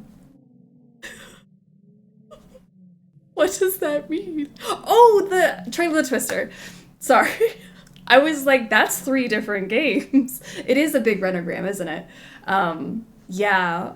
I'm bad at it. No, you're fine. I was like, Frosty is from Trail of the Twister, TRT is Treasure in the Royal Tower, and Renogram is from Shadow at the Water's Edge. What are we talking about? This is just an amalgamation of a really terrible situation. But I get what you're saying. The Renogram puzzle in Trail of the Twister, where you're trying to fix the camera. Yeah. I'm going to canoodle. I'm gonna canoodle Dieter. No, I'll marry Dieter doing the photo development thing because I don't mind it that much. I think it's funny. Comedic timing. I'll canoodle Minette because kill Frosty, murder him, dead. Canoodle Minette, marry Dieter, kill Frosty. There you go. Kill Frosty, canoodle Minette, marry Dieter, I think. I think as long as we're killing Frosty, I'm good with whatever way we go with the other ones. Yeah, I'm alright with that. Wow! So that's what Noisette stole during the war. Stained glass. Wow. I have to sneeze, I'm sorry. But it's not happening. I'm not just making like weird faces. Wow, beautiful. Hate Frosty. Yes, we do. All right, is everyone ready for Nancy's beautiful French? De Noisette Tornade. If you are reading this, it means that I am dead and that you have discovered my secret. Yes, the rumors were correct. With the help of Hans von Schwesterkrank, I took the stained glass you see in front of you and hid it. Not for personal gain, but so these exquisite pieces of art would not be lost to the dangers of war. I was not a traitor, nor was Hans. He helped me because he knew it was the right thing to do. But why, you are asking, why, when the war ended, did I not return them? Why did I not even admit taking them? At first it was because I was angry. After all that I had done for my country, when my friendship with Hans was discovered, people turned against me and accused me of terrible things. I wanted to hurt the people of Paris the way they were hurting me, so I said nothing about the stained glass. Then, when at long last I was deemed innocent, my anger subsided, but fear took its place. I was afraid that if I revealed what I had done, the accusations would start up again, and people would once again call me a criminal and question my motives and assail my character, and it would have been too much to bear. Hans had gone back to Germany, and despite his promises to the contrary, I knew I would never see him again. Like everyone else, I just wanted to get on with what was left of my life, so again I said nothing. And gradually time passed, and Paris healed, and I healed. Yet the right time for telling the world my secret never seemed to come. And now I am Director of Public Works, a job I hold not only because I love this city, but because I wanted to make sure that someone, you, would be able to eventually find what I hid. Please make sure these pieces make a safe return to the world above when you see them as they were meant to be seen, with sunlight streaming through their panes, interrupting the darkness with color and meaning and joy. Only then will you truly understand why I did what I did a lifetime ago. N.T. Xivii. Xivii. She's fluent, if you ask me, but she did not know the colors, so maybe that's something they skipped in her French class. That's impressive, Nancy.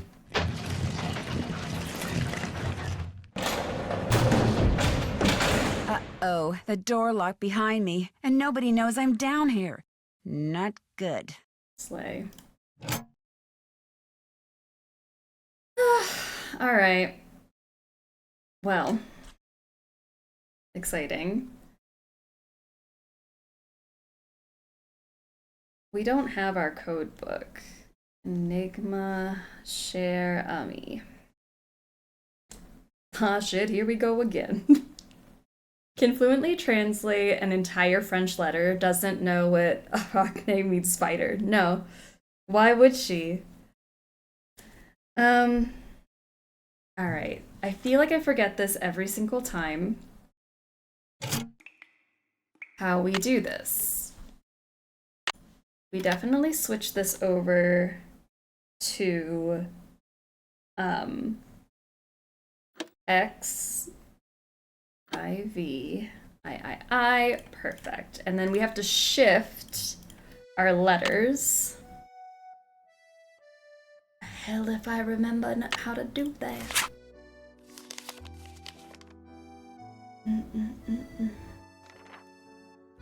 You might be one, perhaps. It is.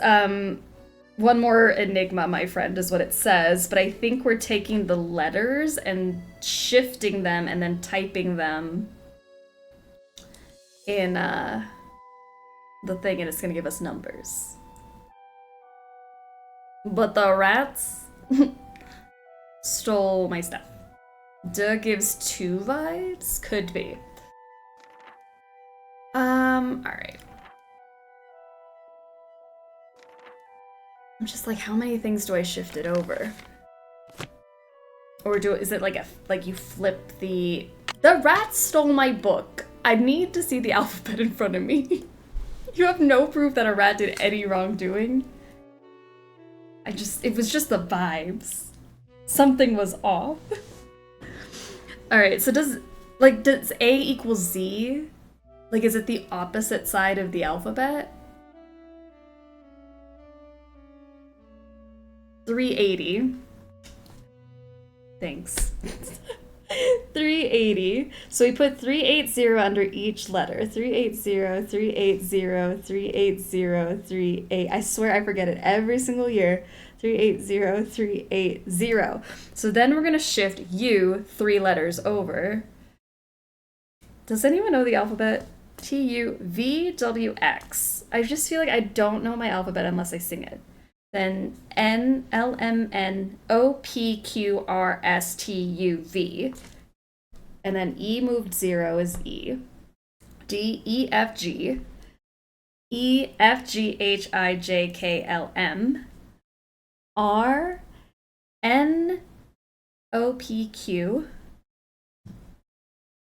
IHIJKLMNOPQ.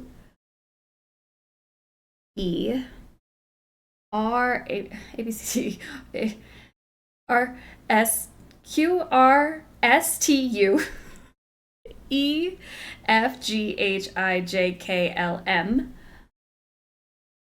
E N O P Q I J H I J K L M N O P Q G L M N O P EFGHIJKLM. I'm hoping this is right. CHIJK EFGHIJKLM, and then an R, and then ABCD, and then MLMNOPQRSTU. I. Yay! Let's type that in. Let's see if I'm right. XVEGMRQQEUM EQQGPMCKMRDUI. French again. French numbers. French again. Duh. 2157.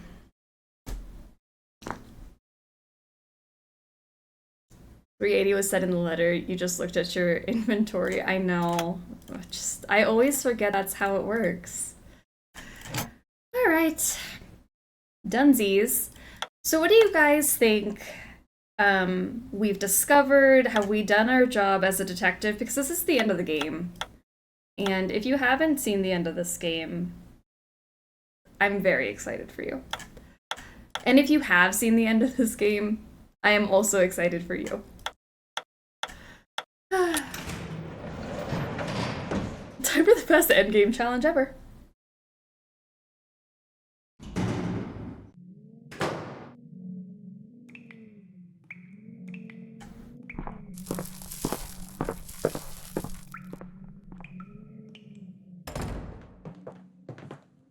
Well, does the dress work?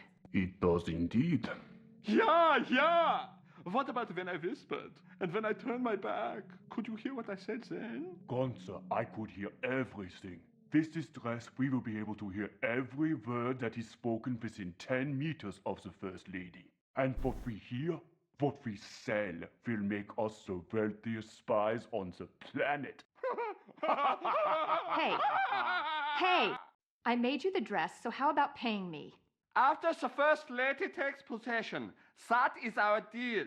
Look, I put up with the dead flowers, the letters, the paint, the idiotic phone calls. I put up with all your stupid threats for months. I deserve to get paid now. Those weren't threats. Those were incentives meant to keep you on track. And they obviously worked. You'll get your money when she gets the dress. Let's go, Gunther. But they're picking it up for her tomorrow.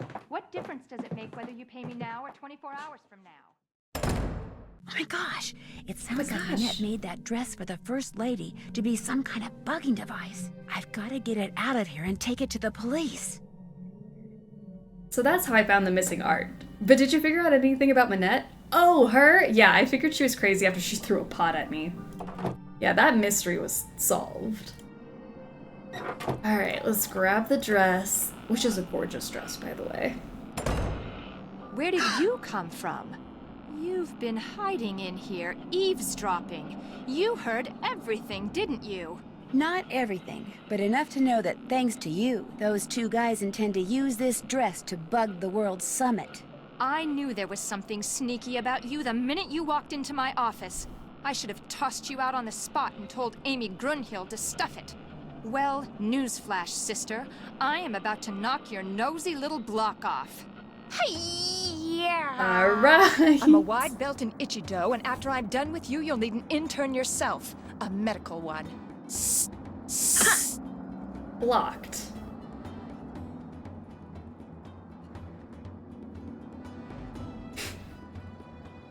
Shazam! She's taking her time there.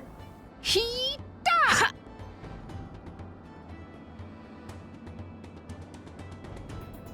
Ika! Hope you're a good loser, because you are going down. Shra! Hey! Ho ho ho ho Huh. ho ho ho ho. Hey! Shra! Oh, so you think you can block me, eh? You're starting to look a little tired there. Shra! Hey! Your goose is cooked. Hell yeah, it is. Issa! Ho, ho, ho, ho. Ha! He-da! Arm's starting to feel a little weak. Nancy. Shazam! Kila! Ooh, Where did sorry, you learn Nancy. to block like that? Ha! Sa! Sa! Ika! Ika! I fought imaginary elves that were stronger than you. Oh, Nancy. I hate your trash talk so much. Might as well give up, Minette. Issa! Issa! Shazam! Ooh. Ika! Ho, ho, ho, ho. I'm getting cut. I can't believe it. You never threw a single punch, yet you beat me. Life is so unfair. And so horribly unrude. Oh no.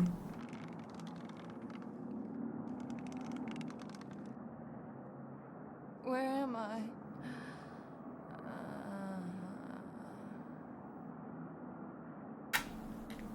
Oh my gosh. Wow. And there it was, the real reason why Minette wore that mask. A tattoo, which she later admitted she had gotten on the spur of the moment and which she instantly regretted, calling it the stupidest thing she'd ever done in her life.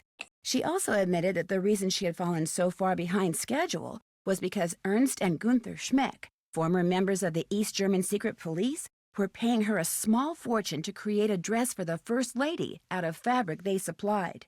This fabric was infused with microscopic circuitry that would allow them to eavesdrop on the World Summit. All three have been arrested, which means Minette will probably be designing her next collection from a jail cell, and she doesn't care for stripes. As for the beautiful pieces of stained glass that Noisette Tornade hid away years ago, they have been returned to the churches they came from, and Noisette is finally getting the respect and gratitude she was denied after the war. Not that she was perfect, but it seems to me her biggest fault wasn't doing too little for her beloved city of Paris, but trying to do too much. As for Heather, after Minette was arrested, Amy Grunhild asked her to try to salvage the spring show. So she finished Minette's designs, came up with a few of her own, got everything made, lined up the models, and put on a show that Jean-Michel is still raving about. Unfortunately, I wasn't invited. Oops. Oh, Nancy, I'm sorry. Congratulations, you have been awarded. Oh, savoir-faire for solving puzzles in the least amount of time. Minus that one. Minus that one bomb puzzle that I really do. I have to dock points for it. I forgot how rough that one was. But all in all, I had a good time. It's so camp. It's so ridiculous. I don't know. I'll have to play Secret of the Old Clock to like fully know what I'm voting for. But I liked it. I'm not entirely sure what I just witnessed, but I was vibing. We're gonna take a quick snack break before we move on to our next contestant. I'm trying to explain my food. Hold on. There's a vibe. And I wanted like a parfait vibe, but I also kind of wanted pie vibe from Secret of the Old Clock. So I settled compromise. I've got ice cream, which is like the parfait ice cream, and I have brownies because I didn't feel like making a pie. And I had brownie mix ready to go. So brownies and ice cream, which I feel is that cozy, Danger by Design, Secret of the Old Clock vibe. Good enough. I love it. Good enough. I tried. Okay. Good stuff. It's coffee ice cream and like triple chocolate brownie. Thanks for joining our Sleuthy Snacktime halftime show. Next up is Secret of the Old Clock. Alright, new game. Welcome to my latest case, The Secret of the Old Clock. To start, choose Junior or Senior Detective. All right, what if are you're we new doing? to adventure games or need some help, click on Tutorials. Flip that coin. Heads Senior, tails Junior. Tails. Oh, they flipped it on me. That's crazy. All right, Junior. The year, 1930. The place, the road to Titusville, where we find Nancy Drew behind the wheel of her blue roadster, pondering this question. Why did Emily Crandall, a girl whom Nancy knows only through their mutual friend Helen Corning, ask Nancy to drive all the way out to the Lilac Inn to see her? Does it have something to do with the fact that Emily's mother died barely a month earlier, leaving Emily to run the restaurant with only her guardian to help her? And more important, why, when she called, did Emily sound so desperate? The spunky teenager turns off the main road, blissfully unaware that Emily isn't all that waits her at the end of the driveway. No, Nancy Drew is about to get her first taste of the mystery, intrigue, and adventure that are to become her destiny. Okay. Here we are, the Lilac Inn. Well, hello. I'll bet my bloomers you're Nancy Drew. That's right. Are you Emily's guardian? You got it. I'm Jane Willoughby. I'm Emily's guardian, but only for the next 3 months until she turns 18. Then she's on her own. It smells like someone's been baking pies. Pies are the Lilac Inn specialty. We get orders from all over. Oh, that reminds me, your father called. You're supposed to call him. You can use the coin phone on the porch. Emily didn't say anything about you coming until just this morning. She didn't? Don't get me wrong, she can invite anybody here she wants. It's just that she's gotten so darn forgetful lately. Is she all right? Well, now, that's hard to say. She misses her mom, that's for sure. So do I. Gloria and me, we were best friends, you know? The two of us ran this swell little dress shop over in Capital City. But then she got hitched and I didn't. And the next thing I know, she's writing me saying it would sure take a load off her mind if I could take care of her little girl should something ever happen to her. Emily's father? Died in the war. Cantigny, I think. Anyway, I couldn't say no. I mean, what are best friends for? I just wish I knew how to help Emily. You make it sound like she's in some kind of trouble. She's been acting so... Look, go talk to her. She probably just needs to spend some time with a bear cat like you instead of some dumb Dora like me. Go on up, she's in her room. Just make like a Boy Scout and be prepared. All right. Nancy has traveled to the exotic land of Minnesota. Where's the accent from? Where is this located? Titusville. Near River Heights, which is near Chicago, Illinois, question mark, potentially. Yeah. It's supposed to be a Chicago accent, but it fails spectacularly. Alright, here's our coin phone. Drop a nickel into the slot, please. There we go. Now, how may I be of service? I'd like to talk to Carson Drew. His number is KL57187. Hang on a minute. I read that as Titsville. Hi, Dad. Well, I see you got to Titusville okay. No, Dad, it's Titsville. Come on. That's what all the cool kids are saying these days. I got your message. Is something wrong? No, everything's fine. I need to get some documents from a colleague over there. I thought since you were in the area, you could pick them up, save him paying postage. Sure. What's the address? He said he'd just leave them for you at the telegraph office.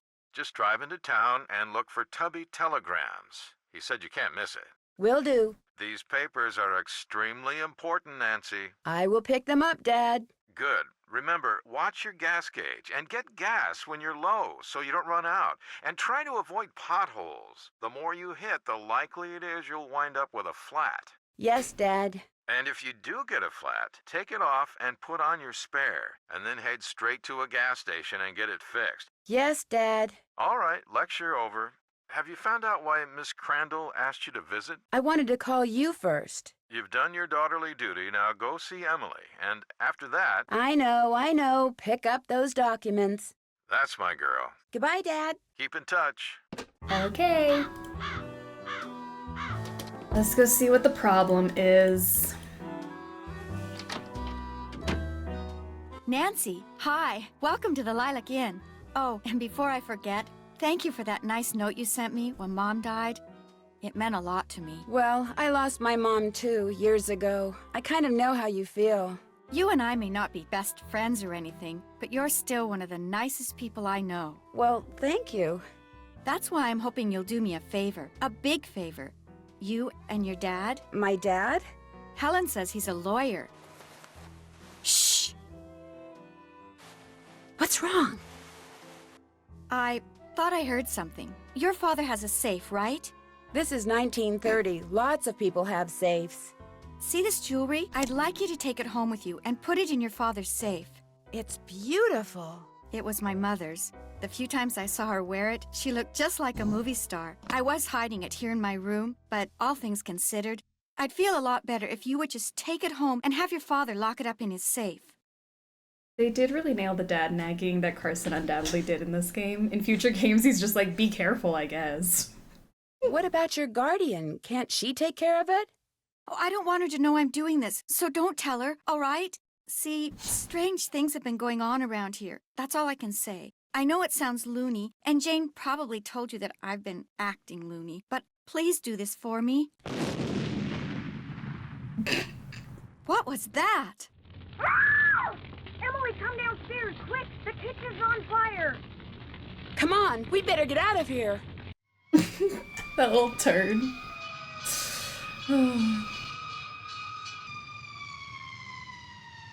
Emily, put the dogs away. This is horrible, just horrible. The fire chief says the stove was completely destroyed and there's smoke damage everywhere. The inn will have to shut down for months, maybe even for good.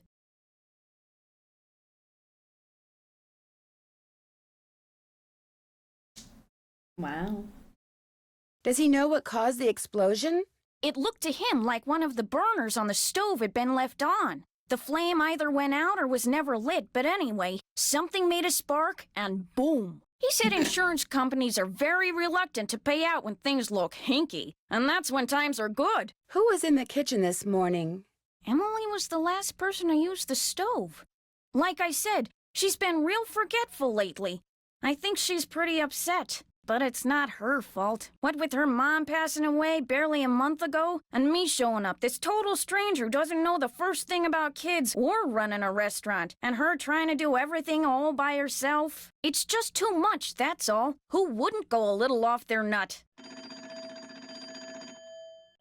I better get that. The line to the regular phone got burned up in the fire, so now the only phone we got is the coin phone on the porch. Excuse me. Emily? Oh, no! I love this opening so much. My mother's jewelry! It's gone! Someone must have stolen it while we were all downstairs. I knew something like this was going to happen. I just knew it. Is this some time travel game? This is like separate from the main game timeline. We're in 1930. But inspired by the first few Nancy Drew books. You mean this sort of thing has happened before? Yes. No. I'd rather not say, but I will say this. I did not leave the stove on. That fire was not my fault.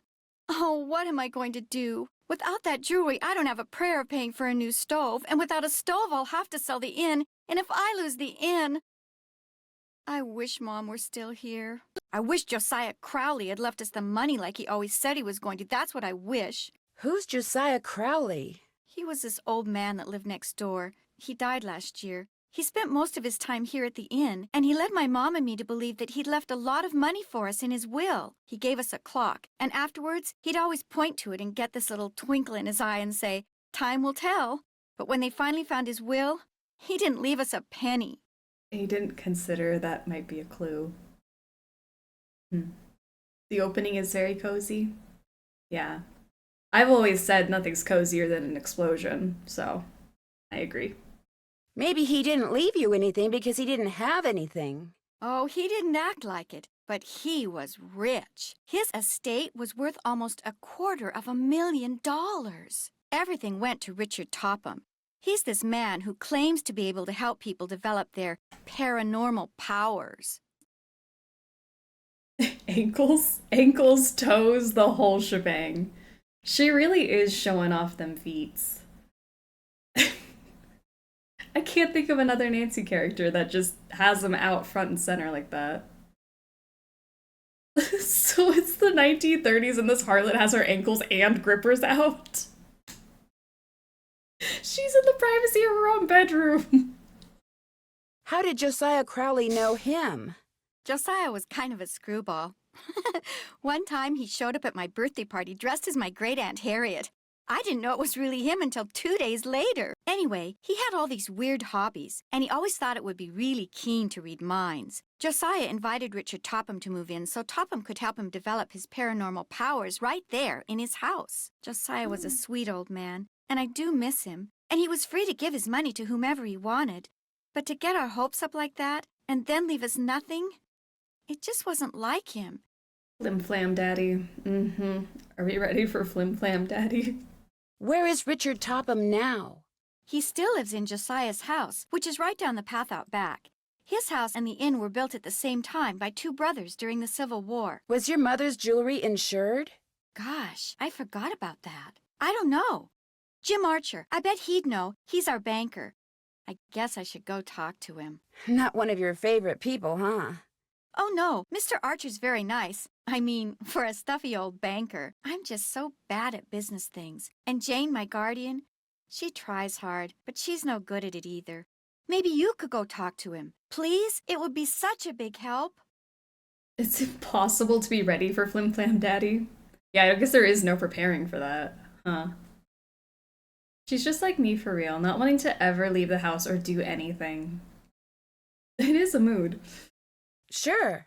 He runs the Main Street Bank. You can't miss it. I'll call him and tell him you're coming. How many people knew you kept your mother's jewelry in here? No one. Well, Jane, my guardian, she knew, but I didn't tell anyone else. I'll be back in a little bit. Okay. Okay. All right. She's just gonna sit there.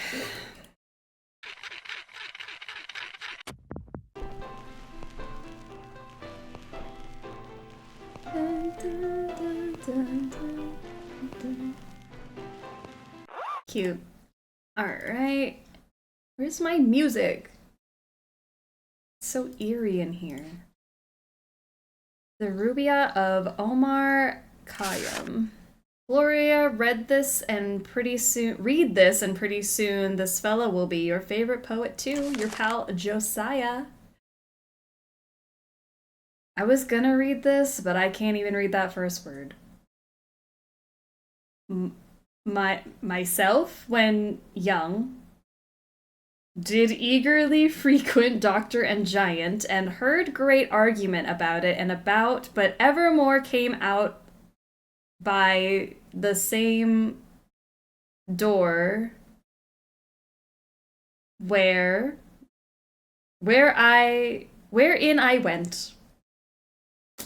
With them the seed of wisdom did I sow, and with mine own band thought to make it grow. And this was all the harvest that I reaped. I came like water, and like wind I go. That door was boot.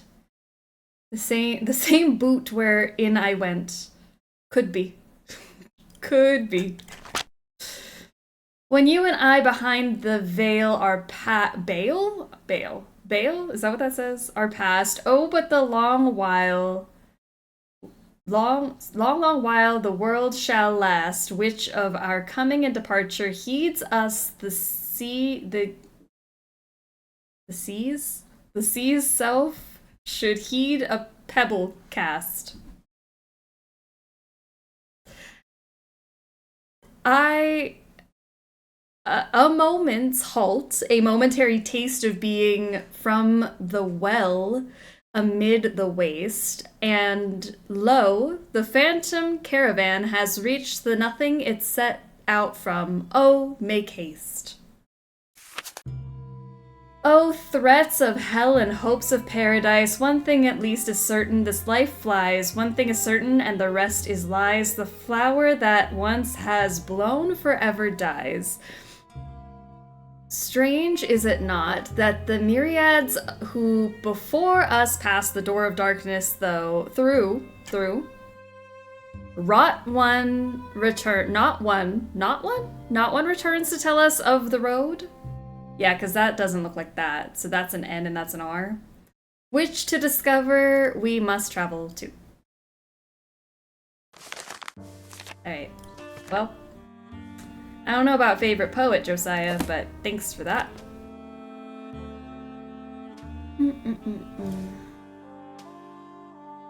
Is this your sewing machine?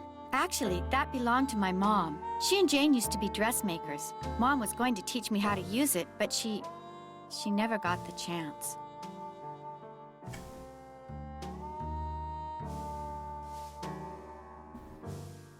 I guess off we go to explore some more. So kids, what did we learn?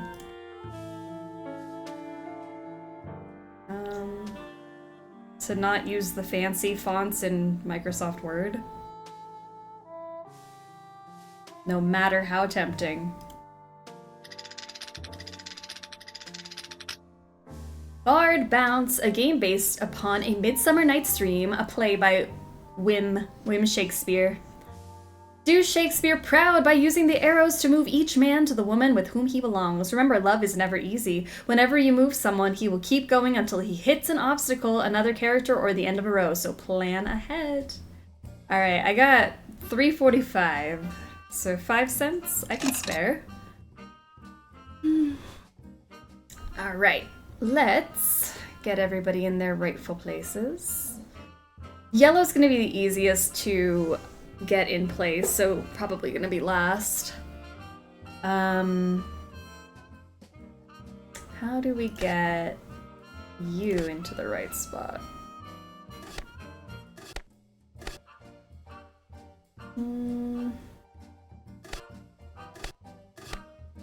Maybe like this? Pop you in like that.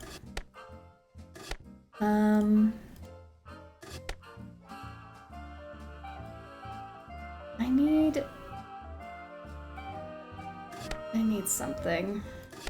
What? I'm not sure. Ah, wait, that was nice, but now I have no one to help me out here.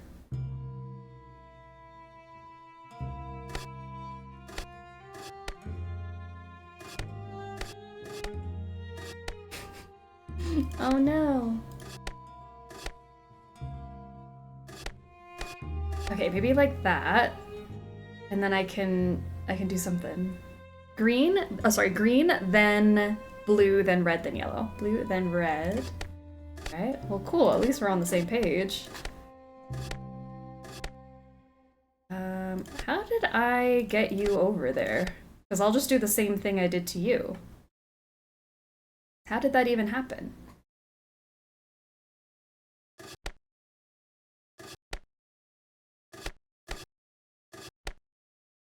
What did I do? Oh, this. I did this. I'm not dumb. I'm just slow. Alright.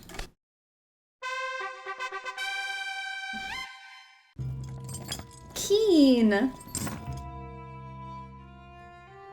You go so fast, I can't keep up. Sorry. I feel like with these, it's like so hard to explain what to do. So I just try my best to click until we get it. Alright. Hobo sign language becoming widespread. As the number of homeless men drifting from town to town looking for handouts increases with hard times, so does the use of the peculiar signs and symbols they have developed to communicate with each other. To see the hobo symbols in action, you may well need to look no further than your own backyard. For example, is there a circle with an arrow coming out the side drawn in chalk or coal on a nearby sidewalk? It means the hobo is telling his fellow vagrants to go this way. If the arrow is drawn through the circle, then he's telling his fellow vagrants do not go this way. Is there there a circle with an X in the middle on your fence? Then expect visitors because it indicates that this is a good place for a handout. A plain, empty circle might be more to your liking, for it means nothing here. What follows are some of the most common symbols and their meanings, so the next time you see one on a fence, wall, or railroad trestle, you'll be in the know. Hit the road. Good place for a handout. A kind gentleman lives here, a kind woman lives here. There's no use going this way, go this way, fresh water, bad water. The owner is in, there are thieves about, keep quiet, barking dog here, dangerous neighborhood, the sky's the limit, authorities here are alert, and there is nothing to be gained here. Gosh, I love this music. Clever Hans. Late last century, a retired teacher named Wilhelm von Osten set out to prove that animals are far more intelligent than commonly believed, and that they are perfectly capable of adding, subtracting, even telling time, provided they receive the proper education. He bought a horse called Hans and proceeded to teach him arithmetic as if he were a schoolboy, using carrots instead of a hickory stick to elicit the desired responses. Amazingly, within 2 years, Hans was able to give the answers to mathematical problems by pawing the ground. More amazingly, the horse was almost never wrong. Von Osten was convinced that he had indeed taught his horse arithmetic, and for years it seemed to everyone who saw Clever Hans in action that Von Osten was right. Of particular interest to the scientific community was the fact that the horse was able to give the correct answer even when Von Osten was not present, which ruled out the possibility that his master was perpetrating a hoax by giving him subtle hand or voice signals. But finally, a scientist named Oscar Funkst observed that Hans gave the correct answer, that is, he pawed the ground the correct number of times, only when someone whom the horse could see knew the answer to the problem that had been posed. This meant that the horse was a liar, indeed reacting to visual cues. Eventually, Funkst proved that Hans's cleverness lay not in his math skills, but in his uncanny ability to perceive tiny, involuntary body movements. When the pawing horse reached the correct answer, the people around him would react, albeit unconsciously. A slight nod of the head, a relaxing of the shoulders, a straightening of the back all were cues which, to Hans, meant that it was time to stop pawing and enjoy the carrot that was sure to be forthcoming. Von Osten, who all along had unwittingly been providing his wonder horse with the correct answers, died 5 years later, far too disillusioned and humiliated to appreciate the invaluable lesson that his misadventure in equine education had inadvertently taught the rest of us. Thanks to Hans, we now know that what people do without being aware that they are doing it can often speak volumes. And thanks to his master, we know if a man wants to believe that something is true badly enough, he'll often unconsciously find a way to make it true. But like Hans, the more observant we are, the more likely it is we'll pick up the cues that the believer is inadvertently providing us with. Cues that will ultimately allow us, like Funkst, to discern fact from fancy. Yeah. And Hans knew the answers because the horse wasn't a liar. He was just answering questions that the people didn't realize they were asking. Like, at what point will all the humans get super excited? He's like, I'll just keep doing this until they start clapping. Oh, that's how I'll know. Alright. Well, looks like I need to get the bird from one side to the other. Thanks, Nancy. That sounds like a plan.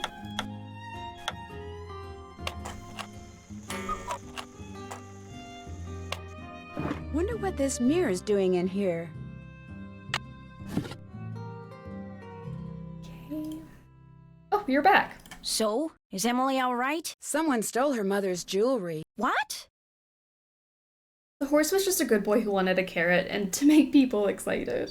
Did you happen to see anyone go upstairs during all the commotion that the fire caused? No. You mean someone stole it while everybody was rushing around trying to put out the fire? Hypers! If you can't trust a fireman, who can you trust? Are you sure no one besides you and Emily was in the kitchen this morning? Positive. Well, I suppose someone could have snuck in the back door. Are you saying someone caused that fire on purpose? To distract us? It's possible, don't you think? But I'm the only one who knew she had that jewelry.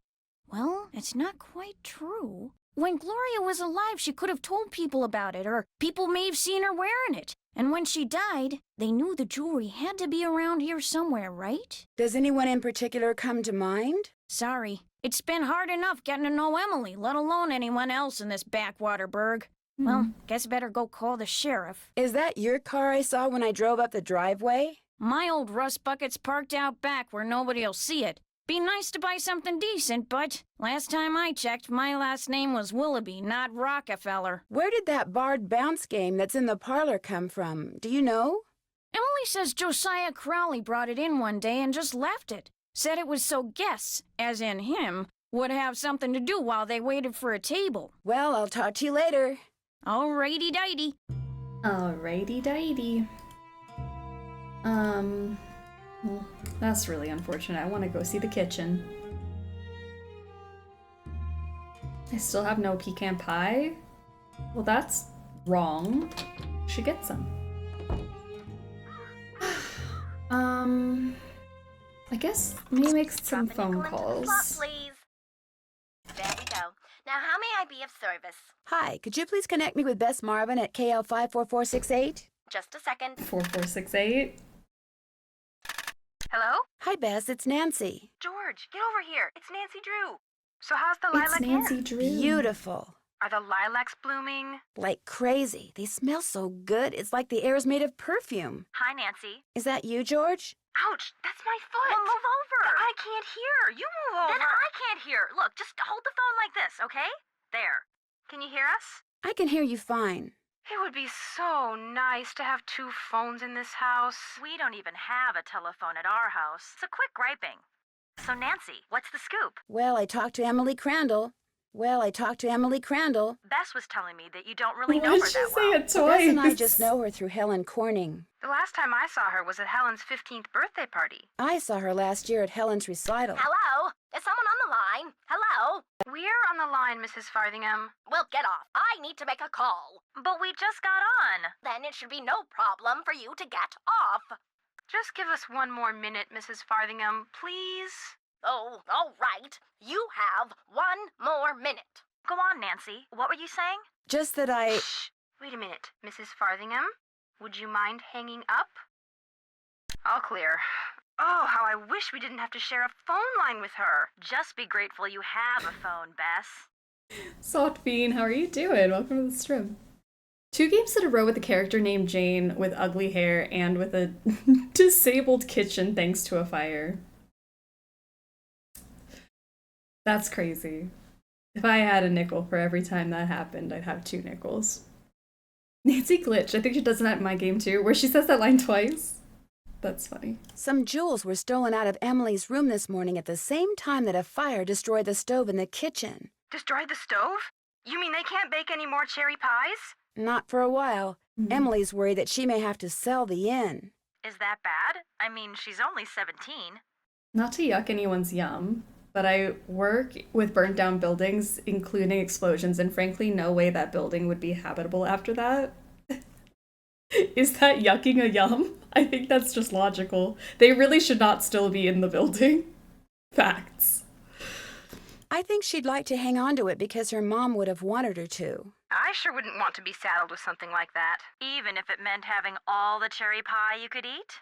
I hadn't thought of it that way. Helping run the inn is all she's ever known. Are you girls still on the line? We're not done talking yet. Well, I've been patient long enough. You girls get off right now. But we... Right now, or the next call I make will be to your father. We gotta go, Nancy. Aww. That's all right. I'll call you later. And I'll thank you not to listen in. Oh, don't worry, Mrs. Farthingham. Only nosy busybodies listen in on other people's phone calls. Yes, well, hang up and be quick about it. Bye, Nancy. Talk to you soon. I want cherry pie now. It's fine. You know, it's fine that they're just hanging out in there. Oh, fine. Don't worry. Totally. Alright, what kind of pie do you guys want? We've got blueberry, we've got cherry, we've got chocolate, and that's it. That's quite literally it. I really want pumpkin pie. It's almost the season. I'm ready. I'm gonna start cranking out my pumpkin pies. Chocolate all the way. Chocolate pie does sound really good. Sorry, not sorry with the chocolate pie. It looks like it has mold on top. Wait. It does kind of look like a mushroom. With little moldy splotches. I always thought the chocolate pie reminded me of mold. Oh gosh. Seatbelts, everyone! Soft Bean, thank you for the follow. Welcome aboard the struggle bus. We struggle through games, life, and literally everything. So, welcome. Alright, so let me rephrase. We have cherry pie, that's an option, blueberry pie, or mold pie. Whichever you guys feel like. I can see the fuzz. Ew.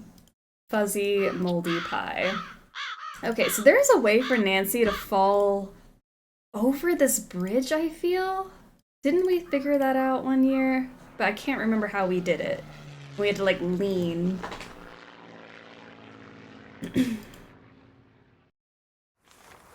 Don't pick up the paper. Alright, I'm not picking up the paper. And then I'm crossing the bridge to pick it up while I'm over the bridge?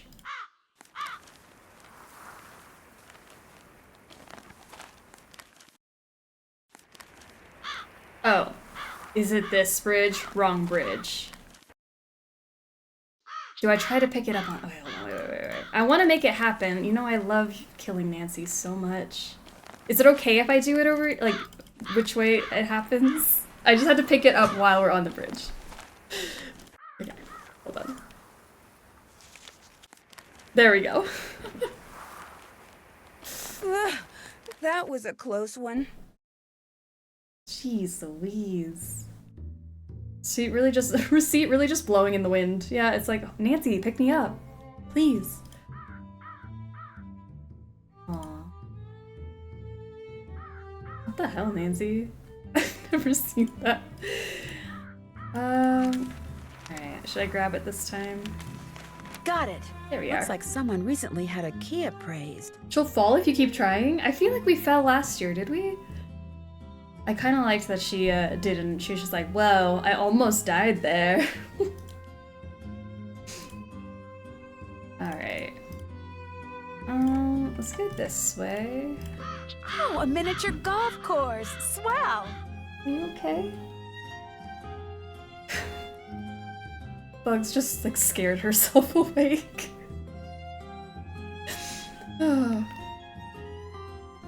It's okay, I'll get over it someday. I'm sorry, guys. I should have made her fall.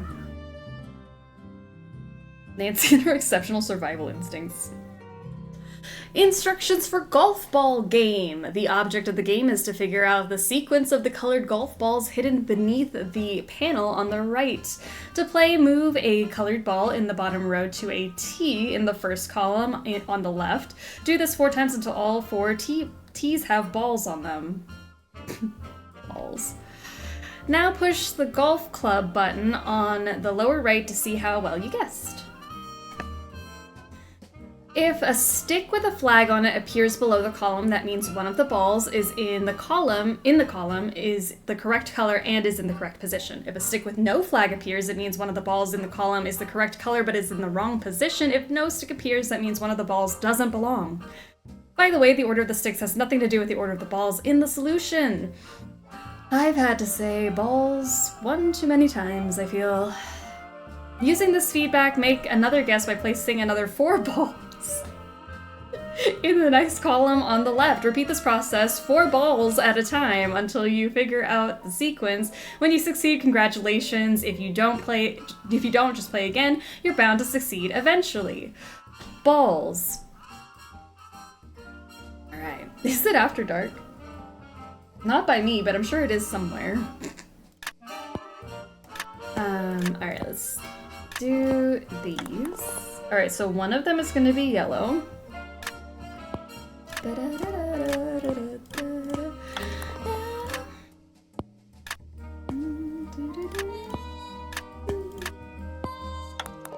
Ooh, that looks good. Red and blue. Interesting. You try to ignore the word balls. Challenge impossible. I thought I really held it together there too. Can't beat this music. It's so good. It's just so joyful. It's fun. 8. The moon in the sky was once heard to say, it's high time I saw this thing known as day. So the moon checked its clock and rose with the sun before long. It realized just what it had done. It's far too bright here. I've made a mistake. What heat, what havoc the sun can create. Our second word of the day, we learned 8. I want to go back. So when dusk came again, the moon rose when it should and said, ah, 'tis 7.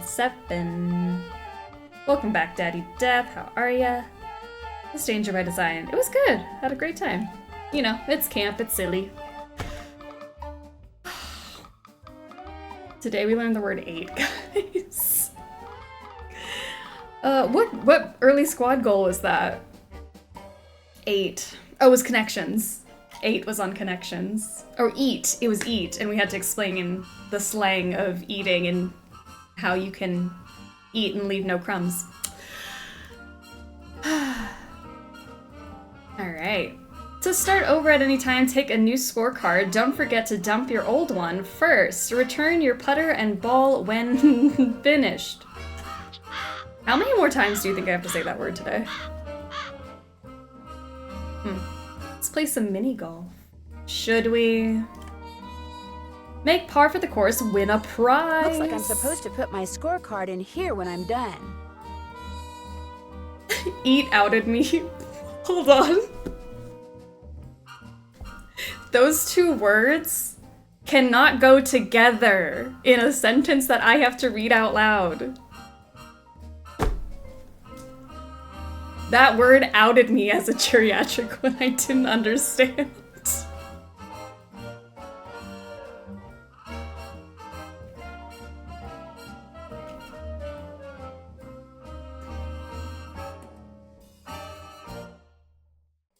What?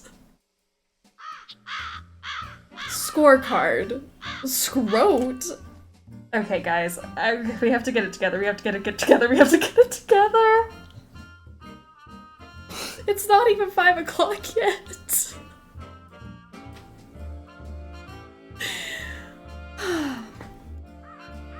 Let's play some mini golf. This is us being together. It's like Beetlejuice. I said balls 3 times and summoned Struggle After Dark. Ooh. Let's go play some golf. Deep breaths. We got this. Next thing you know, she'll be showing her wrists on camera. Oh, that's too much. Okay. We gotta get everything in 5? That's really not bad. I didn't realize Junior was much easier. Okay. I mean, duh. But 5. We can get it in 5. That seems fine. Alright, let's stick our ball.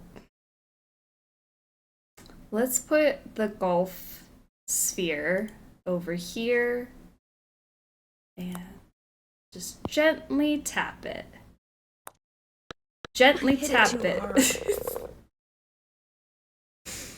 Just put the balls in the hole, easy. That's how it works. Alright, now we're gonna hit it hard. And this way. Great. We're doing good so far. I'm gonna pop it in there. Great, hole in 2.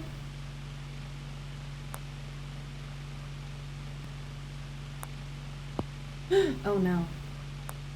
This one could be my downfall.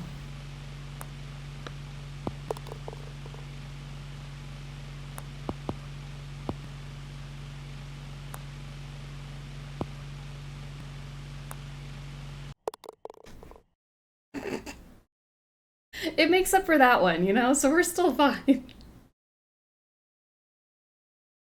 Nina's ignoring all of our comments. Yeah. Did you guys not know you were in timeout right now? Was that not clear? Maybe I should have made it more clear.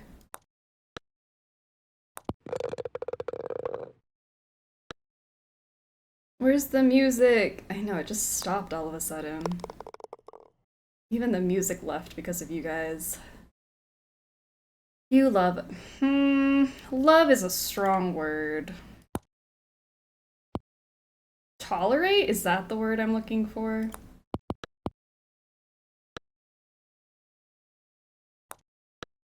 Oh no, Nancy.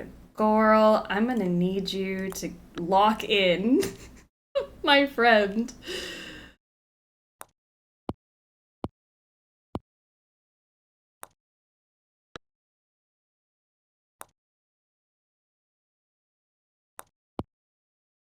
Nancy. Don't play with me right now. Love is strong and the correct word? Aw. Hooray! We started off so good. But still, we got it. First try. I was like, she'll be fine. She has 11 strokes left, but you're blowing it, dude.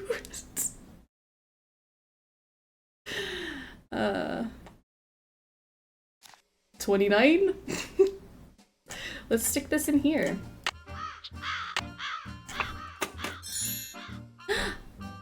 A little toy pony.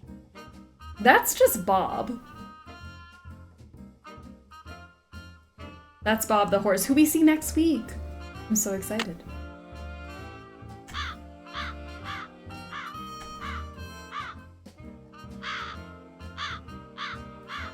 You did it on purpose to drum up some drama, obviously. I was just pretending to struggle, as I do every day.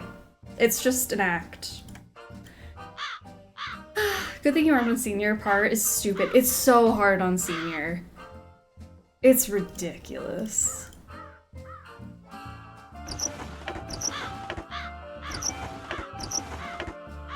And got a horse named Bob from the other game. What happened to Bob? What? Bob got turned into a toy. If this is us with mini golf, Shadow Ranch is going to be interesting. Shadow Ranch is the most unhinged we ever get during a Nancy Drew game. Over here, Miss Drew. Over here. Find the toy mouse and give it to Yuri, would you please? Otherwise, he'll just keep meowing. He hates strangers. We don't do hinged on this bus? Honestly, I feel like Old Clock is the most tame, hinged game. Until today. Find the toy mouse yet? I believe it's by the table. Alright, Flim Flam Daddy. Give me a second. I hadn't even looked around yet.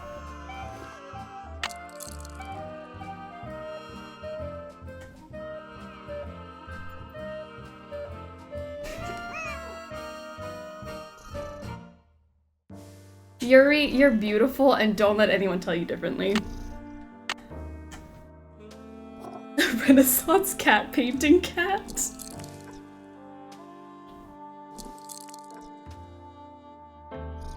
Oh god, that poor cat. Only poor cat because Yuri lives with Topham. That's it. So cute.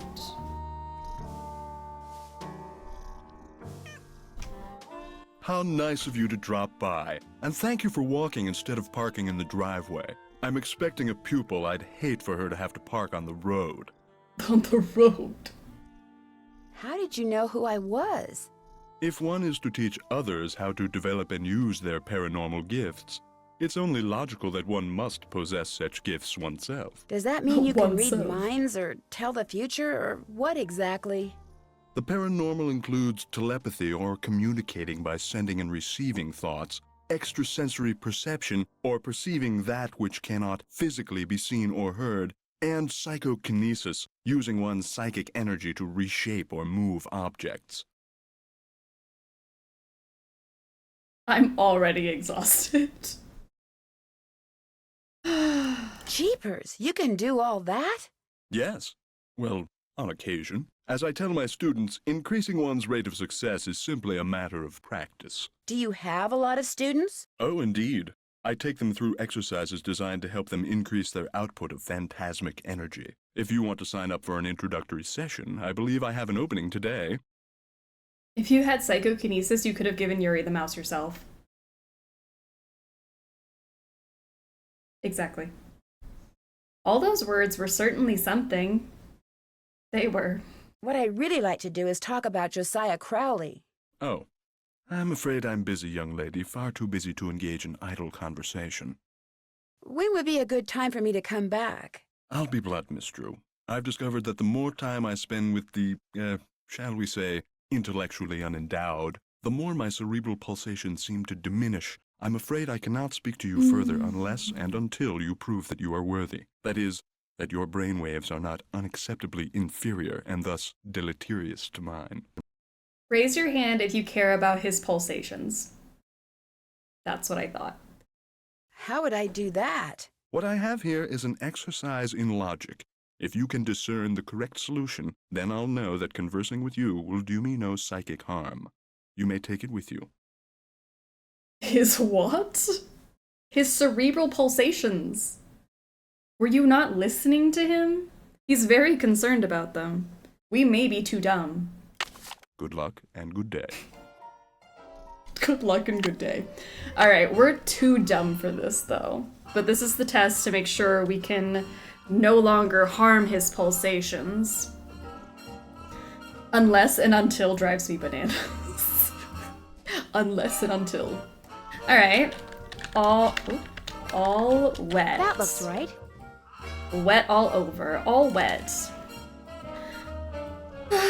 Doll up. Am I smart or what? I like that Nancy's saying this in front of him. Double cross. I'm getting there. One of my pros, the fake magician. Flim Flam Daddy, the fake magician. I was doing fortune teller earlier, tried to do it again, but it's on a cooldown now. Hold on. When was that? Oh, I see it. Ursulin with the 2112. I see it. Thank you for telling me. Sometimes I'm in the middle of a conversation with a character and then I don't see it. Dry up. You know what? So that smart, looks guys. right. Alright, hold on. 2112 for Ursulin from the Bungalow Mystery. 21, 1, 2, 3, 4, 5, 6, 7, 8, 9, 10, 11, 12. She closed the door. She closed the door. I feel like we're closing the door on all the awful things. We're moving on. Finding a different door, maybe. Does that mean anything? Does it sound right? She closed the door. It's a really short, straightforward one. Setting a boundary could be that. Love a positive fortune. I really like that one. Close the door. Don't worry about what's behind that door anymore. We're moving forward. I guess I closed the door. Look at that. Look at that. Closing a chapter in your life for something new. I like that too. Moving on to a new era. Love.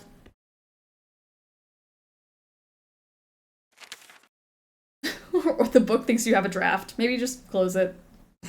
Don't let the wind in. Big Am I smart or what?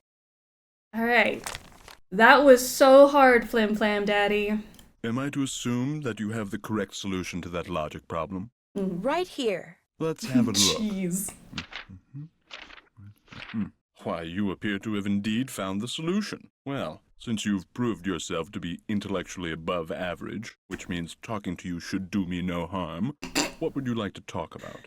I didn't catch until very recently that you hear some of these phrases in conversations while you're delivering telegrams. Yes. So if you ever needed a hint for it, it's there. So you go deliver telegrams, they use those phrases. It's cool stuff. Why he kinda... Is he a hear me out?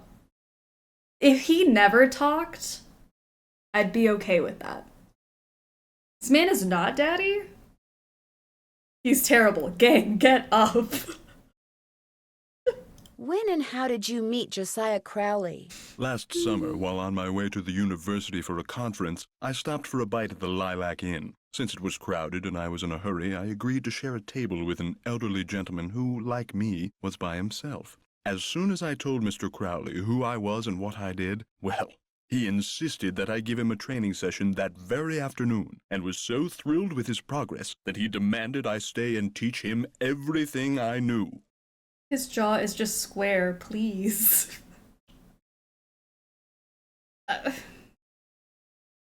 Yeah, I can be easily swayed by a square jaw.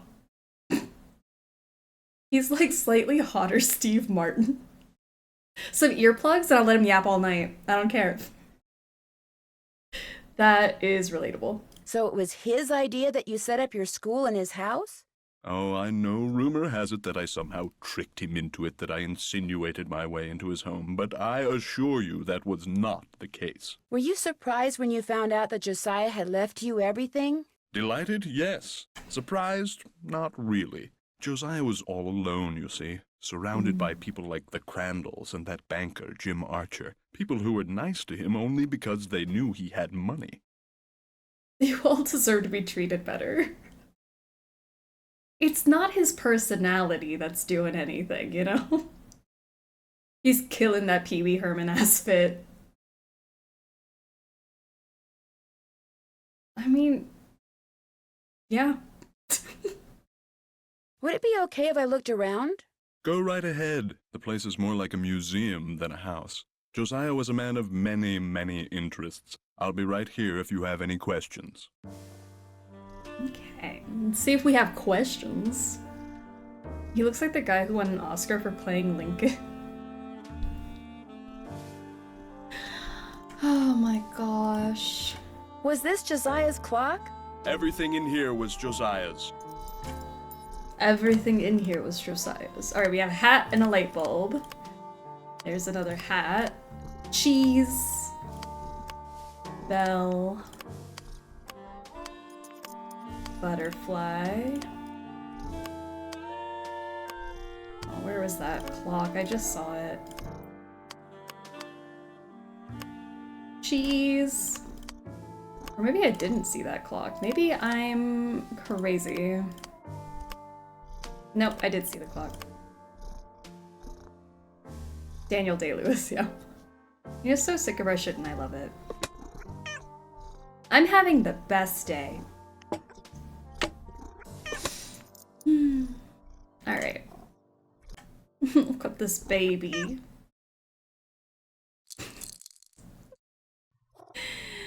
Maybe you're crazy. I mean, maybe I am. Not maybe, I am. For sure. 100%.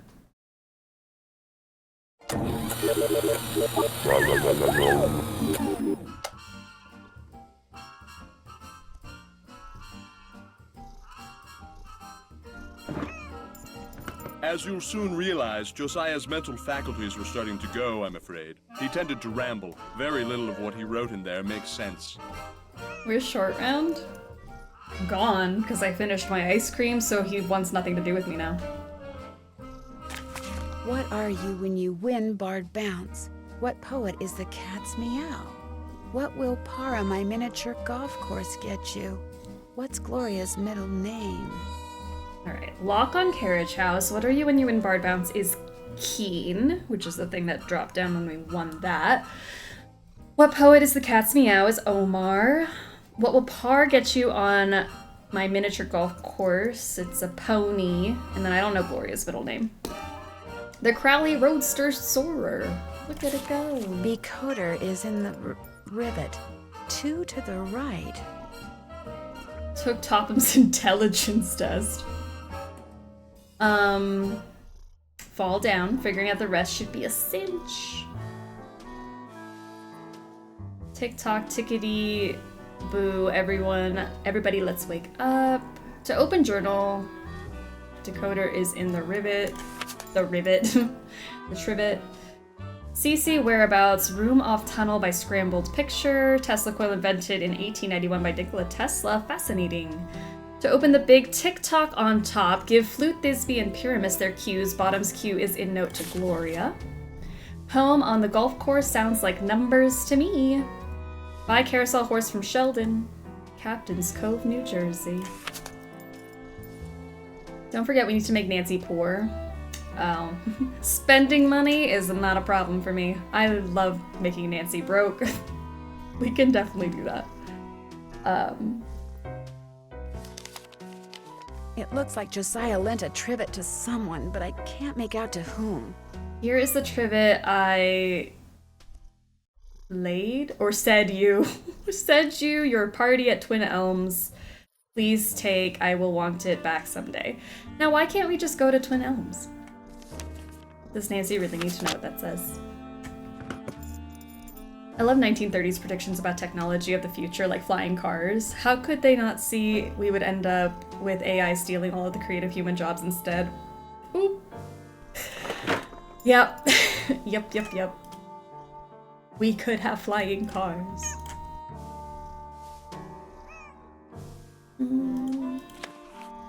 Putting physics to work in the modern world. Crookes radiometer. A radiometer is a device which measures the intensity of heat and light, radiant energy. In 1873, Sir William Crookes developed a special kind of radiometer in which 4 square vanes were mounted on the 2 arms of a small rotor inside a clear glass bulb. Most of the air was pumped out of the bulb, resulting in a near vacuum, and the rotor was balanced on a vertical support which allowed it to turn in with a minimal amount of friction. Each of the vanes was black on the one side and silver on the other. The vanes revolved around when exposed to light, always spinning as if the light were pushing on the black surface, making it appear to Crookes that light was applying pressure to the dark vanes. But this explanation for the radiometer effect was soon called into question. Since dark surfaces absorb light and shiny surfaces reflect it, light should actually apply more pressure to the shiny surface of the vane, which meant the shiny surface should appear to be pushed by the light. Since this was not the case, some other principle had to be at work.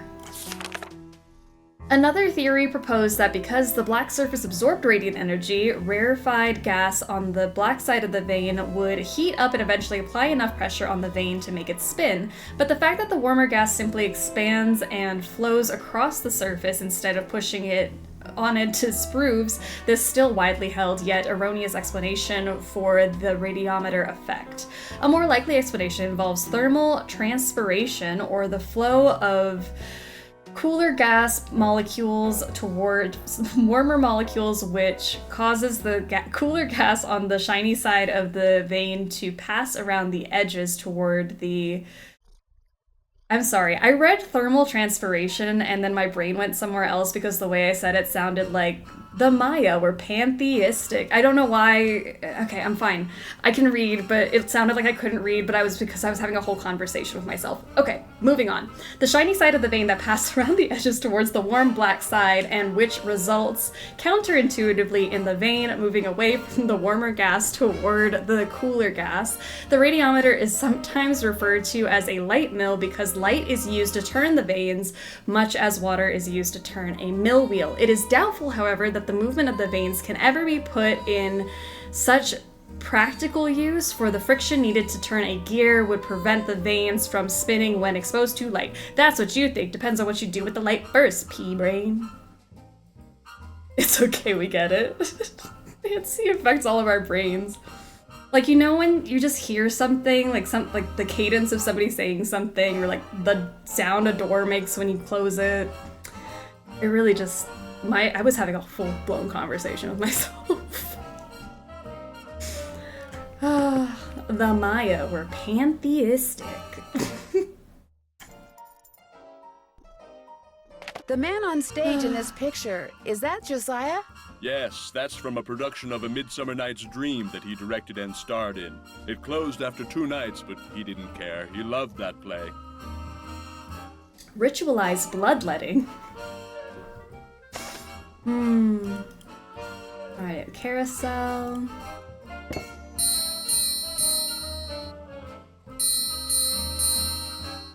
Thank you.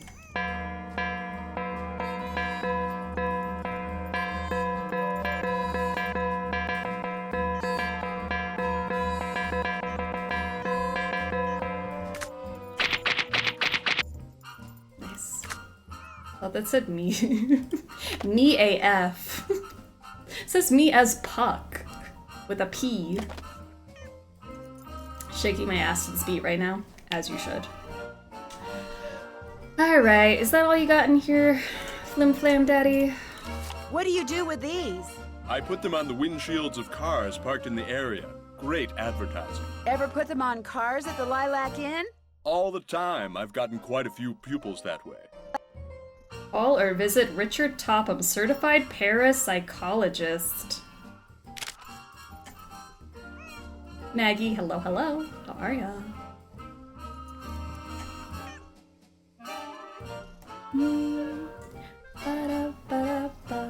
My tablet censored shaking my ass. That's so funny. Now what? What's in the carriage house that's out back? Do you know? That was Josiah's workshop. I assume it contains even more detritus. Would you happen to know what Gloria Crandall's middle name was? I haven't the foggiest. It was nice talking to you. The feeling is almost mutual. Almost. Almost mutual. Thanks. Alright, so what did you say? Keen, Omar, Pony, and now we need the middle name. Gotcha. Let's see if anyone knows. What's cooking? Have you met Richard Topham? Yeah, I've had the displeasure of meeting that quack. You don't think he can help people develop their psychic powers? The only thing he's good at is separating little old ladies and dim-witted rubes from their hard-earned cash. In fact, he came over while they were putting out the fire today. Asked me who you were, and I was so frazzled at the time, I told him. I don't usually give that crackpot the time of day. Josiah Crowley seemed to think he was legit. Like that circus fella said, there's a sucker born every minute. Me? I think ESP is a lot of J-U-N-K. Does the miniature golf course that's out back belong to the inn? No, that was Josiah Crowley's. Way I hear, he built it himself. Was it open to the public? Nope, it was just his own private little course. Can you imagine? Wish I had money to throw around like that. What was Emily's mom's middle name? Do you remember? Course I do. It was... Oh, piffle. It's right on the tip of my tongue. It was... It'll pop into this feeble brain of mine one of these days. Why don't you just go ask Emily? Well, I'll talk to you later. Alrighty-dighty. This chick is part of my Nancy Drew Nightmare blunt rotation. Nightmare rotation, for sure.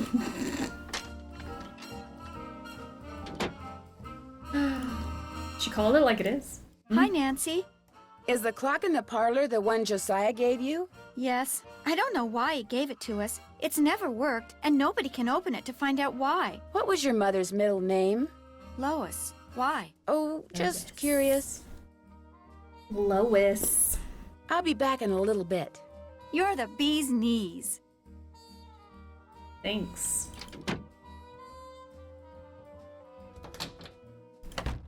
Alright, let's go to this little shed. Carriage house, excuse me. Alright, so Keen. And then we need Omar.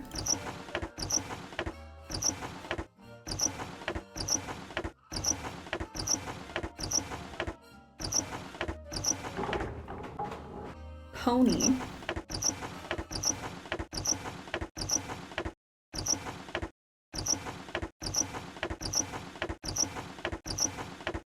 Everyone like that squeaky noise?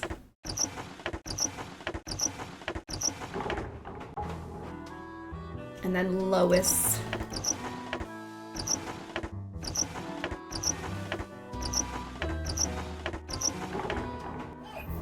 hope you censor the ankles when you post the VOD. I mean, if she chose to leave them out, it's not on me. I just hope it doesn't get flagged, you know? It was very grating to the ears. Glad to hear it. Freshwater fish of the Midwest. Bogart's Pond Fish Lake. Alright, yellow perch, yellow water, shallow water minnows, walleye, deep clear water earthworm, red ear, fish, deep clear water grubs, smallmouth bass, grass beds and like grubs, largemouth bass, grass beds, minnows, catfish, rocky water earthworm. What year was WD-40 invented? We need some. We do need that. It was very squeaky. Something about this clock reminds me of the poem I saw at the mini golf course. We've lost the ability to speak. Yeah. And unfortunately for me, I have not lost the ability to see chat. But maybe one day. Alright, 1, 2. 1, 2, 3. Yeah, 4. 2. 8. 8. 2. And then 7. 'Tis 7. You know, doesn't want to read us? No, you misunderstand. I don't want to read. Period. I'm sorry we hurt you so, but not really. 6, 3, 12, 9, 4. 8, 10, 6, 1, 5.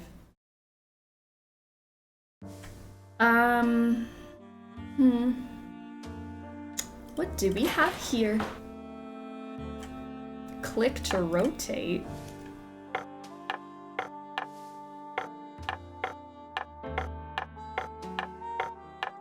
Is this Pips, the new New York Times game? Alright, we're gonna connect those. And then these. 1. That seems right.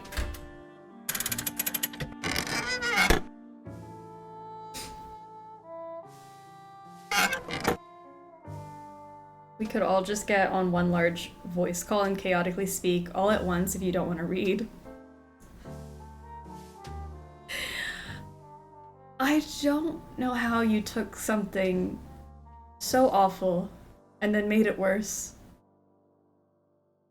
That sounds like a terrible idea. I don't mind reading anymore. I think I would go crazy. I wonder what goes here.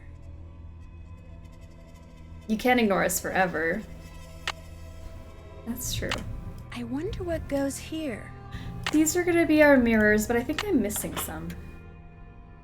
So awful. Aw, she's talking about us. Yeah. Awful, said affectionately. I wonder what goes here. You know what, Nancy? Give me a second. Alright, we're missing one mirror.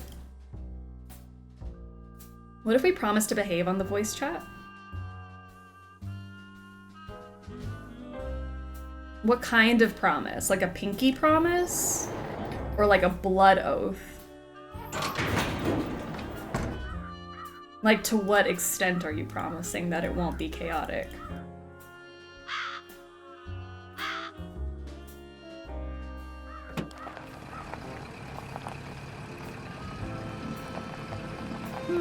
That car I saw before is gone. I don't break pinky promises, so I shall not be making one. At least you're honest. Alright, look at our little roadster! Whee!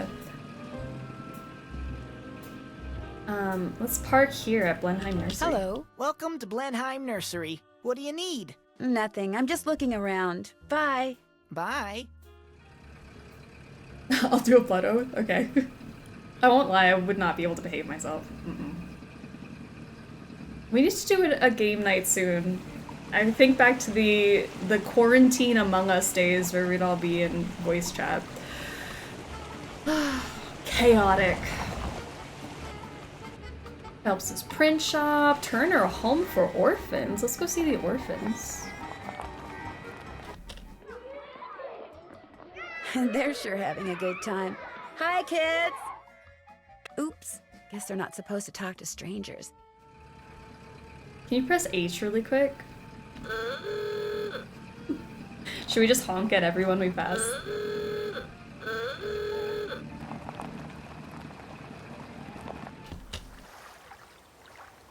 A nice, quiet fishing hole. Neat. Neat. The fish don't exactly seem to be jumping. Okay. I would pay real money to be a part of that crew playing. No money involved. We just haven't done one in a while. And we need to. We did Phasmophobia on stream. That was chaotic. I feel like anytime we've ever done a voice call, you know what? You can imagine. I don't need to convince you that it's absolutely insane. We usually do them for the 24-hour stream, so when I eventually find the 24-hour stream date, you know, we'll do it.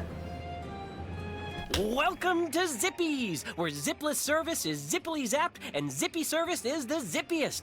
Fill her up. We do Jackbox night? Jackbox night, pretty please. We do need to do. We're also due for a Jackbox night. That's okay. I changed my mind. Bye. I missed the Fall Guys game night last year. Oh my gosh, Fall Guys was also chaotic. We gotta do that again. I'm itchy to play some Fall Guys anyways. I feel like I go into like Fall Guys phases. Sorry, I'm running around aimlessly. Not aimlessly, but... Something I can do for you? Distracted. Well, my name's Nancy Drew, and my father said Say no more. You're here to pick up some papers. They're in that envelope. Thank you. You're welcome. Say, is that your roadster out there? Yes, it is. Did I park somewhere I shouldn't have? No, it's just that my regular driver never showed up today, so I've got no way to deliver all these telegrams. How would you like to earn some extra cash? You mean you want me to deliver them for you?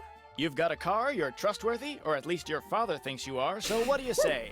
I'll pay you 25 cents each time you complete a delivery.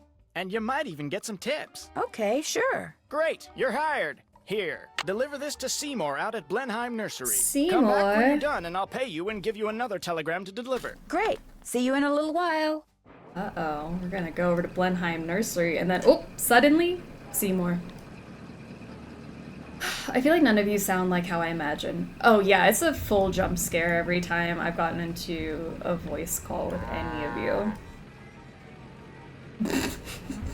Because you all have little voices in my head. Oh, and also when you guys message me on Instagram and it's like your government name and I don't know who you are. Hello, I've got a telegram for Seymour. Just leave it on the desk there. I'd, tip you, but as you can see, my hands are filthy. What are you doing? I'm trying to doll up some of my plants before this guy named Mr. Martin comes in. He's a big cheese at some oil company, and I'm hoping he... Ow! Did that plant just bite you? It did kind of feel that way. I think I'll be going now. Bye! What do I sound like in your head? I don't want to say, because what if you take it offensively?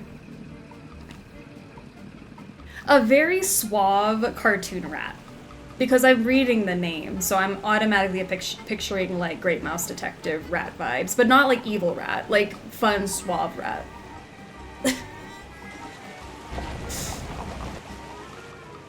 I want to know what I sound like. Well, obviously Princess Jasmine. I feel like a lot of how you guys sound in my head is based off of your names. I'm not very creative. Love Great Mouse Detective. So good. Such a good movie. You think I sound suave? I do. I really do. Did you deliver that telegram? I sure did. Good for you. Here's your money. And here's your next telegram. Take this to Counselor Alice out at Camp Avondale. Keep up the good work. Camp Avondale?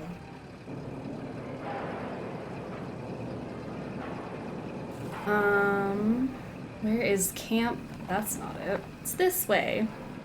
Now I'm blushing. Do I sound British? No, not British. I don't think any of you have an accent. Which I'm sure most of you, if not all of you, do have some sort of accent. But in my head, it sounds like my accent. Hi, I've got a telegram for a counselor here named Alice. That's me. Hang on. Oh, go dry up, Jason! What a jokester. Anyway, thanks. Jason. I'm afraid I don't have any money to tip you. That's okay. Have a swell day. I didn't want to disappoint. What if I said yes, you all sound British to me, then you'd have to get in voice chat and all do your British accents. Otherwise, I'd be devastated. Alright, well, I gotta plan this day now. We'll pick some games, we'll play together, and then I'll get to hear everyone's lovely voices. Did you deliver that telegram? I sure did. Good for you. Here's your money.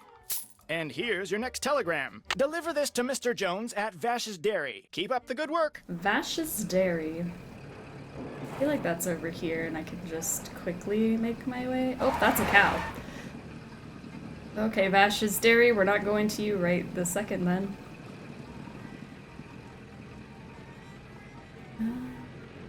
Just kidding, I can go this way real fast. Hello, I need to deliver this telegram to Mr. Jones. That's me, thanks. You can tell me I'm all wet, but I don't have any money to tip you with. All wet? Wait a minute. Here, how about a nice fresh glass of milk?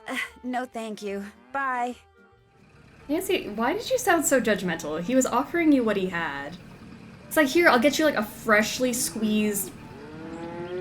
Okay, I don't know if you call milk freshly squeezed. Like, that's an orange juice thing, right? You don't call it like freshly squeezed milk. Never mind, I take back what I was saying. It's kind of weird. Sorry. Did you deliver that telegram? I sure did. Good for you. Here's your money. And here's your next telegram. This one goes to Miss Ross at Sunnybrook Farm. Keep up the good work. Alright. I would love fresh milk. I mean, I would just take it to be polite. Hi, I have a telegram from Miss Ross. My name's Rebecca, and I'm only 10, but I'll deliver it to her for you, I promise. I won't let you down or double-cross you or anything like that. Well, okay. Thank you, Rebecca. No sweat. I mean, you're welcome.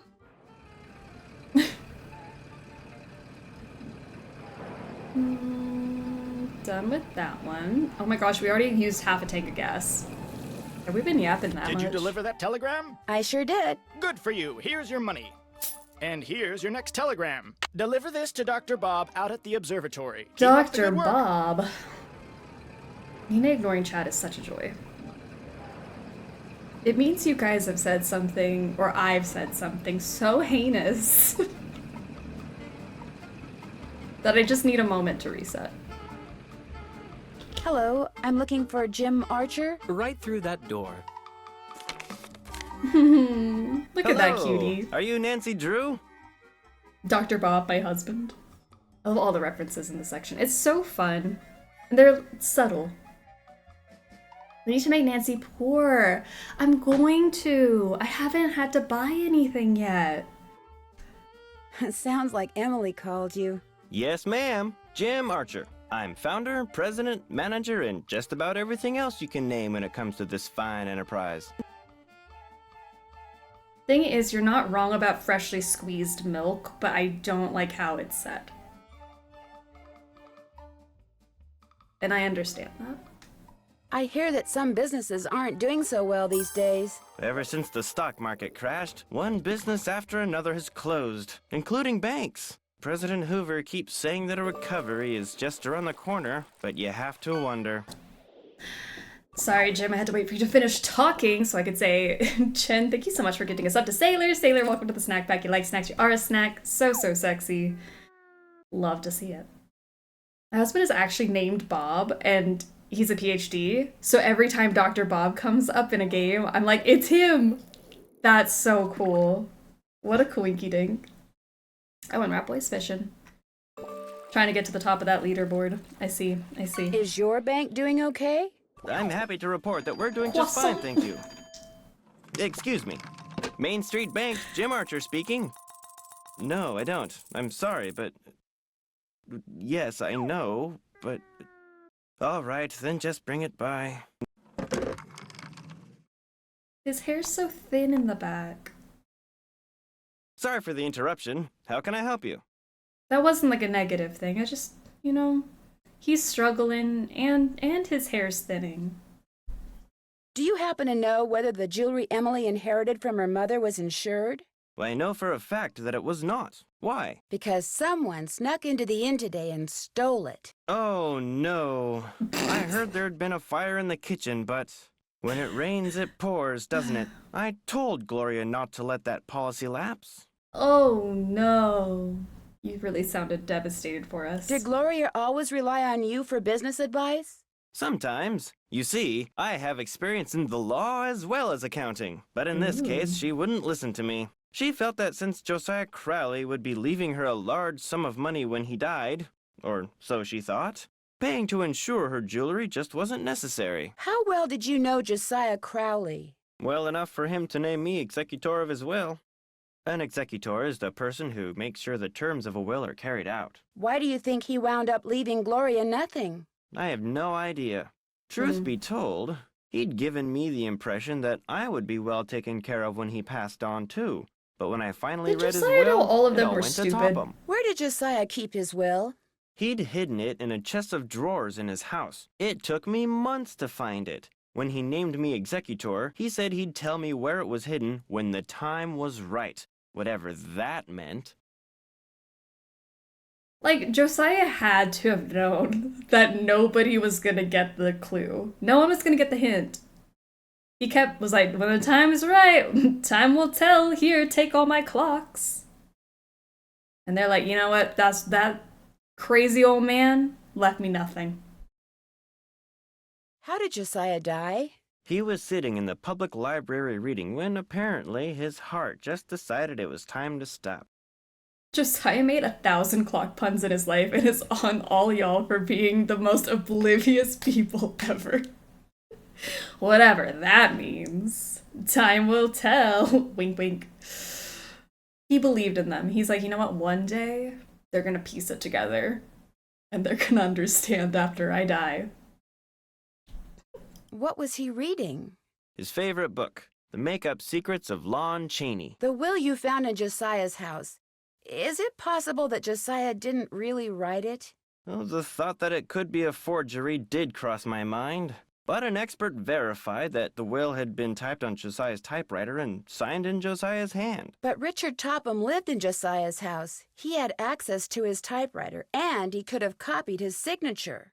As far as the law is concerned, the matter is closed, Miss Drew. But it's possible that Josiah's real will is still out there. Are you sure he never gave you any clue as to where he'd hidden his will? Whenever I asked him, he said he'd tell me when the time is right. Although, he got a safe deposit box here about 3 years ago. Oh, I mean, he did say this one thing, which is crazy, but it also had to do with time. Jimmy boy, Jimothy, Jim Staffer. This is a kindergarten level riddle. My God. Maybe that's where his real will is. Topham has tried to claim its contents, but he can't find the key. This is one of the more realistic old man dies and leaves elaborate treasure hunt plots. Yeah, I do like it a lot.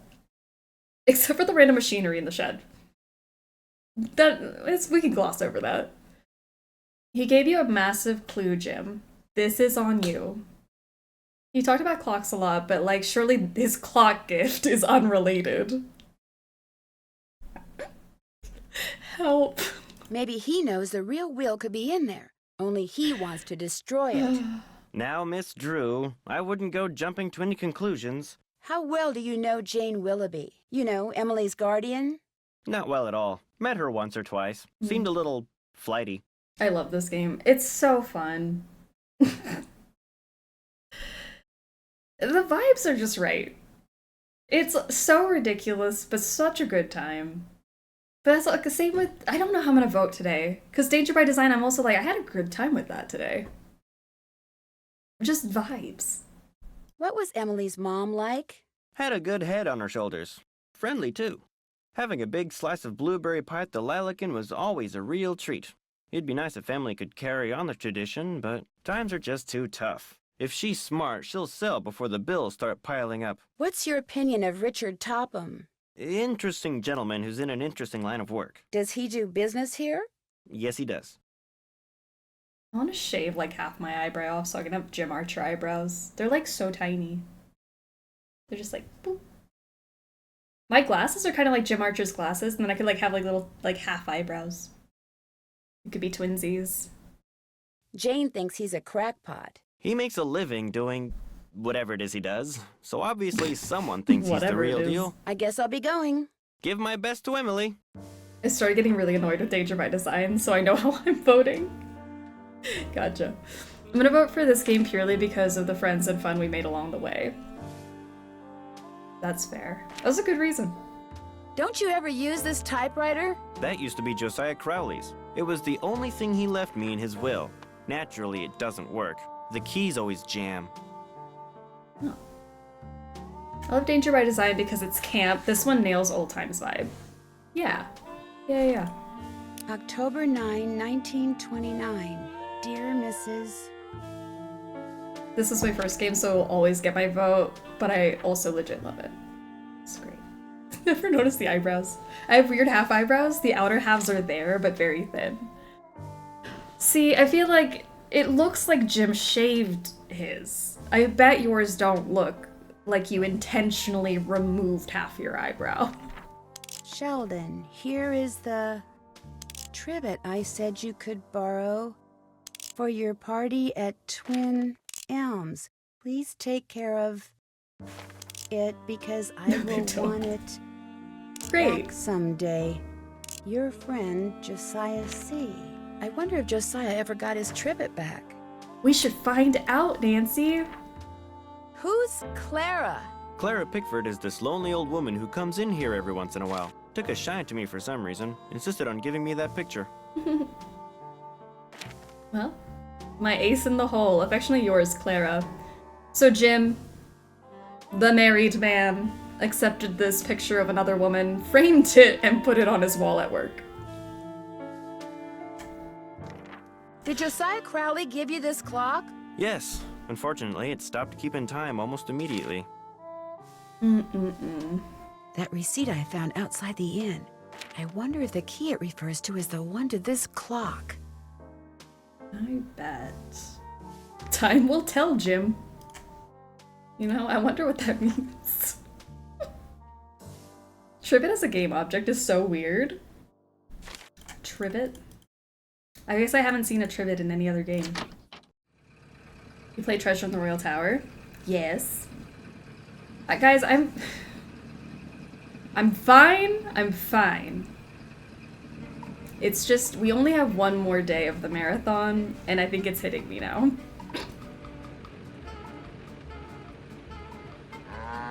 Totally normal behavior, yeah, I agree. I also hang random pictures of women in my house. Oh no, we're getting much. Stop it.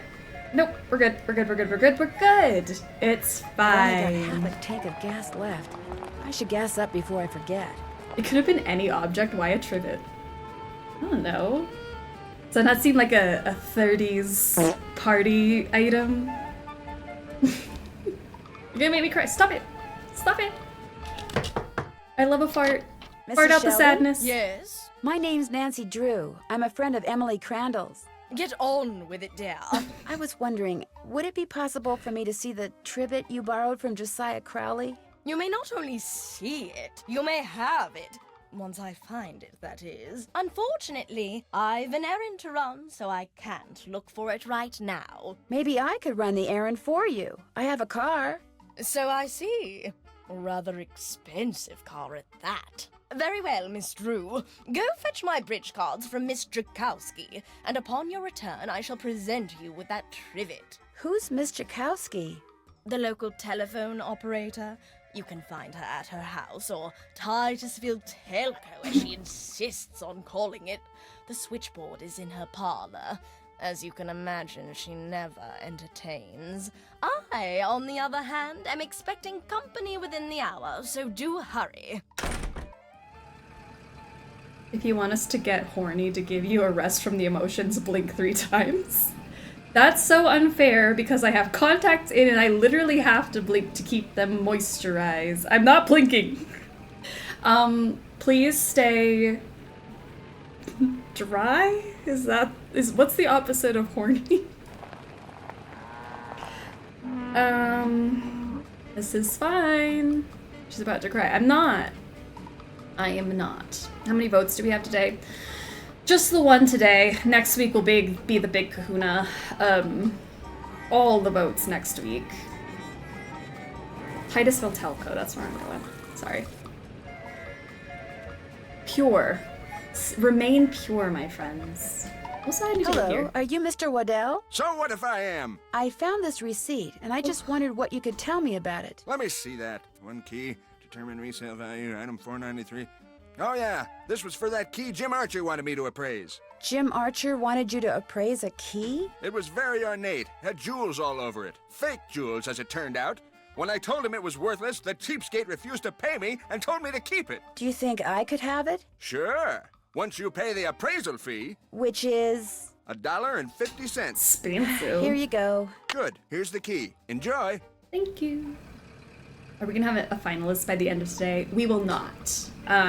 So next week will be a top 4, then the top 2, and the final. Today's just the one. Thank goodness. I can't emotionally handle removing more from the bracket. Yeah? Are you Miss Jakowski? Yeah, and you are? Nancy Drew. I'm a friend of Emily Crandall's. You know, at the Lilac Inn. Oh, yeah! I put you through to your father, didn't I? You pick up those papers for him yet? Actually, Wait a minute. How did you know about that? See this headset I'm wearing? I plug it in and what do you know? I hear things. Look, I'm kind of pressed for time. Going to a party and it takes me a while to get dolled up. What do you need? Mrs. Sheldon asked me to pick up her bridge cards from you. Tell you what, I'll get you those cards if you drive that fancy car of yours over to the orphanage and pick up some raffle tickets from Mrs. O'Shea. I should be able to unload a ton of them tonight. I'd be happy to. Good, I got To the them. orphanage! Yeah, I'm coming. I feel like that would have been such a fun job. I want to be a phone operator like that. What games are we playing this week? Do we know yet? I need to build my schedule around a need to be here or a nice to be here. Okay. I don't know. I think I was narrowing it down to a couple games. Excuse me, are you Mrs. O'Shea? Yes? My name is Nancy Drew, and... Stephen, put that down this instant! We do not run with sticks in our hands. Or in our mouths. I'm sorry. You were saying? Miss Jakowski asked me to pick up some raffle tickets from you. Oh, yes, the raffle tickets. The fact of the matter is Elsie, no hitting. I can't even think about those raffle tickets right now. I promised the children they'd each get a toy for going a full week without breaking anything. And I'm short 5 toys. Do not eat that, Clarence. Would you like me to get 5 toys for you? Oh, goodness, if you could do that, I'd be please. forever grateful. They can be any kind of toy at all. The children aren't the least bit picky. Of course it tastes bad, Clarence. It's a pine cone. I better go rinse out his mouth It's before... a pine cone. Oh, would you look at that? He's actually chewing it. You're not a squirrel, Clarence. Spit that out this instant. What AFK after asked about Treasure of the Royal Tower. That was my first game when I was like 8 and it's my fave. It's so nostalgic. I think that was, I don't know if it was my second game, or it was definitely my first few because I played Final Scene first and then I think it went backwards. So nostalgic. I think in the bracket it got like almost immediately eliminated. If I'm remembering correctly, which is devastating, but toys, I'm going to get toys. Yeah, I love Treasure in the Royal Tower. Such a good vibe. Is it this way? I need to go to the general store.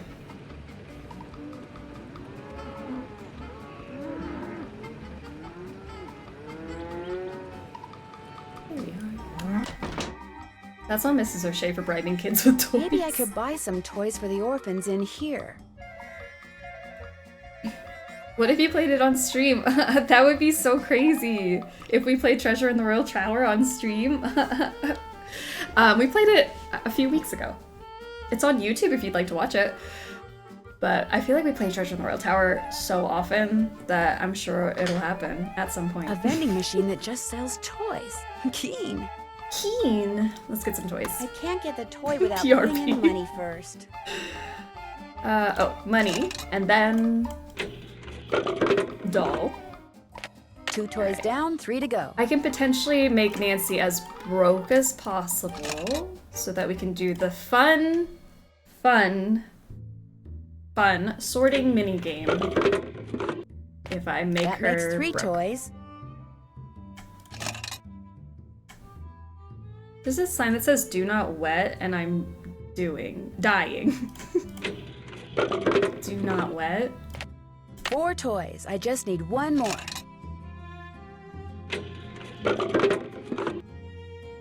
5 toys. That's all I need.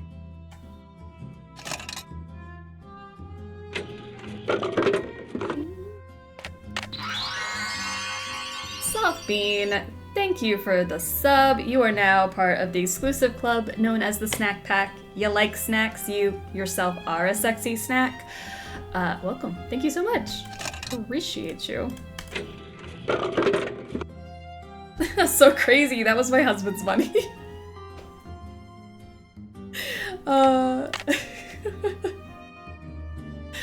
Iconic behavior. You mean the one where Zippy locks you in his basement and makes you go through the Saw-like puzzle of sorting very similar but somehow differently shaped nuts and bolts? That's what I'm talking about. Yes. Wraith, thank you for the follow. Welcome aboard the Struggle Bus officially. You know, we struggle. Okay, $1.25. I need to spend some more money. Also, the orphans! Oh gosh. Okay, hold on. I'm trying to do too many things at once. That's really my problem.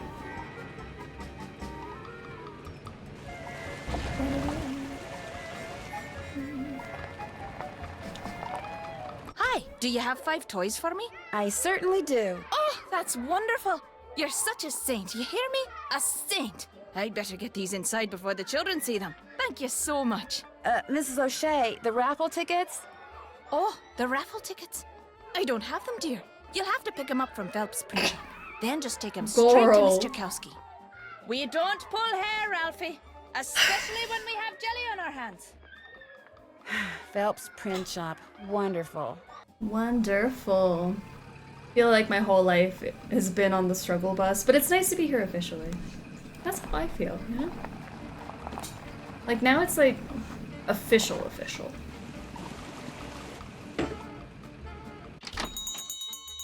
Sorry, young lady, I'm about to close. I'm just here to pick up the raffle tickets you printed for Mrs. O'Shea. No, darn it. I did tell her I'd have those done today, didn't I? You well, did. I'm sorry, but they're just gonna have to wait until tomorrow. Oh, but I need to have them today. And I need to go fishing. Fishing? My brother-in-law thinks he's hot stuff because he caught an 18-inch largemouth bass this morning. So I bet him I could catch a 19-incher by the end of the day. And if I do, I get his stamp collection. And if I don't, he gets mine. And since stamp collecting is about the only hobby I can afford these days, I am going fishing. I know. You stay here and print those raffle tickets, and I'll go fishing for you. Not everybody can catch a 19-inch largemouth bass, you know. It takes skill and muscle and brains. Bass are pretty smart. I can do it, Mr. Phelps. You better be right, because you're not getting those raffle tickets until I get my 19-incher. You can use my gear. I left everything out at the fishing hole. Great. I'll see you later. I subbed off stream and was never informed of my snack or sexy status. What was my sexy status? I blacked out. Can you say it again? All right, for anyone who's got a donut or a cupcake by your name,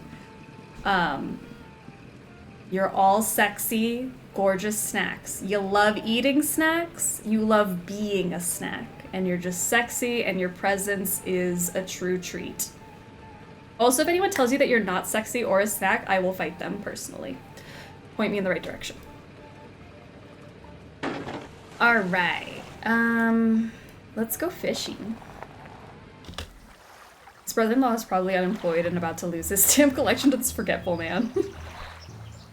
First thing I need to do is bait my hook. Ooh, yuck. Yuck. Now I toss this in the water, and when the bobber goes under the water, I need to pull the line up fast. The rest of us are ugly crumbs. No! No, you just don't have an official badge.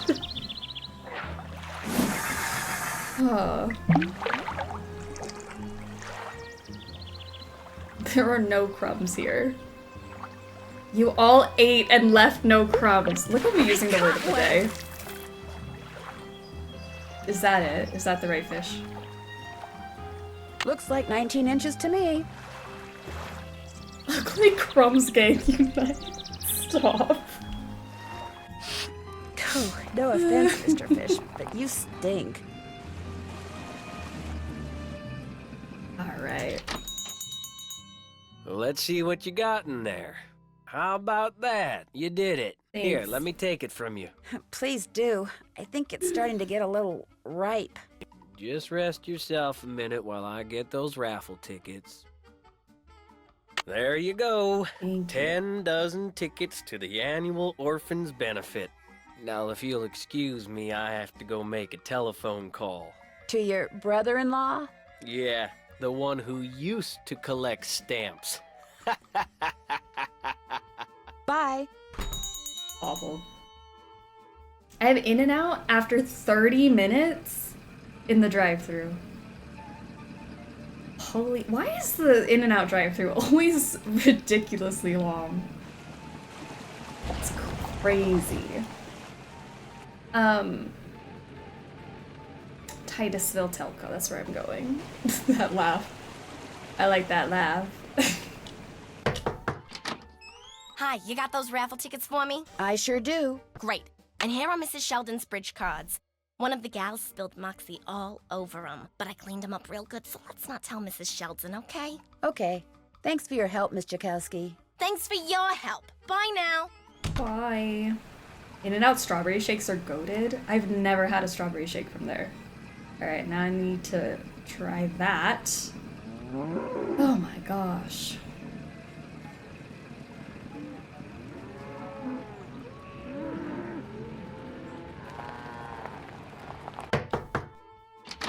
Do you have my bridge cards? Right here. Good. And here is Josiah's trivet. I didn't realize when I asked to borrow it that it was such an eyesore. But once a sumptuous dish of my buff stroganoff was placed atop it, I assure you, no one noticed. Now do run along. My guest will be arriving any minute. And that dress of yours, it's, well... I like this dress. It's very flouncy. You are very flouncy, Nancy. Alright, so we got our trivet. Look how beautiful it is. Philip, thank you for gifting a sub to Riku. Riku, look at that! You are also now a sexy snack. Someone who likes snacks, is sexy, just being a snack. I want Nancy to run out of gas. That would be fun. Or like run over a bunch of potholes. Let's see if I can do something to her. No longer an ugly crumb. Stop. No one's an ugly crumb.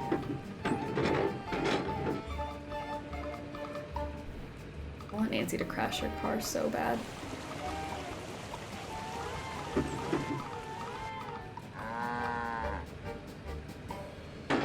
Oh, I can also do... I mean, I don't know what time will tell means, but I bet I could do something with this clock. Not that clocks have anything to do with time. It would sure be nice to be able to open this thing. Oh, should I ask permission first? Let me not just go stuffing my key into another man's clock like that. Hello again. The key that you had Mr. Waddell appraise, could that be the key to the clock that Josiah Crowley gave you? It might have been, I suppose. You know about that? I found the receipt on the path to Richard Topham's house. Really? I thought I'd thrown it out. You see, when he told me the key was worthless, I lost all interest in it. So, it would be all right if I kept the key for myself? I have no use for it. In fact, if you want that old clock, you can have it too. I guess I'll be going. Nice talking to you. Is he wearing blush? Oh. I think he's just naturally embarrassed all the time.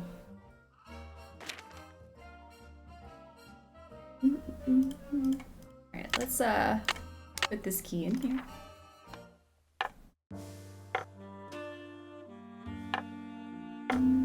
That looks good. Uh-huh.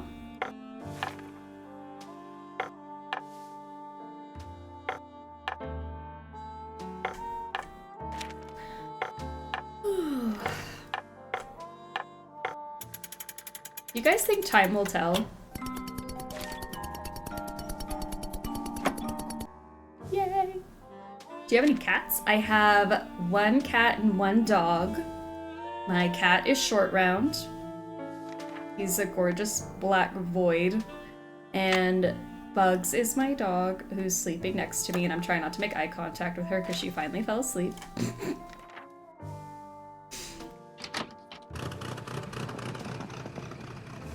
Oh no, I'm out of gas.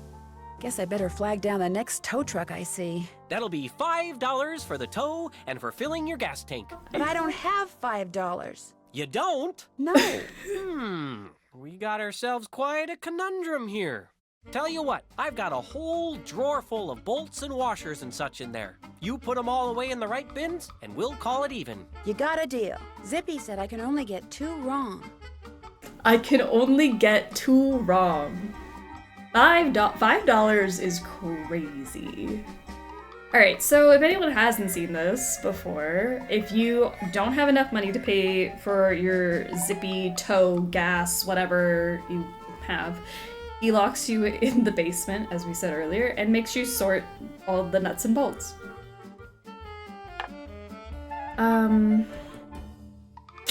It's super fun. What happens if you get 2 wrong? Do they kill you? They take you out back. Yeah. Shotgun out back. That happens. I think it's this one. They all kind of look the same. The Zippy takes you out back and gives you the old yellow treatment. That's it. Alright, so we got these giant disc things.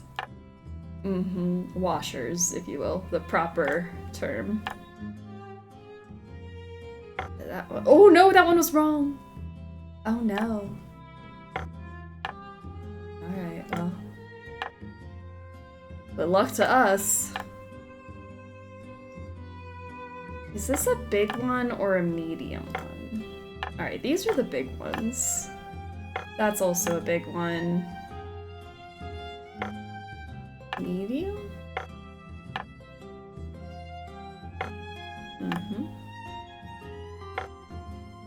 That's a baby. Oh no. Alright, I've got 2 wrong. If we make one more mistake, we go out back. Sorry, you didn't do it right. You're gonna have to start over. He dumped the drawers back out. He's like, you know what? Do it again. Alright, big bolts. And there's no cops around. Anything's legal. What if we just left? It's not like Nancy hasn't stolen things before. We could steal the tow service.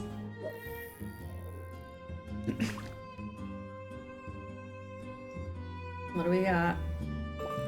I'm trying to figure out if this is big or small. Medium, I mean. Joel the Sturgeon! Love Joel.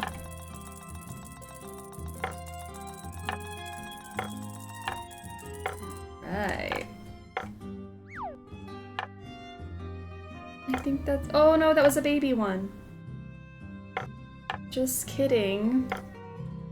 We're never getting out of here, guys. I'm sorry.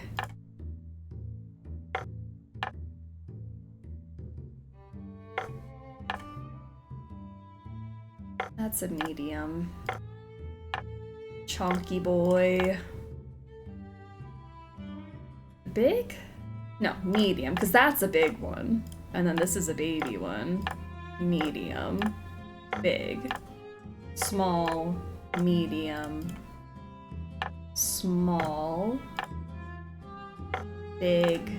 Big. Small. You did it!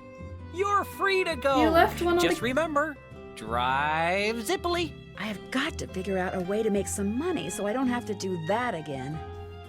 You didn't like that, Nancy? Okay. I remember the nuts and bolts economy like it was yesterday. Alright, so let's go tell Emily. That's her name. That too bad, so sad. The jewelry was not insured. Hi, Nancy. Did Josiah ever say anything about hiding his will somewhere? No, but he was always hiding stuff. I know because he was always writing reminders to himself about how to find it. But whenever the subject of his will came up, he'd just say he was happy knowing we were going to be happy when he passed on. Time will tell. That's all he'd say. Do you have any idea where Josiah may have hidden a safe deposit box key? He could have hidden it anywhere. He always said his favorite hiding place was right under people's noses. I'll be back in a little bit. You're the best. No, you're the best. Okay. Jane. Oh, Nancy, I'm afraid there's been more trouble. Don't tell me something else blew up. It's Emily. Oh, this is silly. I'm her guardian. I should just make her sell this place. She's only 17, for Pete's sakes. She should be out meeting boys and going to parties, not trying to run a business. Miss Willoughby, what happened? Just go ask her and make her tell you everything. At least Emily didn't get a clock, but they did. This one. They all got clocks and a clue. She should be in the club. Emily! Throw that ass in a circle. Jane told you, didn't she? Not really. That picture on the wall over there, I saw it move. I was just sitting here and it moved all by itself. I saw it move, I really did. Last week, a book fell off the shelf for no reason. Oh no. And before that, I heard these weird noises. And almost every day I hear a voice, like a whisper, coming out of nowhere. Jane thinks it's nerves, but I don't want to talk about this. Did you see Jim Archer? I'm afraid I don't have very good news. The jewelry wasn't insured? Nope. Your mom dropped the insurance in order to save money for... Shh! Did you hear that? Hear what? Shh! Nothing. I'm going to have to sell the inn, aren't I? You know, it's possible, just possible, that the will that was found was not the will Josiah wrote. You mean he may have left us money after all? No, that's wishful thinking. And I refuse to get my hopes up again because they'll probably just get dashed again. Listen, I feel bad enough that you drove all the way out here for nothing. Maybe you should just go home. Okay. Anyways, we're gonna go home now. Mystery solved. Sailor has redeemed fortune teller. Let's do it. Page 89, line 9. 1, 2, 3, 4, 5, 6, 7, 8, 9.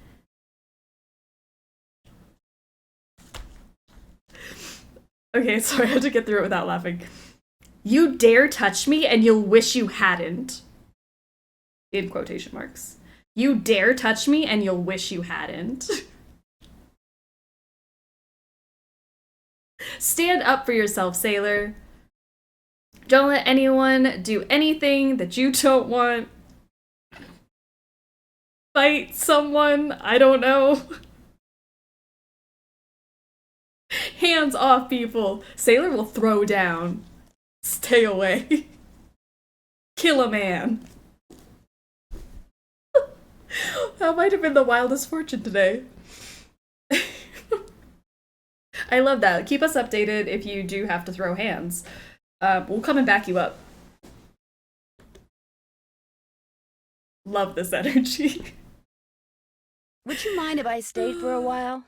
No, but I really don't feel like being sociable right now. There's nothing for you to do. Okay. I'd like to see if Josiah hid a second will somewhere. What are you? Some kind of Sam Spade? Well, just because I've never solved a mystery before doesn't mean I can't. Anyway, there's no harm in trying, right? Who knows? I might turn out to be good at it. Be my guest. Who knows? I'll be back in a little bit. You're the best. I could not be more pleased with that fortune. It was a great one. Snaps rhythmically like West Side Story. That'll be us. Alright, why is this picture What made this picture move? Crazy. Alright. Well, it's like you said, Jane. She's crazy. So, what did Emily say? Did she tell you about the pictures and the voices? How long has this been going on? For about 2 weeks, I guess. You know what? I'll bet it's me. I'll bet it finally hit Emily that I'm just not Gloria and I never will be, and that running this place is always gonna be all up to her. And it was just more than her poor mind could bear. It's probably true. I'd like to kind of look around. Is that okay with you? You betcha. And keep an eye out for those jewels. The sheriff's not going to investigate. He said since nobody got robbed at gunpoint or anything, coming out here again just didn't seem necessary. Said it sounded to him like the jewelry had just been misplaced. You see, well, it only felt fair to tell him about Emily's, you know, delicate state of mind. Well, I'll talk to you later. Alrighty-dighty. It took over 30 minutes to get in and out and like 10 to 15 to eat out. That's how it happens. I hope it was good. Alright, I have another mirror now, I believe. I have Jim's mirror. So, let's put it up here. And then pull this lever.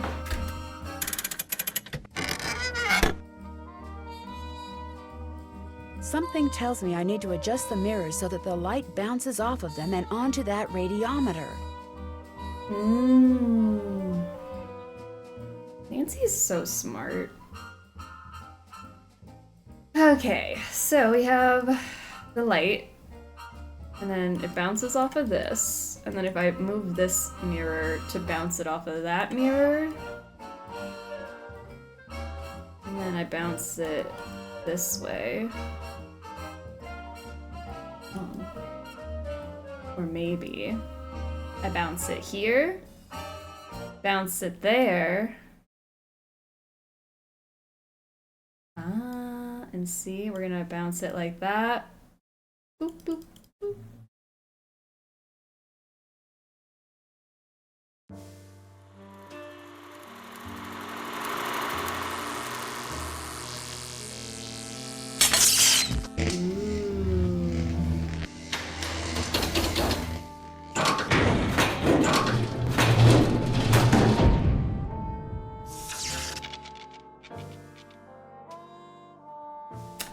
Beautiful. Forget where you put Elwat, Marcel's band, you old coot. I've seen these symbols before. They were in that newspaper story about hobos.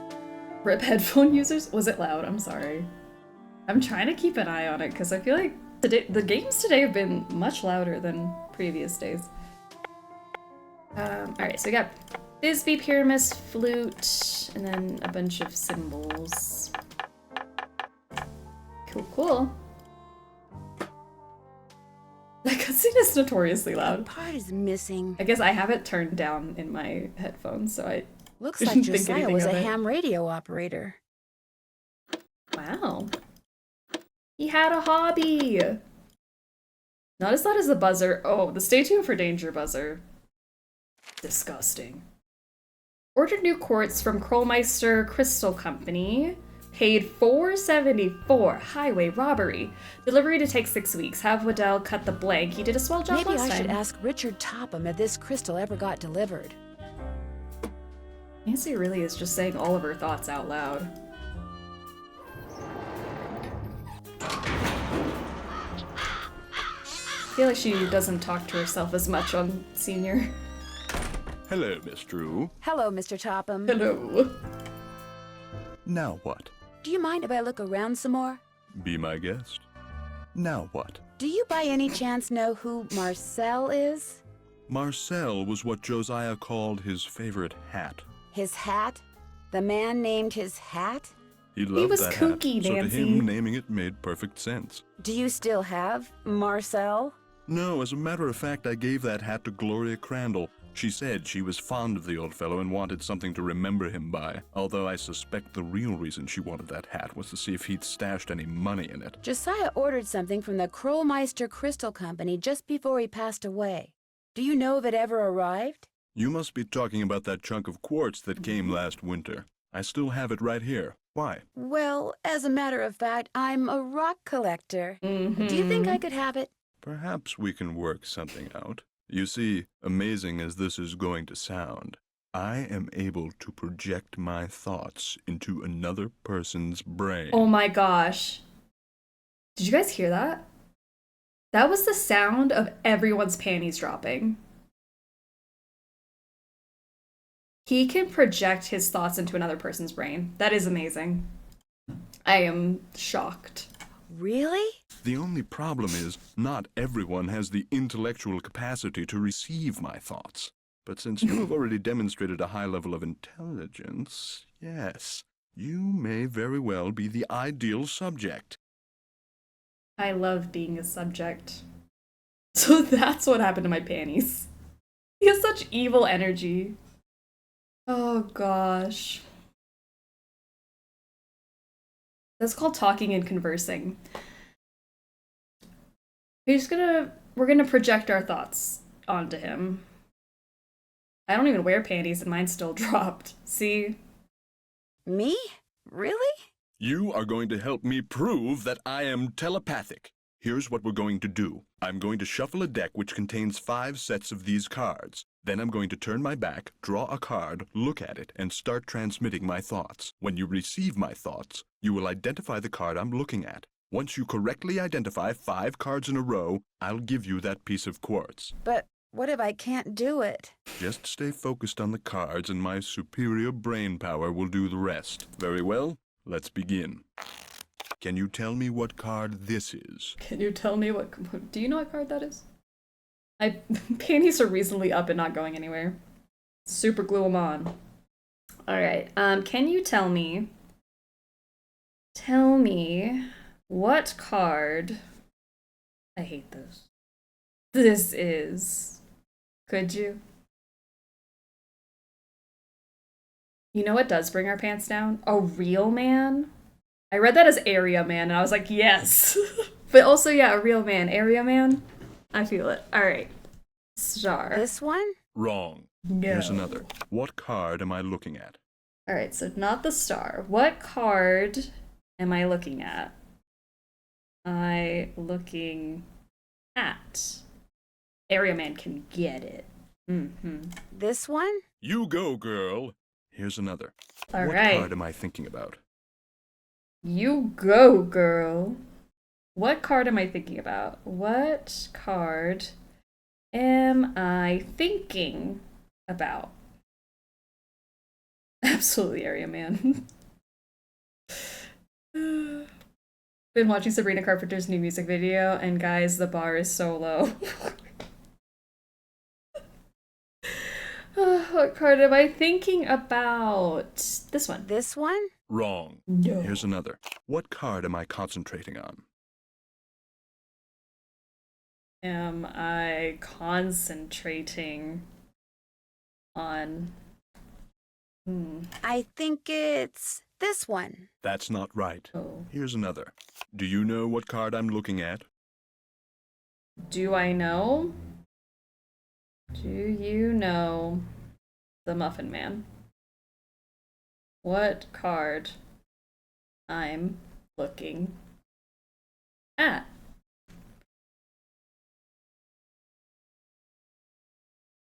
This one? Wrong. Well, you failed to correctly identify 5 in a row. Shall we continue?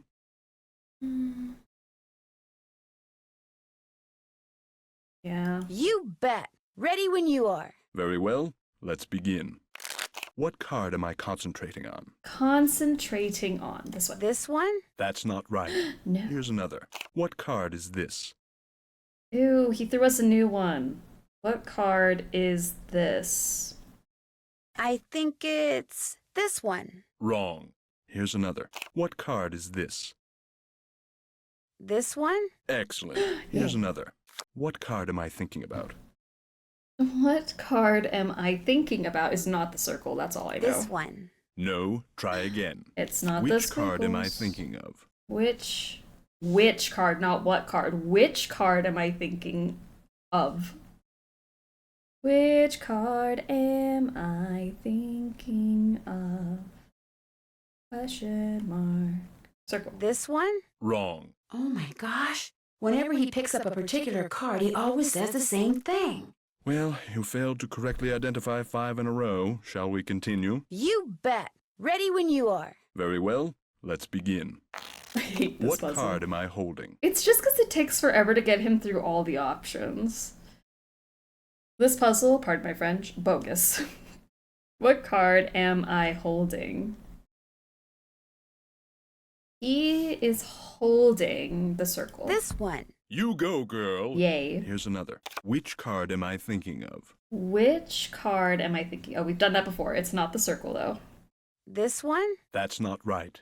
Here's another. What card am I concentrating on? What card am I concentrating on? Squiggles. I think it's this one. Yes. Yes. Here's another. What card am I looking at? What card am I looking at? I think it's this one. Marvelous. Here's another. Tell me, what card is this? Ooh, he hit us with the tell me. Tell me, what card is this? Tell me. Square. This one? Wrong. Well, you failed to correctly identify 5 in a row. Shall we continue? You bet. Ready when you are. Very well. Let's begin. What card am I looking at? What card am I looking at? Is the star. This one? Very good. Here's another. What card am I holding? What card am I holding? Is the circle. This one. Very good. Here's another. This is which card? You can't just throw in new questions whenever you feel like it.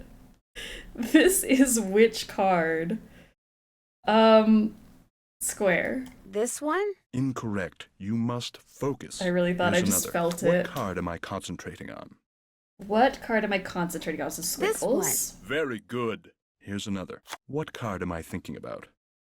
Thinking about. I think it's this one. Very good. Yay. Well, you failed to correctly identify 5 in a row. Shall we Getting continue? close. You bet. Ready when you are. Very well. Let's begin. Tell me, what card is this? Tell me, what card is this? This one. Excellent. Here's another. This is which card? All I know is it's not the square.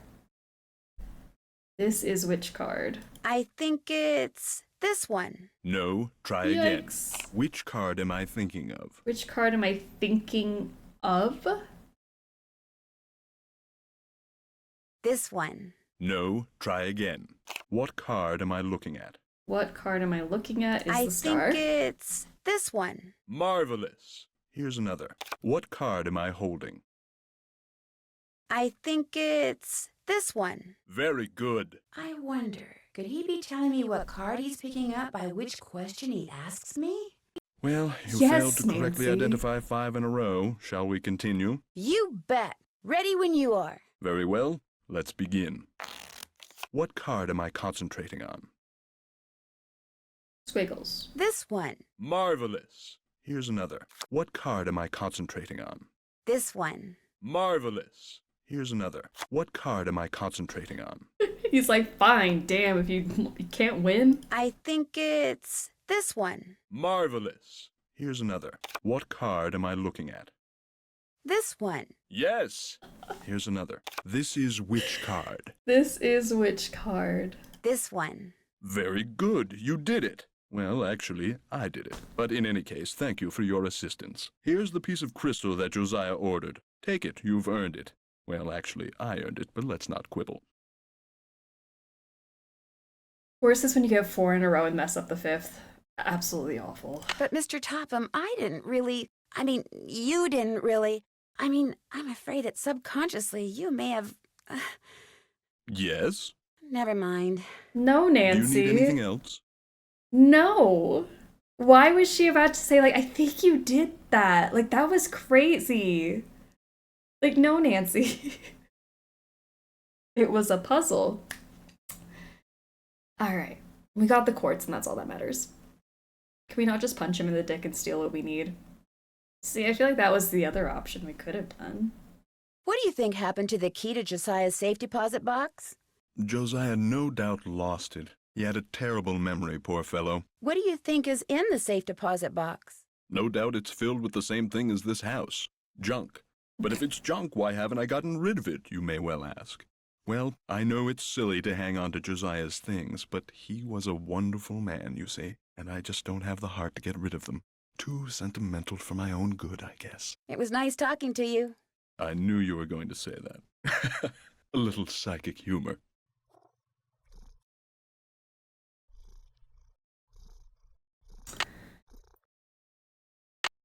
Let's go to Dr. Bob at the Now observatory. It was nice talking to you. The feeling is almost mutual.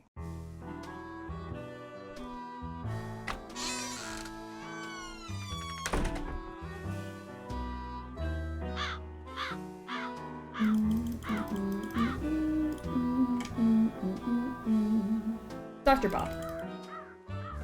I forgot. I'm trying to go make money. So that Zippy doesn't lock us in his basement again. Okay, I have $1.25. Let me see how much it's gonna cost to get this quartz cut. Hello, Mr. Waddell. Now what? I need for you to cut a blank from this piece of quartz. No big deal. Let's see it. The blank needs to be just like the one you made before for Josiah Crowley. Like I said, no big deal. You're gonna have to cough up $2, though. You can pay me when you pick it up. Good day. Alright. Oh, we don't have to do too much. We already have almost $2. That's nothing. Zippy was trying to make me pay him $5. Which is wild.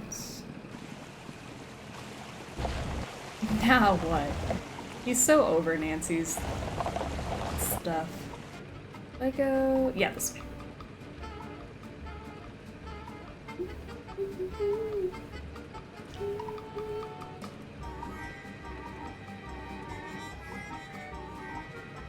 I'm supposed to deliver this telegram to Dr. Bob. That would be me, thank you. Wow, that's a big telescope. Come back after dark and I'll let you take a look. You can consider it your tip. I may just do that. Bye-bye. And we won't. We won't just do that. Awful.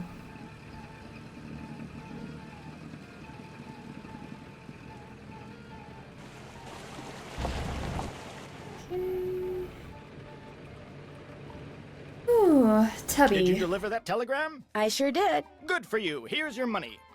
And here's your next telegram. Deliver this to Miss Temple at Lowood Academy. Keep up the good work. That's right here, isn't it? Might as well just do it. There we go. Oh my gosh, Nancy, please drive properly. Hello, I've got a telegram for Miss Temple. I am she. We teachers don't get paid much, you know. I understand. Did this by any chance used to be the Brewster Academy? Why, yes it did. Thought so. Bye. Bye. Did you deliver that telegram? I sure did. Good for you. Here's your money. And here's your next telegram. This one goes to Dr. Ackerman out at the Deer Mountain Resort. Keep up the good work. Deer Mountain Resort. Oh, I still need the money.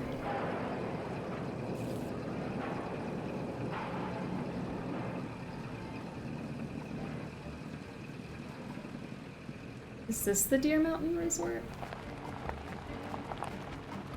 Yep. Hello, I'm delivering a telegram to Dr. Ackerman. I shall deliver it to the good doctor forthwith.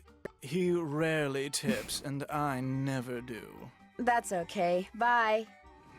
Imagine if you could just chuck the telegrams out the window, but when Tubby finds out, he doesn't give you work, and everybody has annoying chores for the things we need.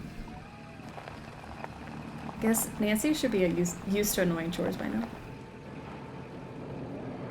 You don't need a tip, just gas. I know. Can you just pay for my gas? That's it. Did you deliver that telegram? I sure did. Good for you. Here's your money. And here's your next telegram. This one's for Old Man Johnson out at his farm. Keep up the good work. Old Man Johnson. All right, I have $2. So where's Johnson's farm? That's Sunnybrook up there, I think. Johnson's farm. It's not even on the map.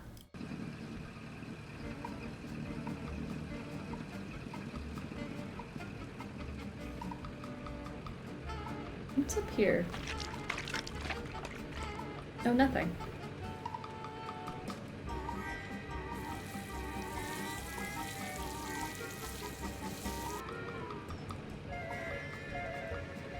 The Rex.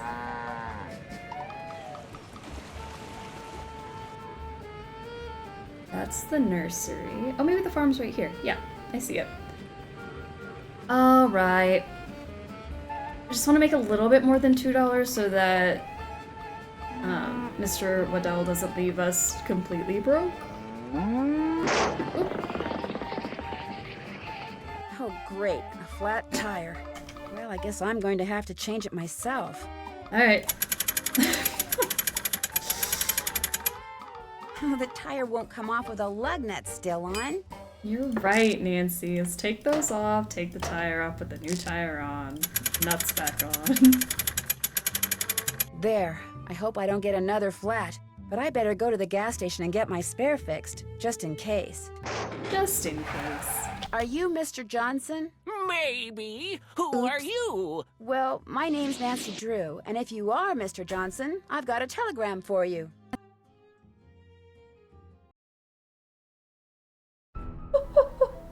I didn't tighten her lug nuts and she died mid-conversation.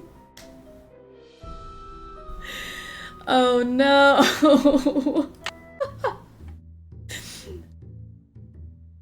Uh-oh. Oh no! My mouse is stuck. Guys, this isn't funny! I haven't saved! I learned something new today. If you load up the game and just hit second chance, there's a temporary save right there. Control-Shift-B refreshes the GPU. I didn't know that. Thank you. Alright. Also, welcome, that bean.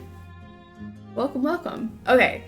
If you're ever in that situation, Alt F4, pull up the menu, and then hit second chance. But also, now I'm going to save. You didn't know about the second chance temporary save? No, I didn't! I'm now thinking back to previous Sleuthy Summers. Was there maybe a way I could have saved myself without having to, like, cry? I didn't know it was just, like, holding my save there. The more you know. Not yet. Not yet. Tighten these, Nancy. They tight? Everything tight? There. I hope I don't get another flat, but I better go to the gas station and get my spare fixed, just in case. Are you Mr. Johnson? Maybe. Who are you? Well, my name's Nancy Drew, and if you are Mr. Johnson, I've got a telegram for you. Well, thank you. Hey, you want a tip? Sure. Buy low, sell high. Thanks, I'll remember that. Tweet. Alright, look at us go. That was scary.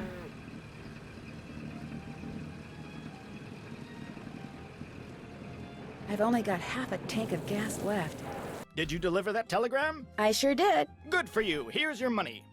And here's your next telegram. Go to the railroad station and deliver this to Willie Joe. Keep Willie up the good work. Joe. Lively Triceratops, how are you? Nancy Drew. Nancy Drew. Amen. Is this the railway station? Hi, I'm supposed to deliver this telegram to Willie Joe. Is that you? No, I'm Willie Joe's Uncle John. I see that she gets it, though. She? She, with a capital S. Well, bye. Nancy. That came off a little judgmental. Did you deliver that telegram? I sure did. Good for you. Here's your money. And here's your next telegram. Take this to Phil Connor out at Krollmeister Nails. Keep up the good Might work. as well, it's right here. I think I'm about done with telegrams, though. I have a telegram for Phil Connor. I'm Phil. Thank you. I got a tip for you. Here. Ow, that's a nail. That's what we make here. Nails. Beauty, ain't she? Thanks, but no thanks, Mr. Connor. Bye. Nancy, don't be this way. Did you deliver that telegram? I sure did. Good for you. Here's your money. And here's your next telegram. This one here is for Helen C. White. She's at the library. Keep up the good work. Willie Joe's a girl? I have a telegram here for... Shh! You're in a library. Sorry. This telegram is for Helen C. White. Who? Helen C. White. Bill and Steve Wright? Helen C. White. Shh! Here. A telegram for Miss White. I'll give it to her. Thank you. You're welcome. What? Never mind. Shh. Alright. Did you deliver that telegram? I sure did. Good for you. Here's your money. And here's your next telegram. This one goes to Molly out at Vash's Dairy. Keep up the good work. Okay. Well, let's see if my quartz is done yet. I got $3. Working hard. Hello, Mr. Waddell. Are you done making that blank? Have you got my fee? Right here. Good. Here's the blank I cut for you. Enjoy. Moo to you, too.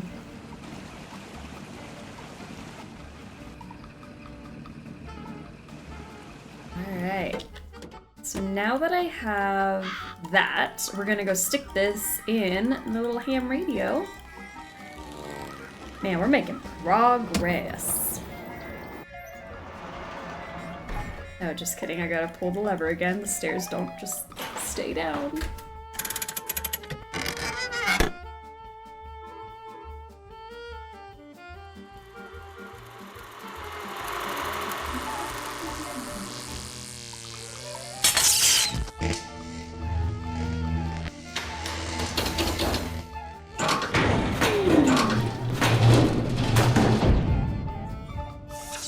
God, that was loud. Sorry.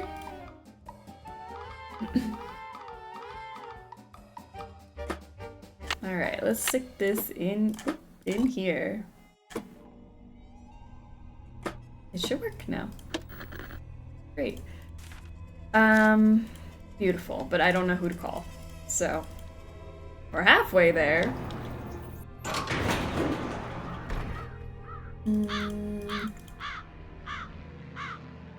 Marcel. Do you know Marcel? Hi, Nancy. Would you happen to know where your mother put Josiah's favorite hat? Look in the drawer right below me. That's where all Mom's mementos are. I'll be back in a little bit. Okay. You couldn't just grab it for me? Maybe this is the key to Josiah's safe deposit box. Could be. You don't need to look at everything in there, do you? Sorry. Hi, Nancy. I'll be back in a little bit. You're the best. Okay. No electrical work this man did is grounded. I would not touch those metal stairs. I don't think Nancy really cares about safety. What's cooking? Well, I'll talk to you later. Bye now. Bye. Alright, let's take a look. See if this is a gym key. I don't know why, but I love when Nancy quietly says safe deposit box. She can't know. It's a secret safe deposit box.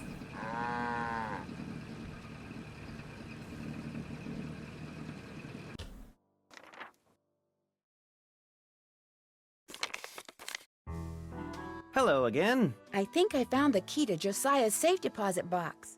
Really? I have it right here. It is from this bank. May I see if it opens the box? It takes 2 keys to open a safe deposit box. The owner's key and my key. And in this case, I'm under no obligation to open it for you. Oh, but However, were you to do me a small favor...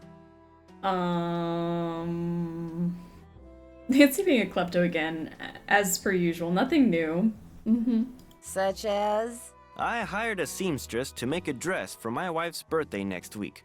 Unfortunately, the seamstress and I had a falling out, and now I need to find someone to finish the dress. Just hire a new seamstress. Oh, the fact of the matter is, the dressmaker quit because I couldn't pay her. I misled you before. Business is not fine. This bank is on the brink of ruin. Oh, I'm sorry to hear that, Mr. Archer. I wanted to get my wife something nice because, well, it might be the last nice thing she gets for a long, long time. Now, Emily once mentioned that Jane used to be a dressmaker. Why is he trying to guilt me into doing this? Say no more. Just give me the dress and I'll take care of it. I have it right here. The seamstress said that all the pieces have been cut out and basted together. All that's needed is a sewing machine. When it's finished, bring it back and I'll let you try that key in Josiah's safe deposit box. I guess I'll be going. Goodbye now. Sorry to hear that, Mr. Archer. Well, that ain't my problem. Moving on. Alright. Basted with a turkey baster? Yeah, as you do. I'm running out of gas. I need to be careful. Just running around town as if I can. This is not how sewing works. Well. Here we go. Why does this picture keep moving? That's crazy. Would it be all right if I used your sewing machine? Go right ahead, but remember, you're on your own. There's no needle. It's probably in the box with the rest of Mom's sewing stuff. Ask Jane if she knows where it is. Jane. Help me out. I need a needle. What's cooking? Would you happen to know where the needle for the sewing machine in Emily's room is? I moved all of Gloria's sewing things out of there and put them in a little box. Look, I'm supposed to get the pies we baked before all the hullabaloo this morning ready for the delivery man. We're at the chore portion of the game. Just so, or he casts a kitten. This is how he wants them organized. Now, why don't you go out on the porch and get those pies ready to go while I look for that sewing box? Sounds good. All right. Well, pies. Fetch quests. I love doing everyone's chores. I mean, good on them for not just handing Nancy things for free, I guess. Alright, put the moldy ones over here.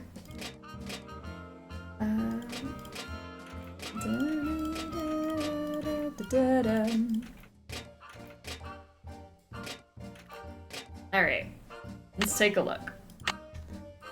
Ooh, the sand gate. 2 large cherry, 1 blue, 1 chalk.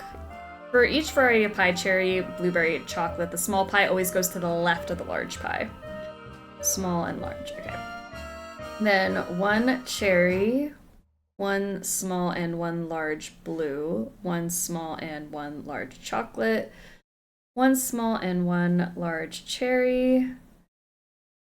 I lost track. 2 small blues, 1 small and 1 large chocolate, 1 small and 1 large cherry, 2 large blue, 2 large chocolate, 2 same cherry, same size, 1 large blue, 2 same of the chocolate, 1 small and 1 large cherry, no blue, and 2 large chocolate.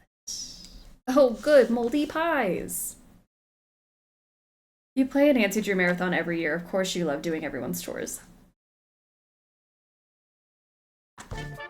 You're right.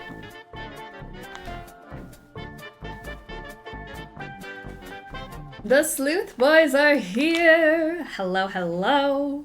Welcome, all you gorgeous raiders. How are ya? What were you doing? What's the tea? We're sorting pies. But what were you doing? What's your favorite and least favorite Nancy game? Good question. My favorite is Last Train to Blue Moon Canyon. I feel like that's never changed. Least favorite, currently, off the top of my head, 7 Keys. I think 7 Keys is my least favorite. After this marathon, yeah. I wonder if she sells... See, now, I could read that, and it could be a totally innocent statement, but it came from a struggler, so I'm not quite sure. So maybe I should just be safe and not say anything. Alright, 2 large cherries. 1 blue. I don't know what size though. And then 1 chocolate, don't know what size. Then there's gonna be 1 cherry, 1 small and 1 large blue. Blue. And then 1 small and 1 large chocolate. And the small one goes to the left of the large one. Is that what that said? I think so. You said sometimes you question if Crystal Skull is your favorite or second. I haven't questioned that for a long time.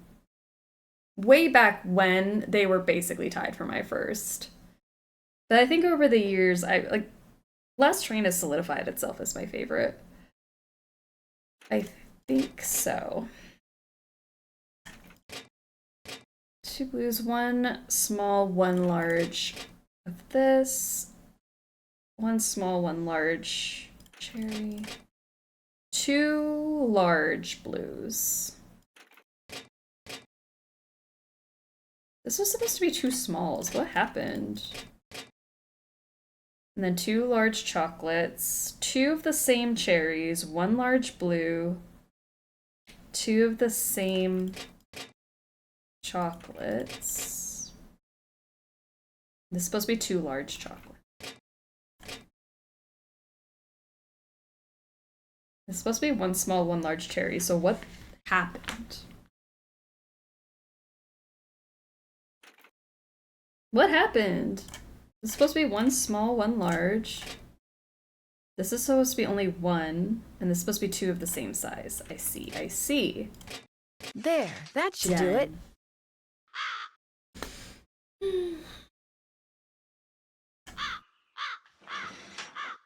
They do look beautiful. Carol, how are ya? Finally home and from work. Glad y'all are still here. We're still going. Welcome. I'll bet those are the 2 brothers that built the inn and Josiah's house. Looks like there might be some kind of tunnel around here. A tunnel? There's something written on the back. Door in parlor window seat. Okay. Parlor window seat. This one? Bess and I are enjoying a cauliflower crust pizza. Opens the couch. And a glass of wine while we decompress. I love that. That's a good after-work treat.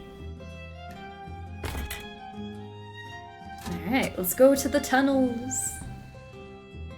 From the looks of those lanterns, I'm not the only one who's been down here recently. Look at these lanterns.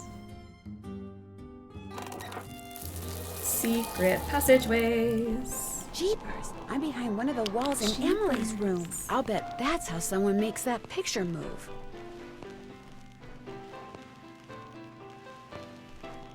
Oh, well, Bob.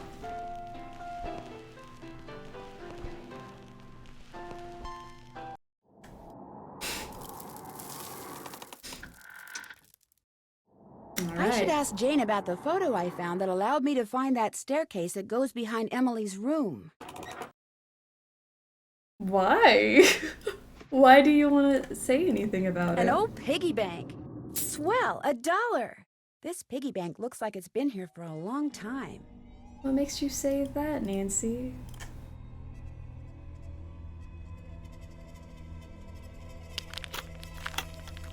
Oh, corner's creepy. I wonder if those tiles are supposed to make a picture. Doubtful. Corner's creepy.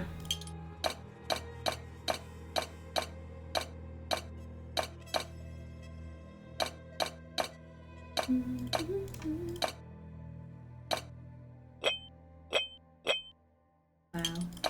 Isn't he handsome?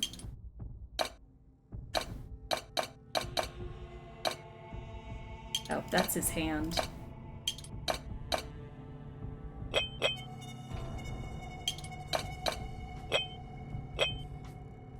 Get over here. And I need... Oh my gosh.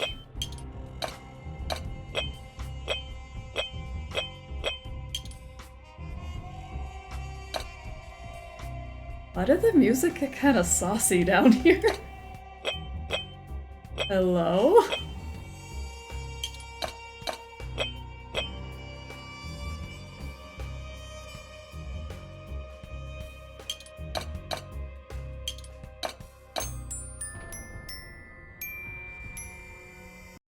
Calling Bunchy LaRue. That symbol reminds me of the one on that trivet that used to belong to Josiah. Yay. What's this way? Guess I better not leave the lights on. Jeepers, that sounds like Richard Topham. This door must open right into his living room. Good kitty. Let me in. I can't go in there now. Mr. Topham will see me. And? I can't go in there now. Mr. Topham will see me. Put it down. Put it down.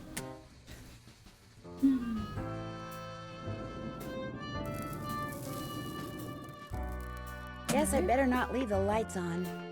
Nancy's so responsible. Thanks for doing the pies. You're welcome. The more I do it, the worse I seem to get at it. Here's that box. I'm sure that sewing machine needle is in there somewhere. I see it. Where? Do you guys see it? It's in here somewhere, she said. I have no idea, though.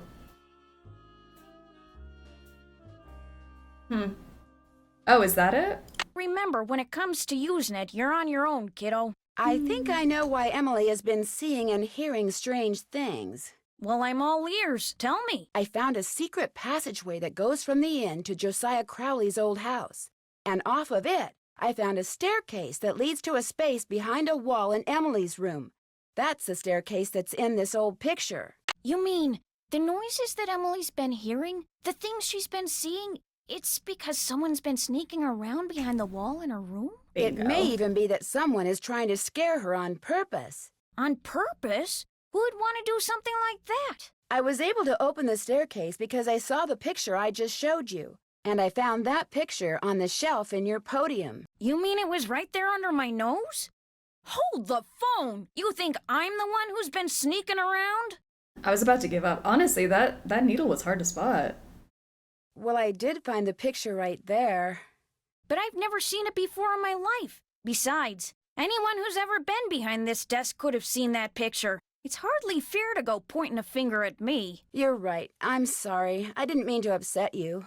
Well, you're just trying to help Emily, so I guess I shouldn't get mad. She went into town to run some errands. At least that's what I told her to do. Heaven knows she could use some fresh air. Well, I'll talk to you later. Alrighty-dighty. So I learned to sew just barely as part of a theater class in college, and then later during the panini I was able to sew some masks. YouTube helped a lot though. Anyways, you generally retain these skills, especially if you were professional. Just saying. Timu Joan Cusack, you know, maybe you should have retained some sort of sewing skill. Weird. Alright. I can't sew with that. Okay, Nancy. Not with that attitude, you can't. Here's the needle. Here's our dress.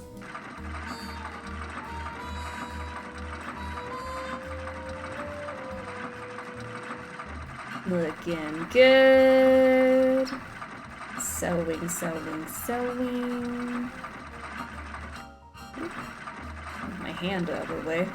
Almost sewed Nancy's hand. Oh, so good. Look at that. She should really have stopped me. Because that's not good, Nancy. Sorry to Jim's wife. There. Not bad, Miss Drew. Not bad at all. I don't know about that, but okay.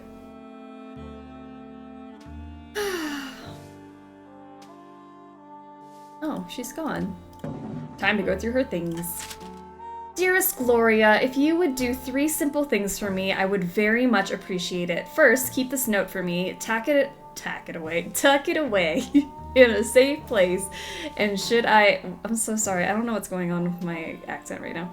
Tuck it away in a safe place, and should I ever ask to see it, please allow me to do so. Second, don't mention or show this note to anyone else. Third, don't ask me why. I mean this from the bottom booty of my heart. You are a kind lady who sparkles like good water and makes me think that the sky's the limit. Oh, that's so nice. Sky's the limit. Jim's wife gonna look ugly in her new dress. Hashtag sorry Jim's wife. Oh, poor gal. Dear Gloria, sorry it's taking me so long to answer your letter. I'm still a secretary at the bottling plant and business is booming, so I'm busier than ever. In fact, I'm typing this during my lunch break, so please excuse the mustard stains. Still love those bologna sandwiches. Of course, I'll take care of Emily if something happens to you. All she has to do is write and I'll come running. But quit worrying about such things. You've got a nice place to live and that sweet little girl to keep you company. You've got it made in the shade. Me, I'm still in the boarding house. It's not the Ritz, but my room is right across the hall from the washroom and glad. Hello. And most of the gals here are honest and hardworking and fun, but there are a few bad apples, like this gal named Marion Aborn. She dropped in the other day to borrow some bobby pins, so I went to the drawer to get some for her, only when I turned back around she was going through my purse. She said it had fallen over and she was just putting it back, but I know what I saw. Anyway, I sure miss you. I'm investing as much money as I can in the stock market because my boss says it's a surefire way to get rich, so next year maybe I can take the train out there to see you. Better yet, maybe I'll buy a car. Wouldn't that be the butterfly's boots? Right soon, your friend Jane. Imagine like one of those I ordered a prom dress on Wish YouTube videos. Yeah, this poor dress is not cute. Alright. At least the fabric was pretty. Maybe she can cover up my messy seams with like a jacket.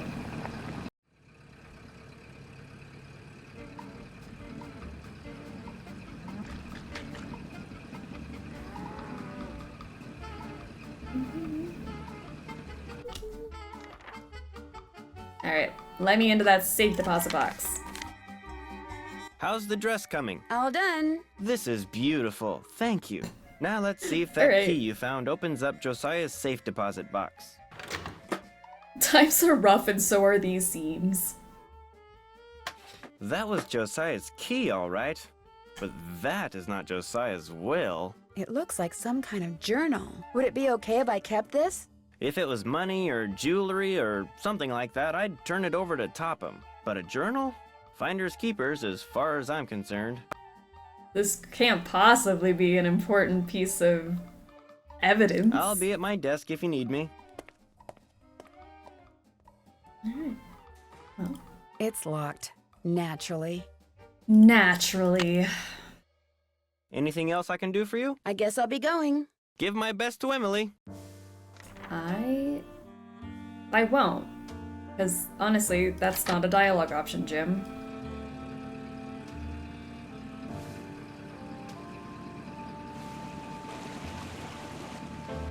Back to the inn.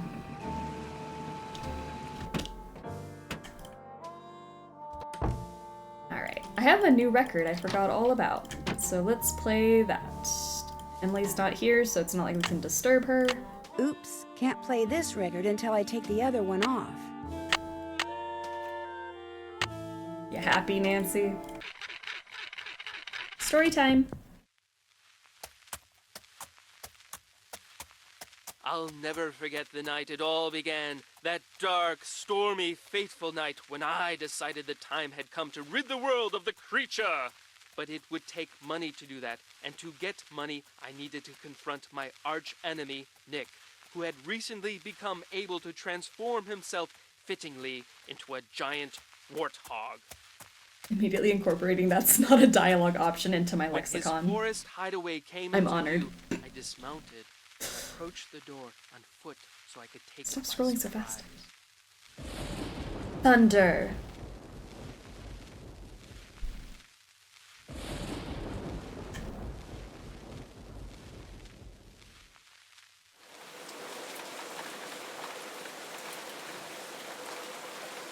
My fear that he would hear me proved groundless, for a terrible storm began to rage, washing away the sound of my footsteps. I peered through the rain-streaked window beside his front door and could see him sitting in front of the fire. He had returned to human form, but the malicious smile on his face suggested that he was recalling his recent porcine exploits. Seeing that the door was unlocked, I hurled it open and marched across the room toward him. Step away from that bottle of warthog potion, I commanded, and give me the 20 gold coins you stole from my poor servant. I'm not going to give you a thing, save, perhaps, a taste of my sword. And with that, he drew his sword. In an instant, I had drawn mine, and so commenced the fiercest sword fight the world had ever known! The storm raging outside paled in comparison to our battle. To my surprise, Nick's experiences as a lower life form seemed to have improved his skill as a swordsman. I feinted, I parried, and yet victory eluded me.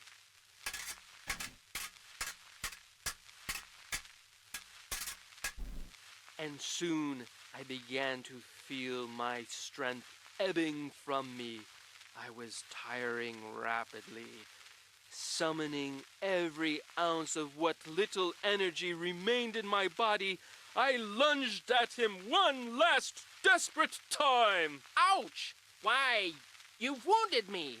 I had managed to wound him on his right arm, just above the elbow. Curse you!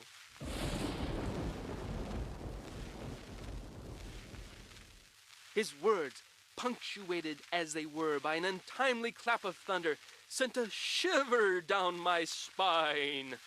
Save your breath, I intoned, and give me those gold coins. Here, take your precious coins. He tossed the bag of coins onto a chair, but as I reached for them, he reached for his bottle of potion, and in a matter of seconds, my night had gone from bad to horrible.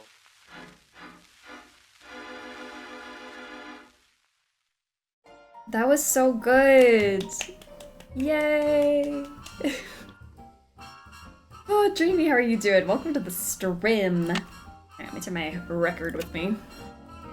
You know the thing that has stuck with me the most the entire Sleuthy Summer is why could we still ask Pa about Ma, even after we knew what happened to her?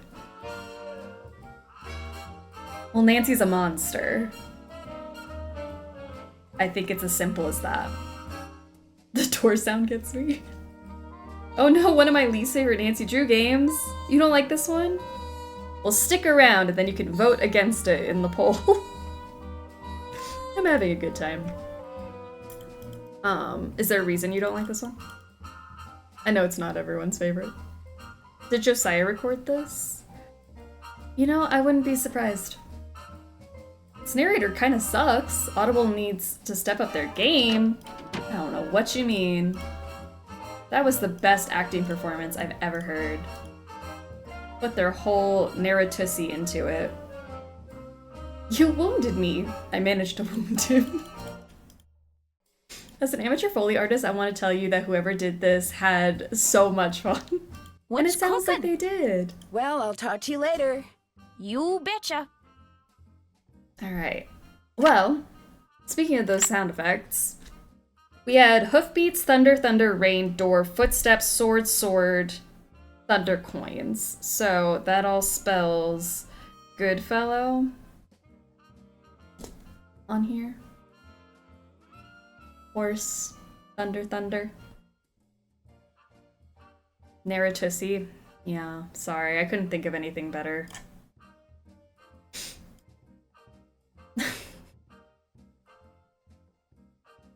I've been here for almost 9 hours. I think anything I say from here on out is excused.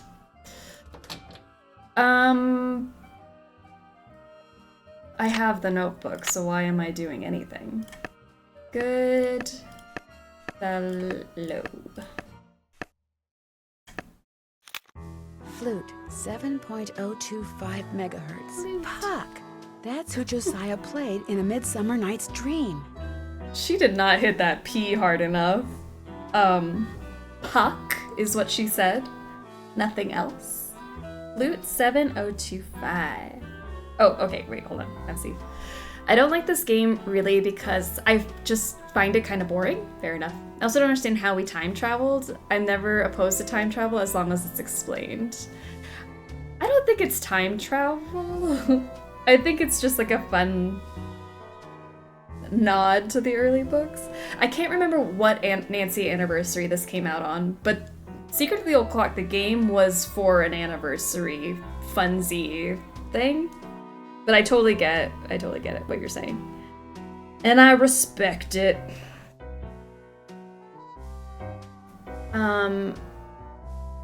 Gave his cue and told him what he was supposed to say in reply. He thought it was a joke, but that's okay. I can trust him. All right.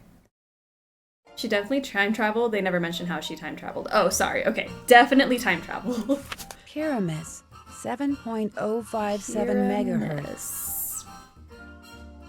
This is one of my faves. It's so cozy. I've been having a good time with it. But also, like, yeah, not my favorite, but not my least favorite. I'm just vibing. How many Sleuthy Summer Saturdays did it take for us to get Narratusy? 7 years times 33 games. Calculating. I've never seen it as in-game time travel, but a stylistic nod to the original books. Yeah. They meant it to be an earlier game based on the book. Because isn't it the first 3 books combined make this story? I don't think the games are meant to be linear. Some yes, this one no. I agree. He was in a foul mood, but I told him his cue and gave him his reply. I told him to write it down, and he did because I could hear his pen scratching on the paper.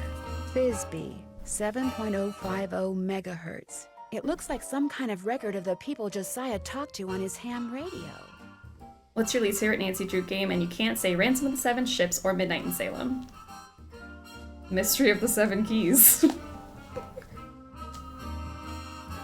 I definitely said that earlier. Mystery of the 7 Keys. I think after this marathon, I think it is my least favorite now. I'm about burnt out on that one. I gave her her line, then had her say it over and over till she knew it by heart. She knows the cue line too. Don't have to worry about her. Did I tell you I got soft locked in keys? No, I didn't even know you could do that. That's crazy. I actually kind of like this period piece and wish more Nancy games would have done that. My only gripe is that they phoned it in with the locations just using a historical photo. But they are a small studio, so whatever. There we go. Yeah. Pick one of the classics. That doesn't count. Boo.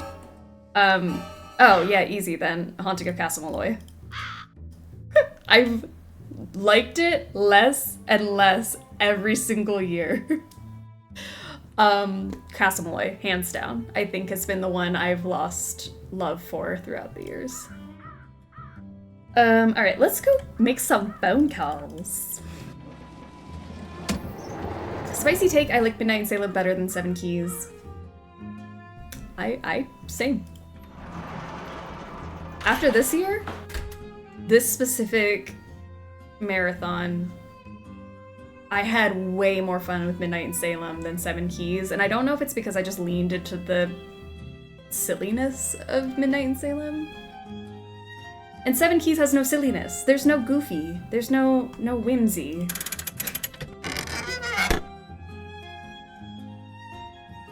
I feel the same way about Malloy. Also Danger by Design. Labyrinth of Lies is my least fave, though. Whatever. It's fine. It's fine! I'm still miffed that Labyrinth of Lies made it to the bottom 5 and didn't make it to the bracket this year. It's fine. It's fine. But we still have to play Tomb of the Lost Queen next week, and I don't love that game.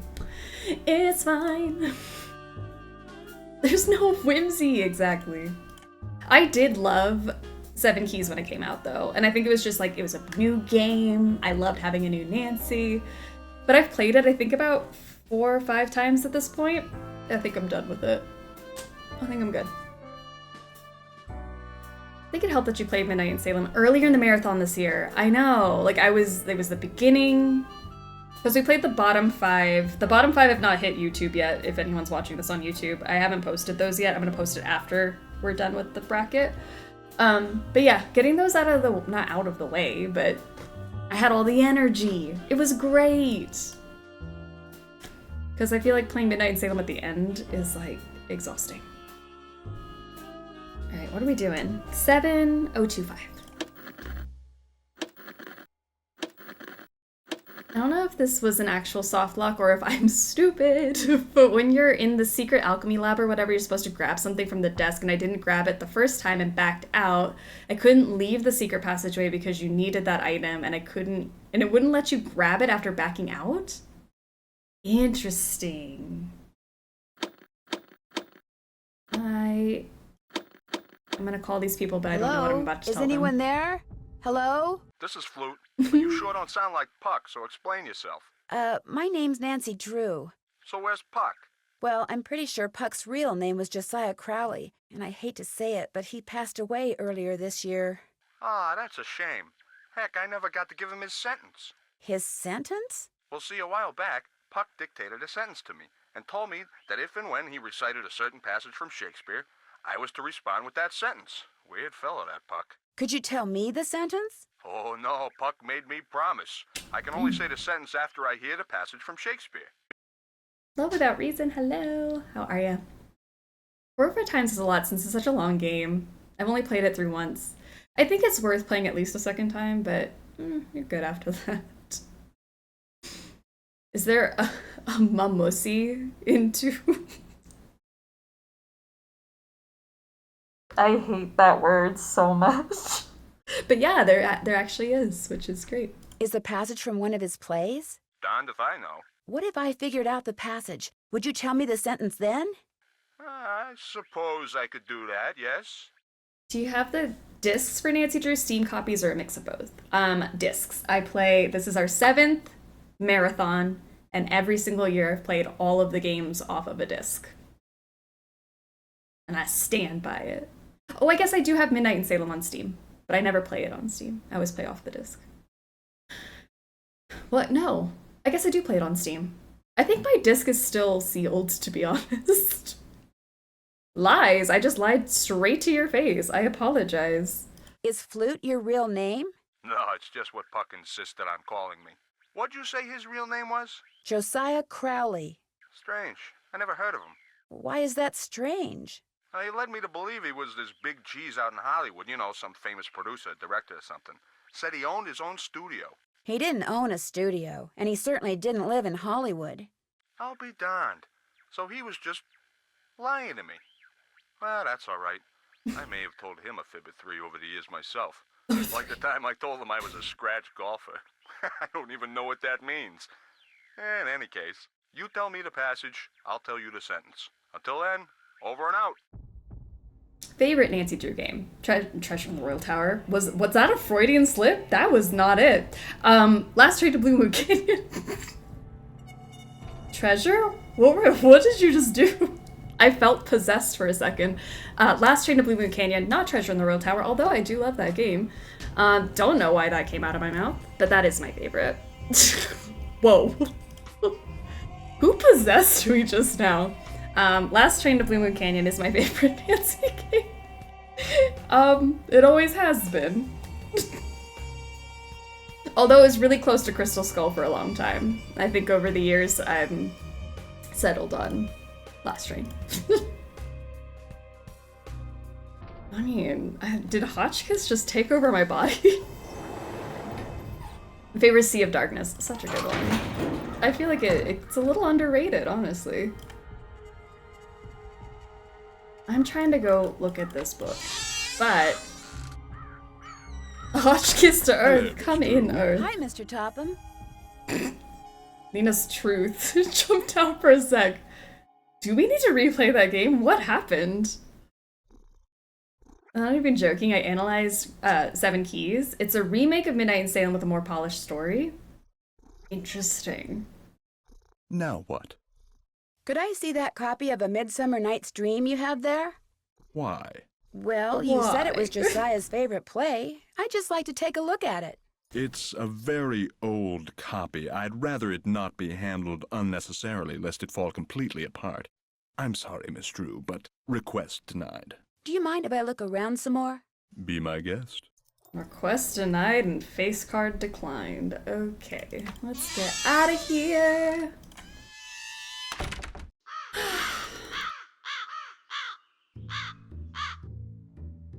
You know what? I'll just crawl up through your floors, Topham. How about that? Sorry. Midnight in Salem has Deirdre Shannon. Enemies to Lovers arc. It is so good.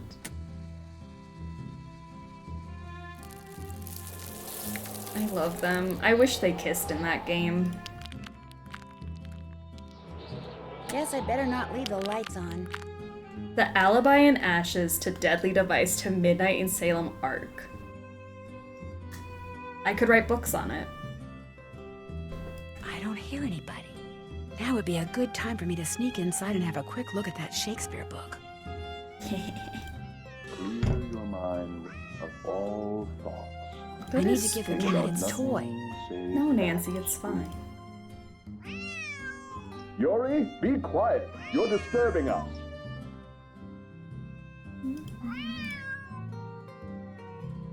Where do you think this toy is? Huh? I can't go out the front door. He'll hear me. Dear Her Interactive, please let my girlies kiss. Thanks.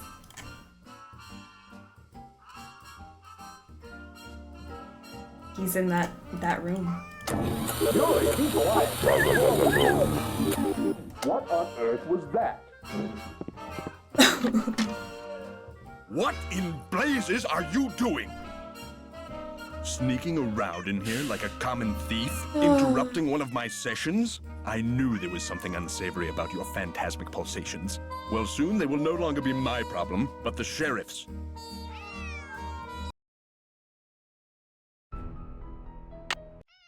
Clear your mind. Alright, where's this toy? Think about nothing save that spoon. That spoon. Yuri, be quiet. You're disturbing us.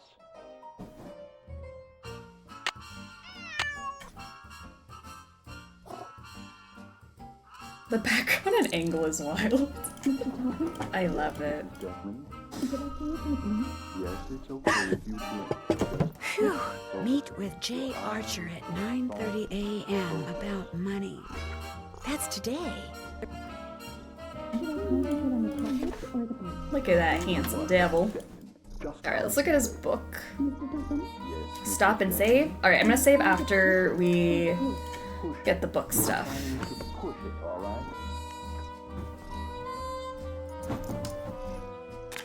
Josiah must have circled these quotes, but why?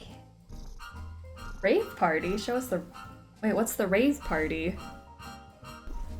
I would love to show you a rave party.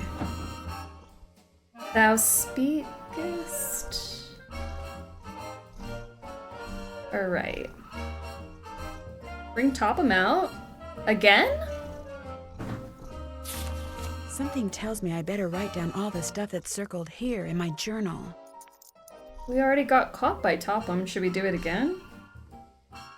Shall we there fond pageant see? And then Thisbe. Look at the lights. Didn't we see it? His little flashy lights behind him? Is there something different? If we shadows have offended. I'm incorporating a Deirdre Shannon kiss in my Nancy Drew werewolf game that I'm sneaking into her interactive. I'm offended. Alright. Done. I'd rather try to pull it.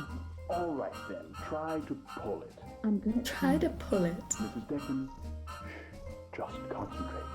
What does it mean if I'm starting to get a headache? It means you're going Sleeve through the floors.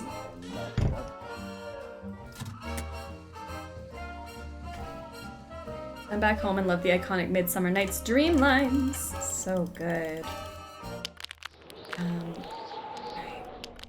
Guess I better not leave the lights on.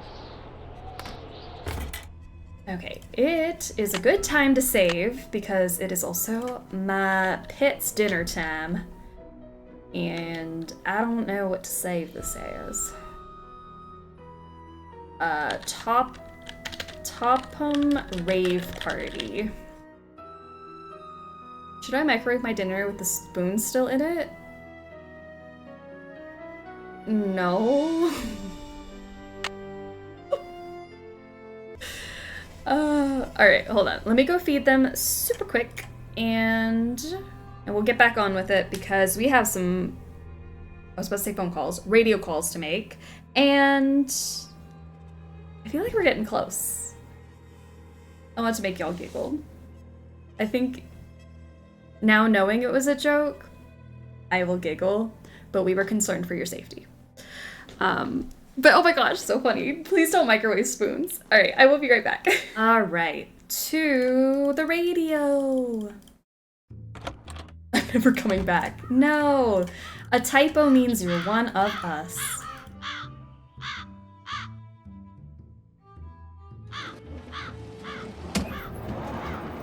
It's like we really can't communicate well with each other. Everyone's typos, my misreading, it's all great. Nancy Deirdre Dagny thruple? That'd be so chaotic.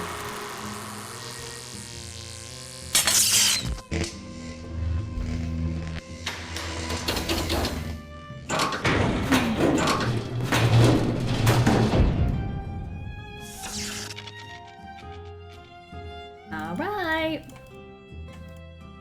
Let's try this again. Flute. 2, 5. Hello? Flute? Are you there? Flute here. That you, Nancy Drew? Yes, it's me. Yeah. And I think I know the Shakespeare passage that Puck wanted you to listen for. Let's hear it. Shall we there? Shall we there fond pageant see? Lord, what fools these mortals be. That's it. Here, let me check my logbook for the response. Now I'm supposed to say, leave by road when the owner is in, because then there will be thieves about. Leave by road when the owner is in, because then there will be thieves about? Those were Puck's exact words. Amazing. Well, hope I've been of some help. Over and out. Alright, next up is Pyramus 5-7.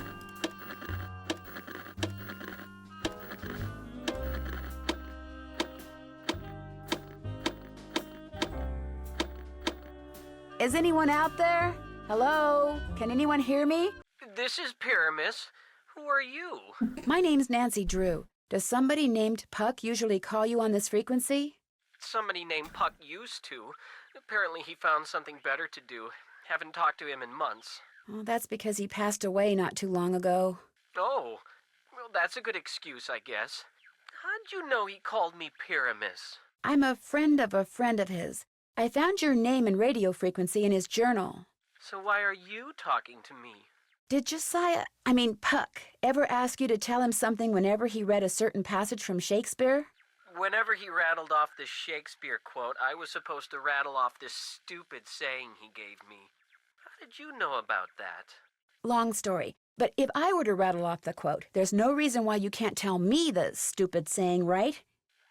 Well, come to think of it, he never said the quote had to come from him, so yeah, I guess I could tell you. Thou speakest aright. I am that merry wanderer of the night. How'd you know? Long story. What did he tell you to say in response? Wait a minute, I had to write it down. Here, you're gonna love this. A barking dog would do well to hold his tongue in a dangerous neighborhood. A barking dog would do well to hold his tongue in a dangerous neighborhood. I told you it was stupid. I really appreciate your help. Just out of curiosity, what kind of car did Puck drive, do you know? I don't think he had a car. And he tried to tell me he was rich. Over and out. Dreamy's got those bits out for... Oh, this guy is annoying. I liked him. 5-0. And you know what? At least all of them kept up with the clues. Unlike Emily and Jim, who are like, time will tell. Girl, what does that mean? And then he like left me nothing in his will. Hello? Can anyone hear me? Speak to me. Hello? I'm Thisbe, but only Puck calls me that. Who's this? My name's Nancy Drew. I'm afraid I have some bad news about Puck. Oh dear. They closed the play he was starring in, didn't they? That's why I haven't heard from him. He's too far down in the dumps. Oh, I was afraid it was something like that. Actually, you haven't heard from him because he passed away several months ago. Oh my. That's worse, isn't it? And after all that rigmarole he went through, making sure I knew my line and understood my cue? Your cue? Yes, you see, Puck, or whatever his real name is, or was, Puck wanted to share his love of acting with me. So he gave me a line to say, a very curious line I might add, and told me to repeat it only after I heard my cue. A passage written by Mr. William Shakespeare. So if I cue you with a passage, you'll respond with the line he gave you to say? Immediately. I know it by heart, you see. Here goes. Tyria, how are you? How much longer have we got in Sleuthy Summer? I don't want it to ever end. Do you want me to cry? We only have next Saturday. Next Saturday, we're playing Tomb of the Lost Queen and Secret of Shadow Ranch, and then it's over.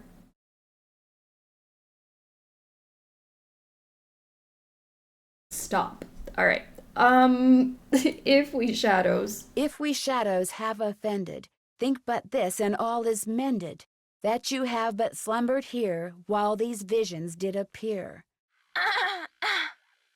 The authorities are alert for bad water, so do not go this way.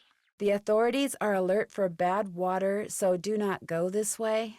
That's what I was to say, although my delivery was much better when Puck was coaching me. And now, as Puck was fond of saying, I bid you adieu. Over and out. Over and out. Do we end with Shadow Ranch or make Lost Queen the one with the adult bevies?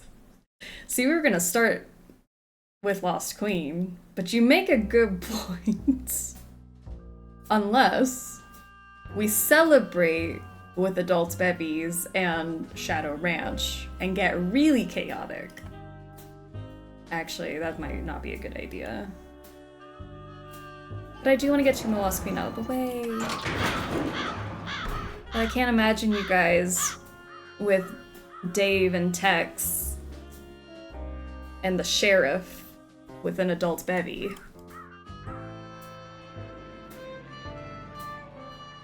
And with Ranch, we can be unfiltered. Like hell you can. What do you mean unfiltered? On my wholesome stream?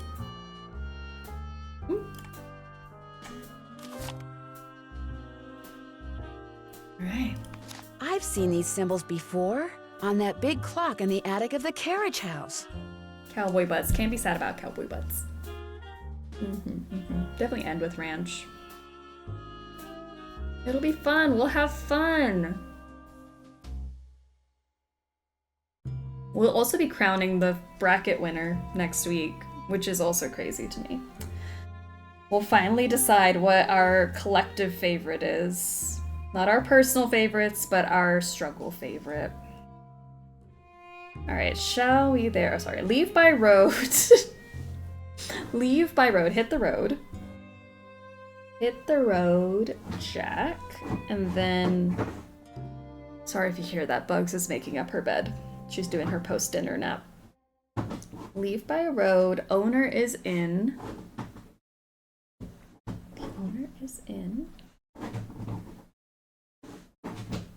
It's about. Okay, and that one's flute. Then we have a barking dog. Hold its tongue in a dangerous neighborhood. Keep quiet. Dangerous neighborhood. That one was Pyramus.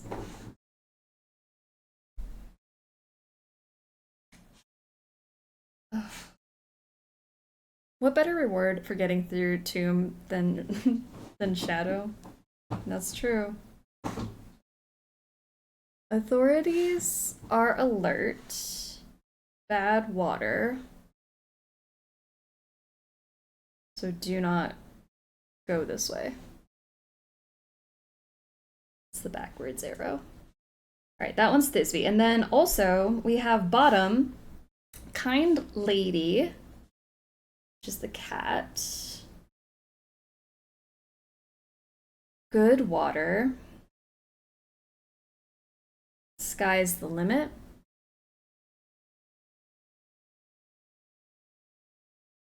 I think that's it.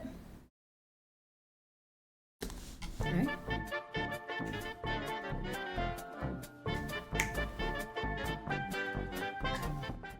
Pop pennies and bento boxes. Hello, hello. Welcome back. And thank you for the raid. Seatbelts, everyone! Meet, thank you for the follow. Welcome aboard the Struggle Bus. How are all of you gorgeous raiders? And Pop pennies, what did you play? What did you do? How was your stream? What were the vibes? I'm topping off my pizza and wine with an M&M cookie ice cream sandwich. Love. The new follower thing. We do have Miss Frizzle Magic School Bus energy.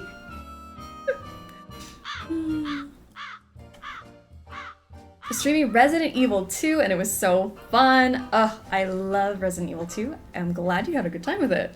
Very scary, very scary. You are very brave.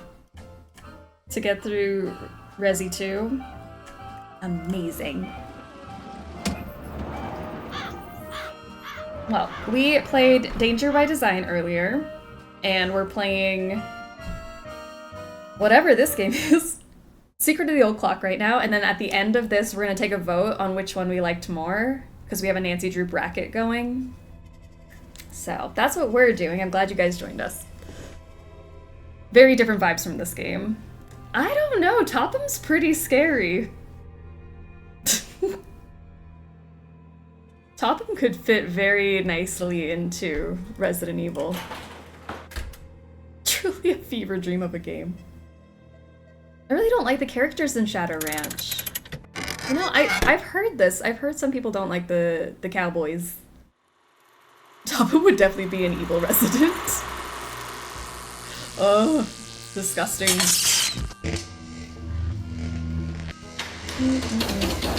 Is this the last time we get to use these stairs? Sorry, I keep forgetting how loud that is, and I should probably not be talking while the stairs are descending, because the stairs are the main character. But yeah, that would be terrifying for Topham to be like slowly chasing you in Resident Evil. Alright, let's do this. Is a character in A Midsummer Night's Dream. Good job, Nancy! I'm so proud of you. Alright, so Flute said, leave by road while the owner is in, something about thieves being about, so leave by the road, because the owner really do be in, and there are thieves. Bisbee said something about authorities and bad water. Authorities are alert because of the bad water, and you should not go here. And then Pyramus said, barking dog would do well to hold his tongue in a dangerous neighborhood. And then bottom, kind lady, sparkles like good water. Because the sky's the limit. Your goal is to reach, oh no. I don't want to do this. Okay, it's fine. We'll live. Your goal is to reach the end of the path and land on the last spot on the board. No going over. Each card can only be used once. You do not need to use all of the cards. To take a shortcut, you must be on a spot with a picture on it and use the same picture to take the pathway. Good luck. Save? You know what? Yes. I've been humbled today. We're about to do math. We've got this. We have to land on that square, circle, space, without going over. So what I'm gonna do is 1, 2, 3, 4. Take the snowflake. 1, 2, 3, 4, 5, 6, 7, 8, 9, 10. Because I don't need the moon anymore. And then I can take the butterfly across. 1, 2, 3, 4, 5, 6, 7, 8, 9. I don't have a 9 anymore. So I can probably use my sun. The sun is done. I don't need this thingy anymore. Do like that. I think I just want to... Well, I've already used the 4, so I can't do that. I don't think I could make it. To be honest, I think I lost. Never take the butterfly. Sorry, I forgot the first rule of Fight Club. Never take the butterfly. Jesus. Alright, try it again. Isn't 4 snowflake? 4 snowflake. 4 snowflake, and then don't take the butterfly. Skip to diamond. Oh, don't use the diamond, but skip over to the diamond. Alright, 1, 2, 3, 4, 5, 6, 7, 8, 9, 10, 11, 12, 13, 14, 15, 16. 16 to get to diamond. So we can do 10 plus 6, get us over to the diamond. Take the diamond. 1, 2, 3, 4, 5, 6, 7, 8, 9, 10. Maybe I can do 10 and then well, I don't have the water droplet anymore. Just kidding. 10, 11, 12, 13, 14, 15, 16, 17, 18, 19, 20, 21. And if we add numbers, 14, 15, 16, 17, 18, 19, 21, 22, 23, 24, 25, 26, I have 26. And how many did I say? 1, 2, 3, 4, 5, 6, 7, 8, 9, 10, 11, 12, 13, 14, 15, 16, 17, 18, 19, 20, 21. 5, 7, 5. 7, 9.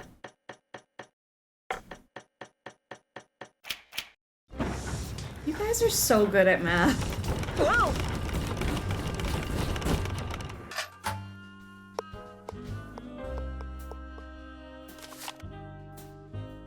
It just pooped out a paper and a ball. A golf ball. No doubt meant to be used on that golf course of Josiah's. Doesn't that feel like full circle? We started the game with balls, we're ending the game with balls. Take this to Tiny Town, and for oodles of fun, use it there to hit a hole-in-one. Alright, say goodbye to these creaky-ass stairs.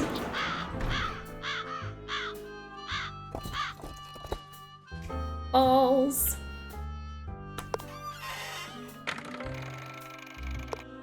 Balls, yeah.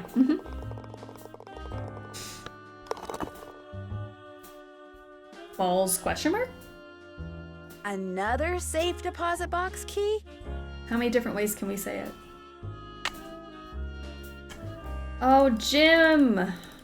Jimmy boy, you will not believe. Please, just settle down. It's all right. It's not all right. Stop T? lying. Something's wrong with me. You've got to go talk to Emily. She's in a bad way. What do you mean? What do What's you mean? happened? Please, go talk to her. She won't listen to me. I'm no help at all. Jimstopher. Sorry, his government name. Jimstopher. Jimothy.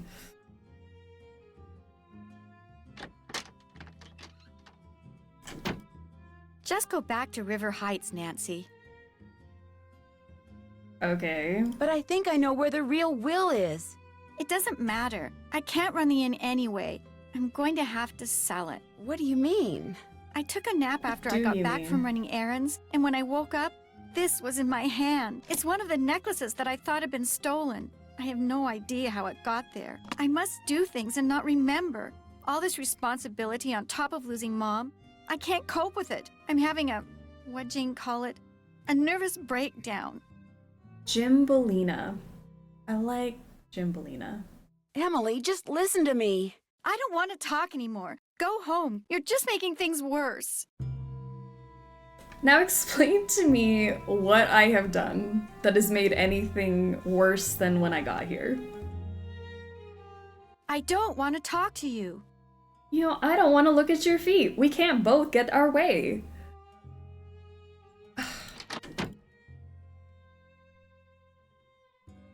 Did you talk to her? Do you see what I mean? No wonder I never saw or heard anything. It was all in her mind. I'm not so sure, Miss Willoughby. What's more, I think I've found something that'll solve all her problems. I'll talk to you later. About to go solve everything.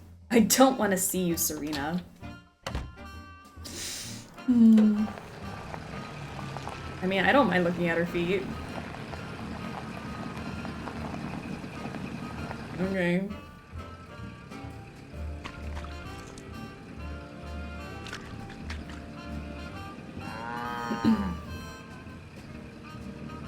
Jimbolina! I work in retail and I was grabbing bananas for an online order and some lady was sitting on the banana display. Bless all of you who work with the public.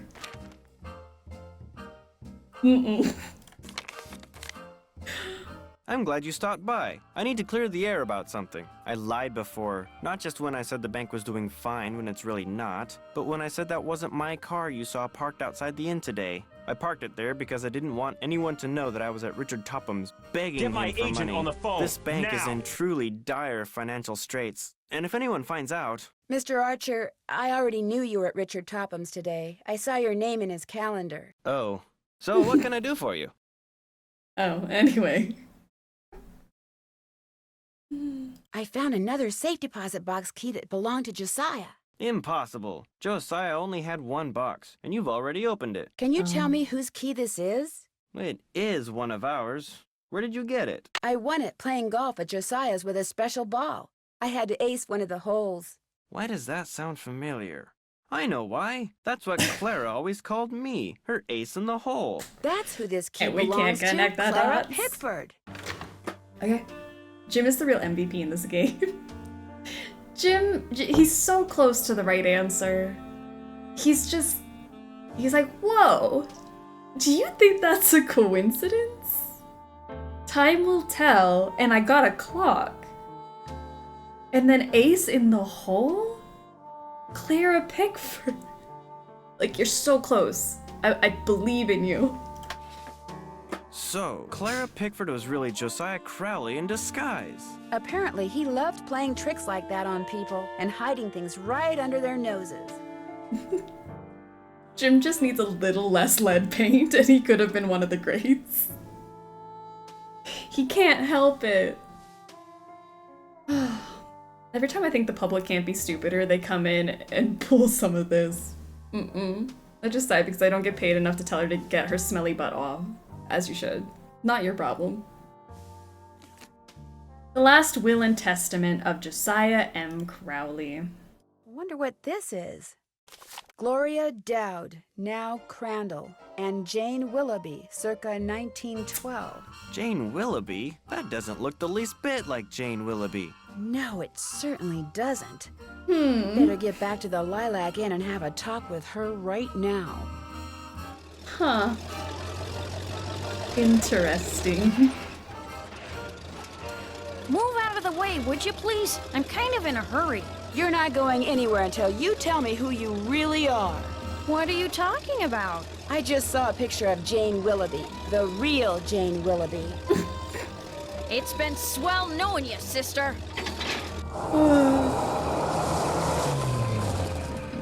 I can't let Jane out of my sight. Jane, or whatever your name is, get back here. Imposter abandons a car and escapes with stolen jewels. I knew I shouldn't let her out of my sight, teen sleuth moans. Alright, let's try that again. I can't let Jane out of my sight. She's just quick. Alright, Jane.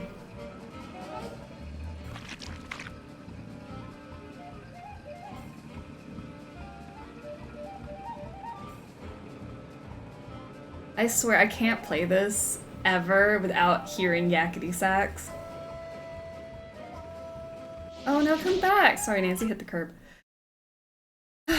You guys have thoroughly traumatized I can't let me. Jane out of my sight.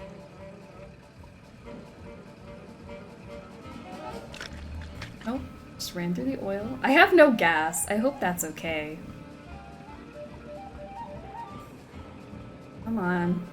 We're moving at a glacial pace. It really thrills me.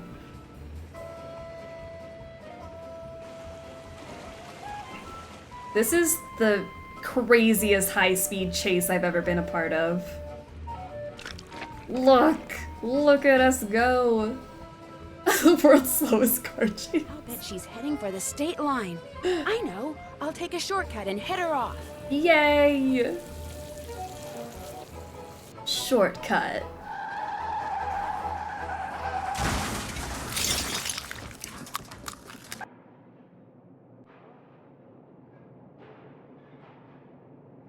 Why couldn't you just mind your own business? Because you committed a crime. Dear Ned, I know you'll be home from school in a couple of days, but I couldn't wait to tell you. I just solved a mystery. I figured out that Emily Crandall's guardian was really an imposter named Marion, who intercepted the letter Emily wrote to Jane Willoughby after her mom died. She pretended to be Jane not only so she could steal Emily's valuables, but so she could convince Emily that she was incapable of running Lilac Inn, and that she should sell it and split the money with her. On top of all that, I found Josiah Crowley's real will. In it, he left Emily so much money that she'll be able to hire all the people she needs to keep the inn going. He left Jim Archer a ton of money too, which means he won't have to close his bank. And from now on, he'll be able to buy his wife a new dress anytime he wants. As for Richard Topham, Josiah left him nothing.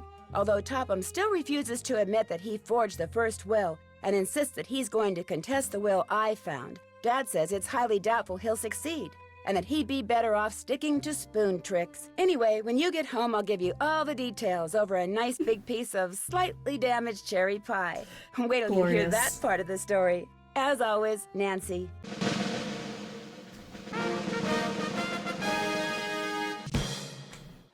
Hey, Sassy Detective, congratulations on cracking the case. You've been awarded the title of Smart Cookie for successfully solving the case.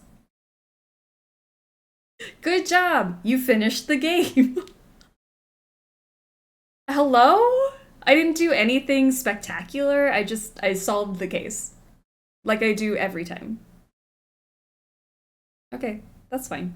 Today's competition has come to an end and we're going to the vote. Another very, very close call. Secret of the Old Clock takes the win with 53% of the vote. Danger by Design has been eliminated from the bracket. And with one more pair up left, tune in for our last episode, final votes, and the crowning of our favorite Nancy Drew game next week when Tomb of the Lost Queen goes up against Secret of Shadow Ranch. Good game, everyone. Playthroughs of our competing games are live every Saturday at 10 a.m. Mountain Time at twitch.tv/NinaStruggles. Thanks for joining Sleuthy Summer Smackdown. See you next time.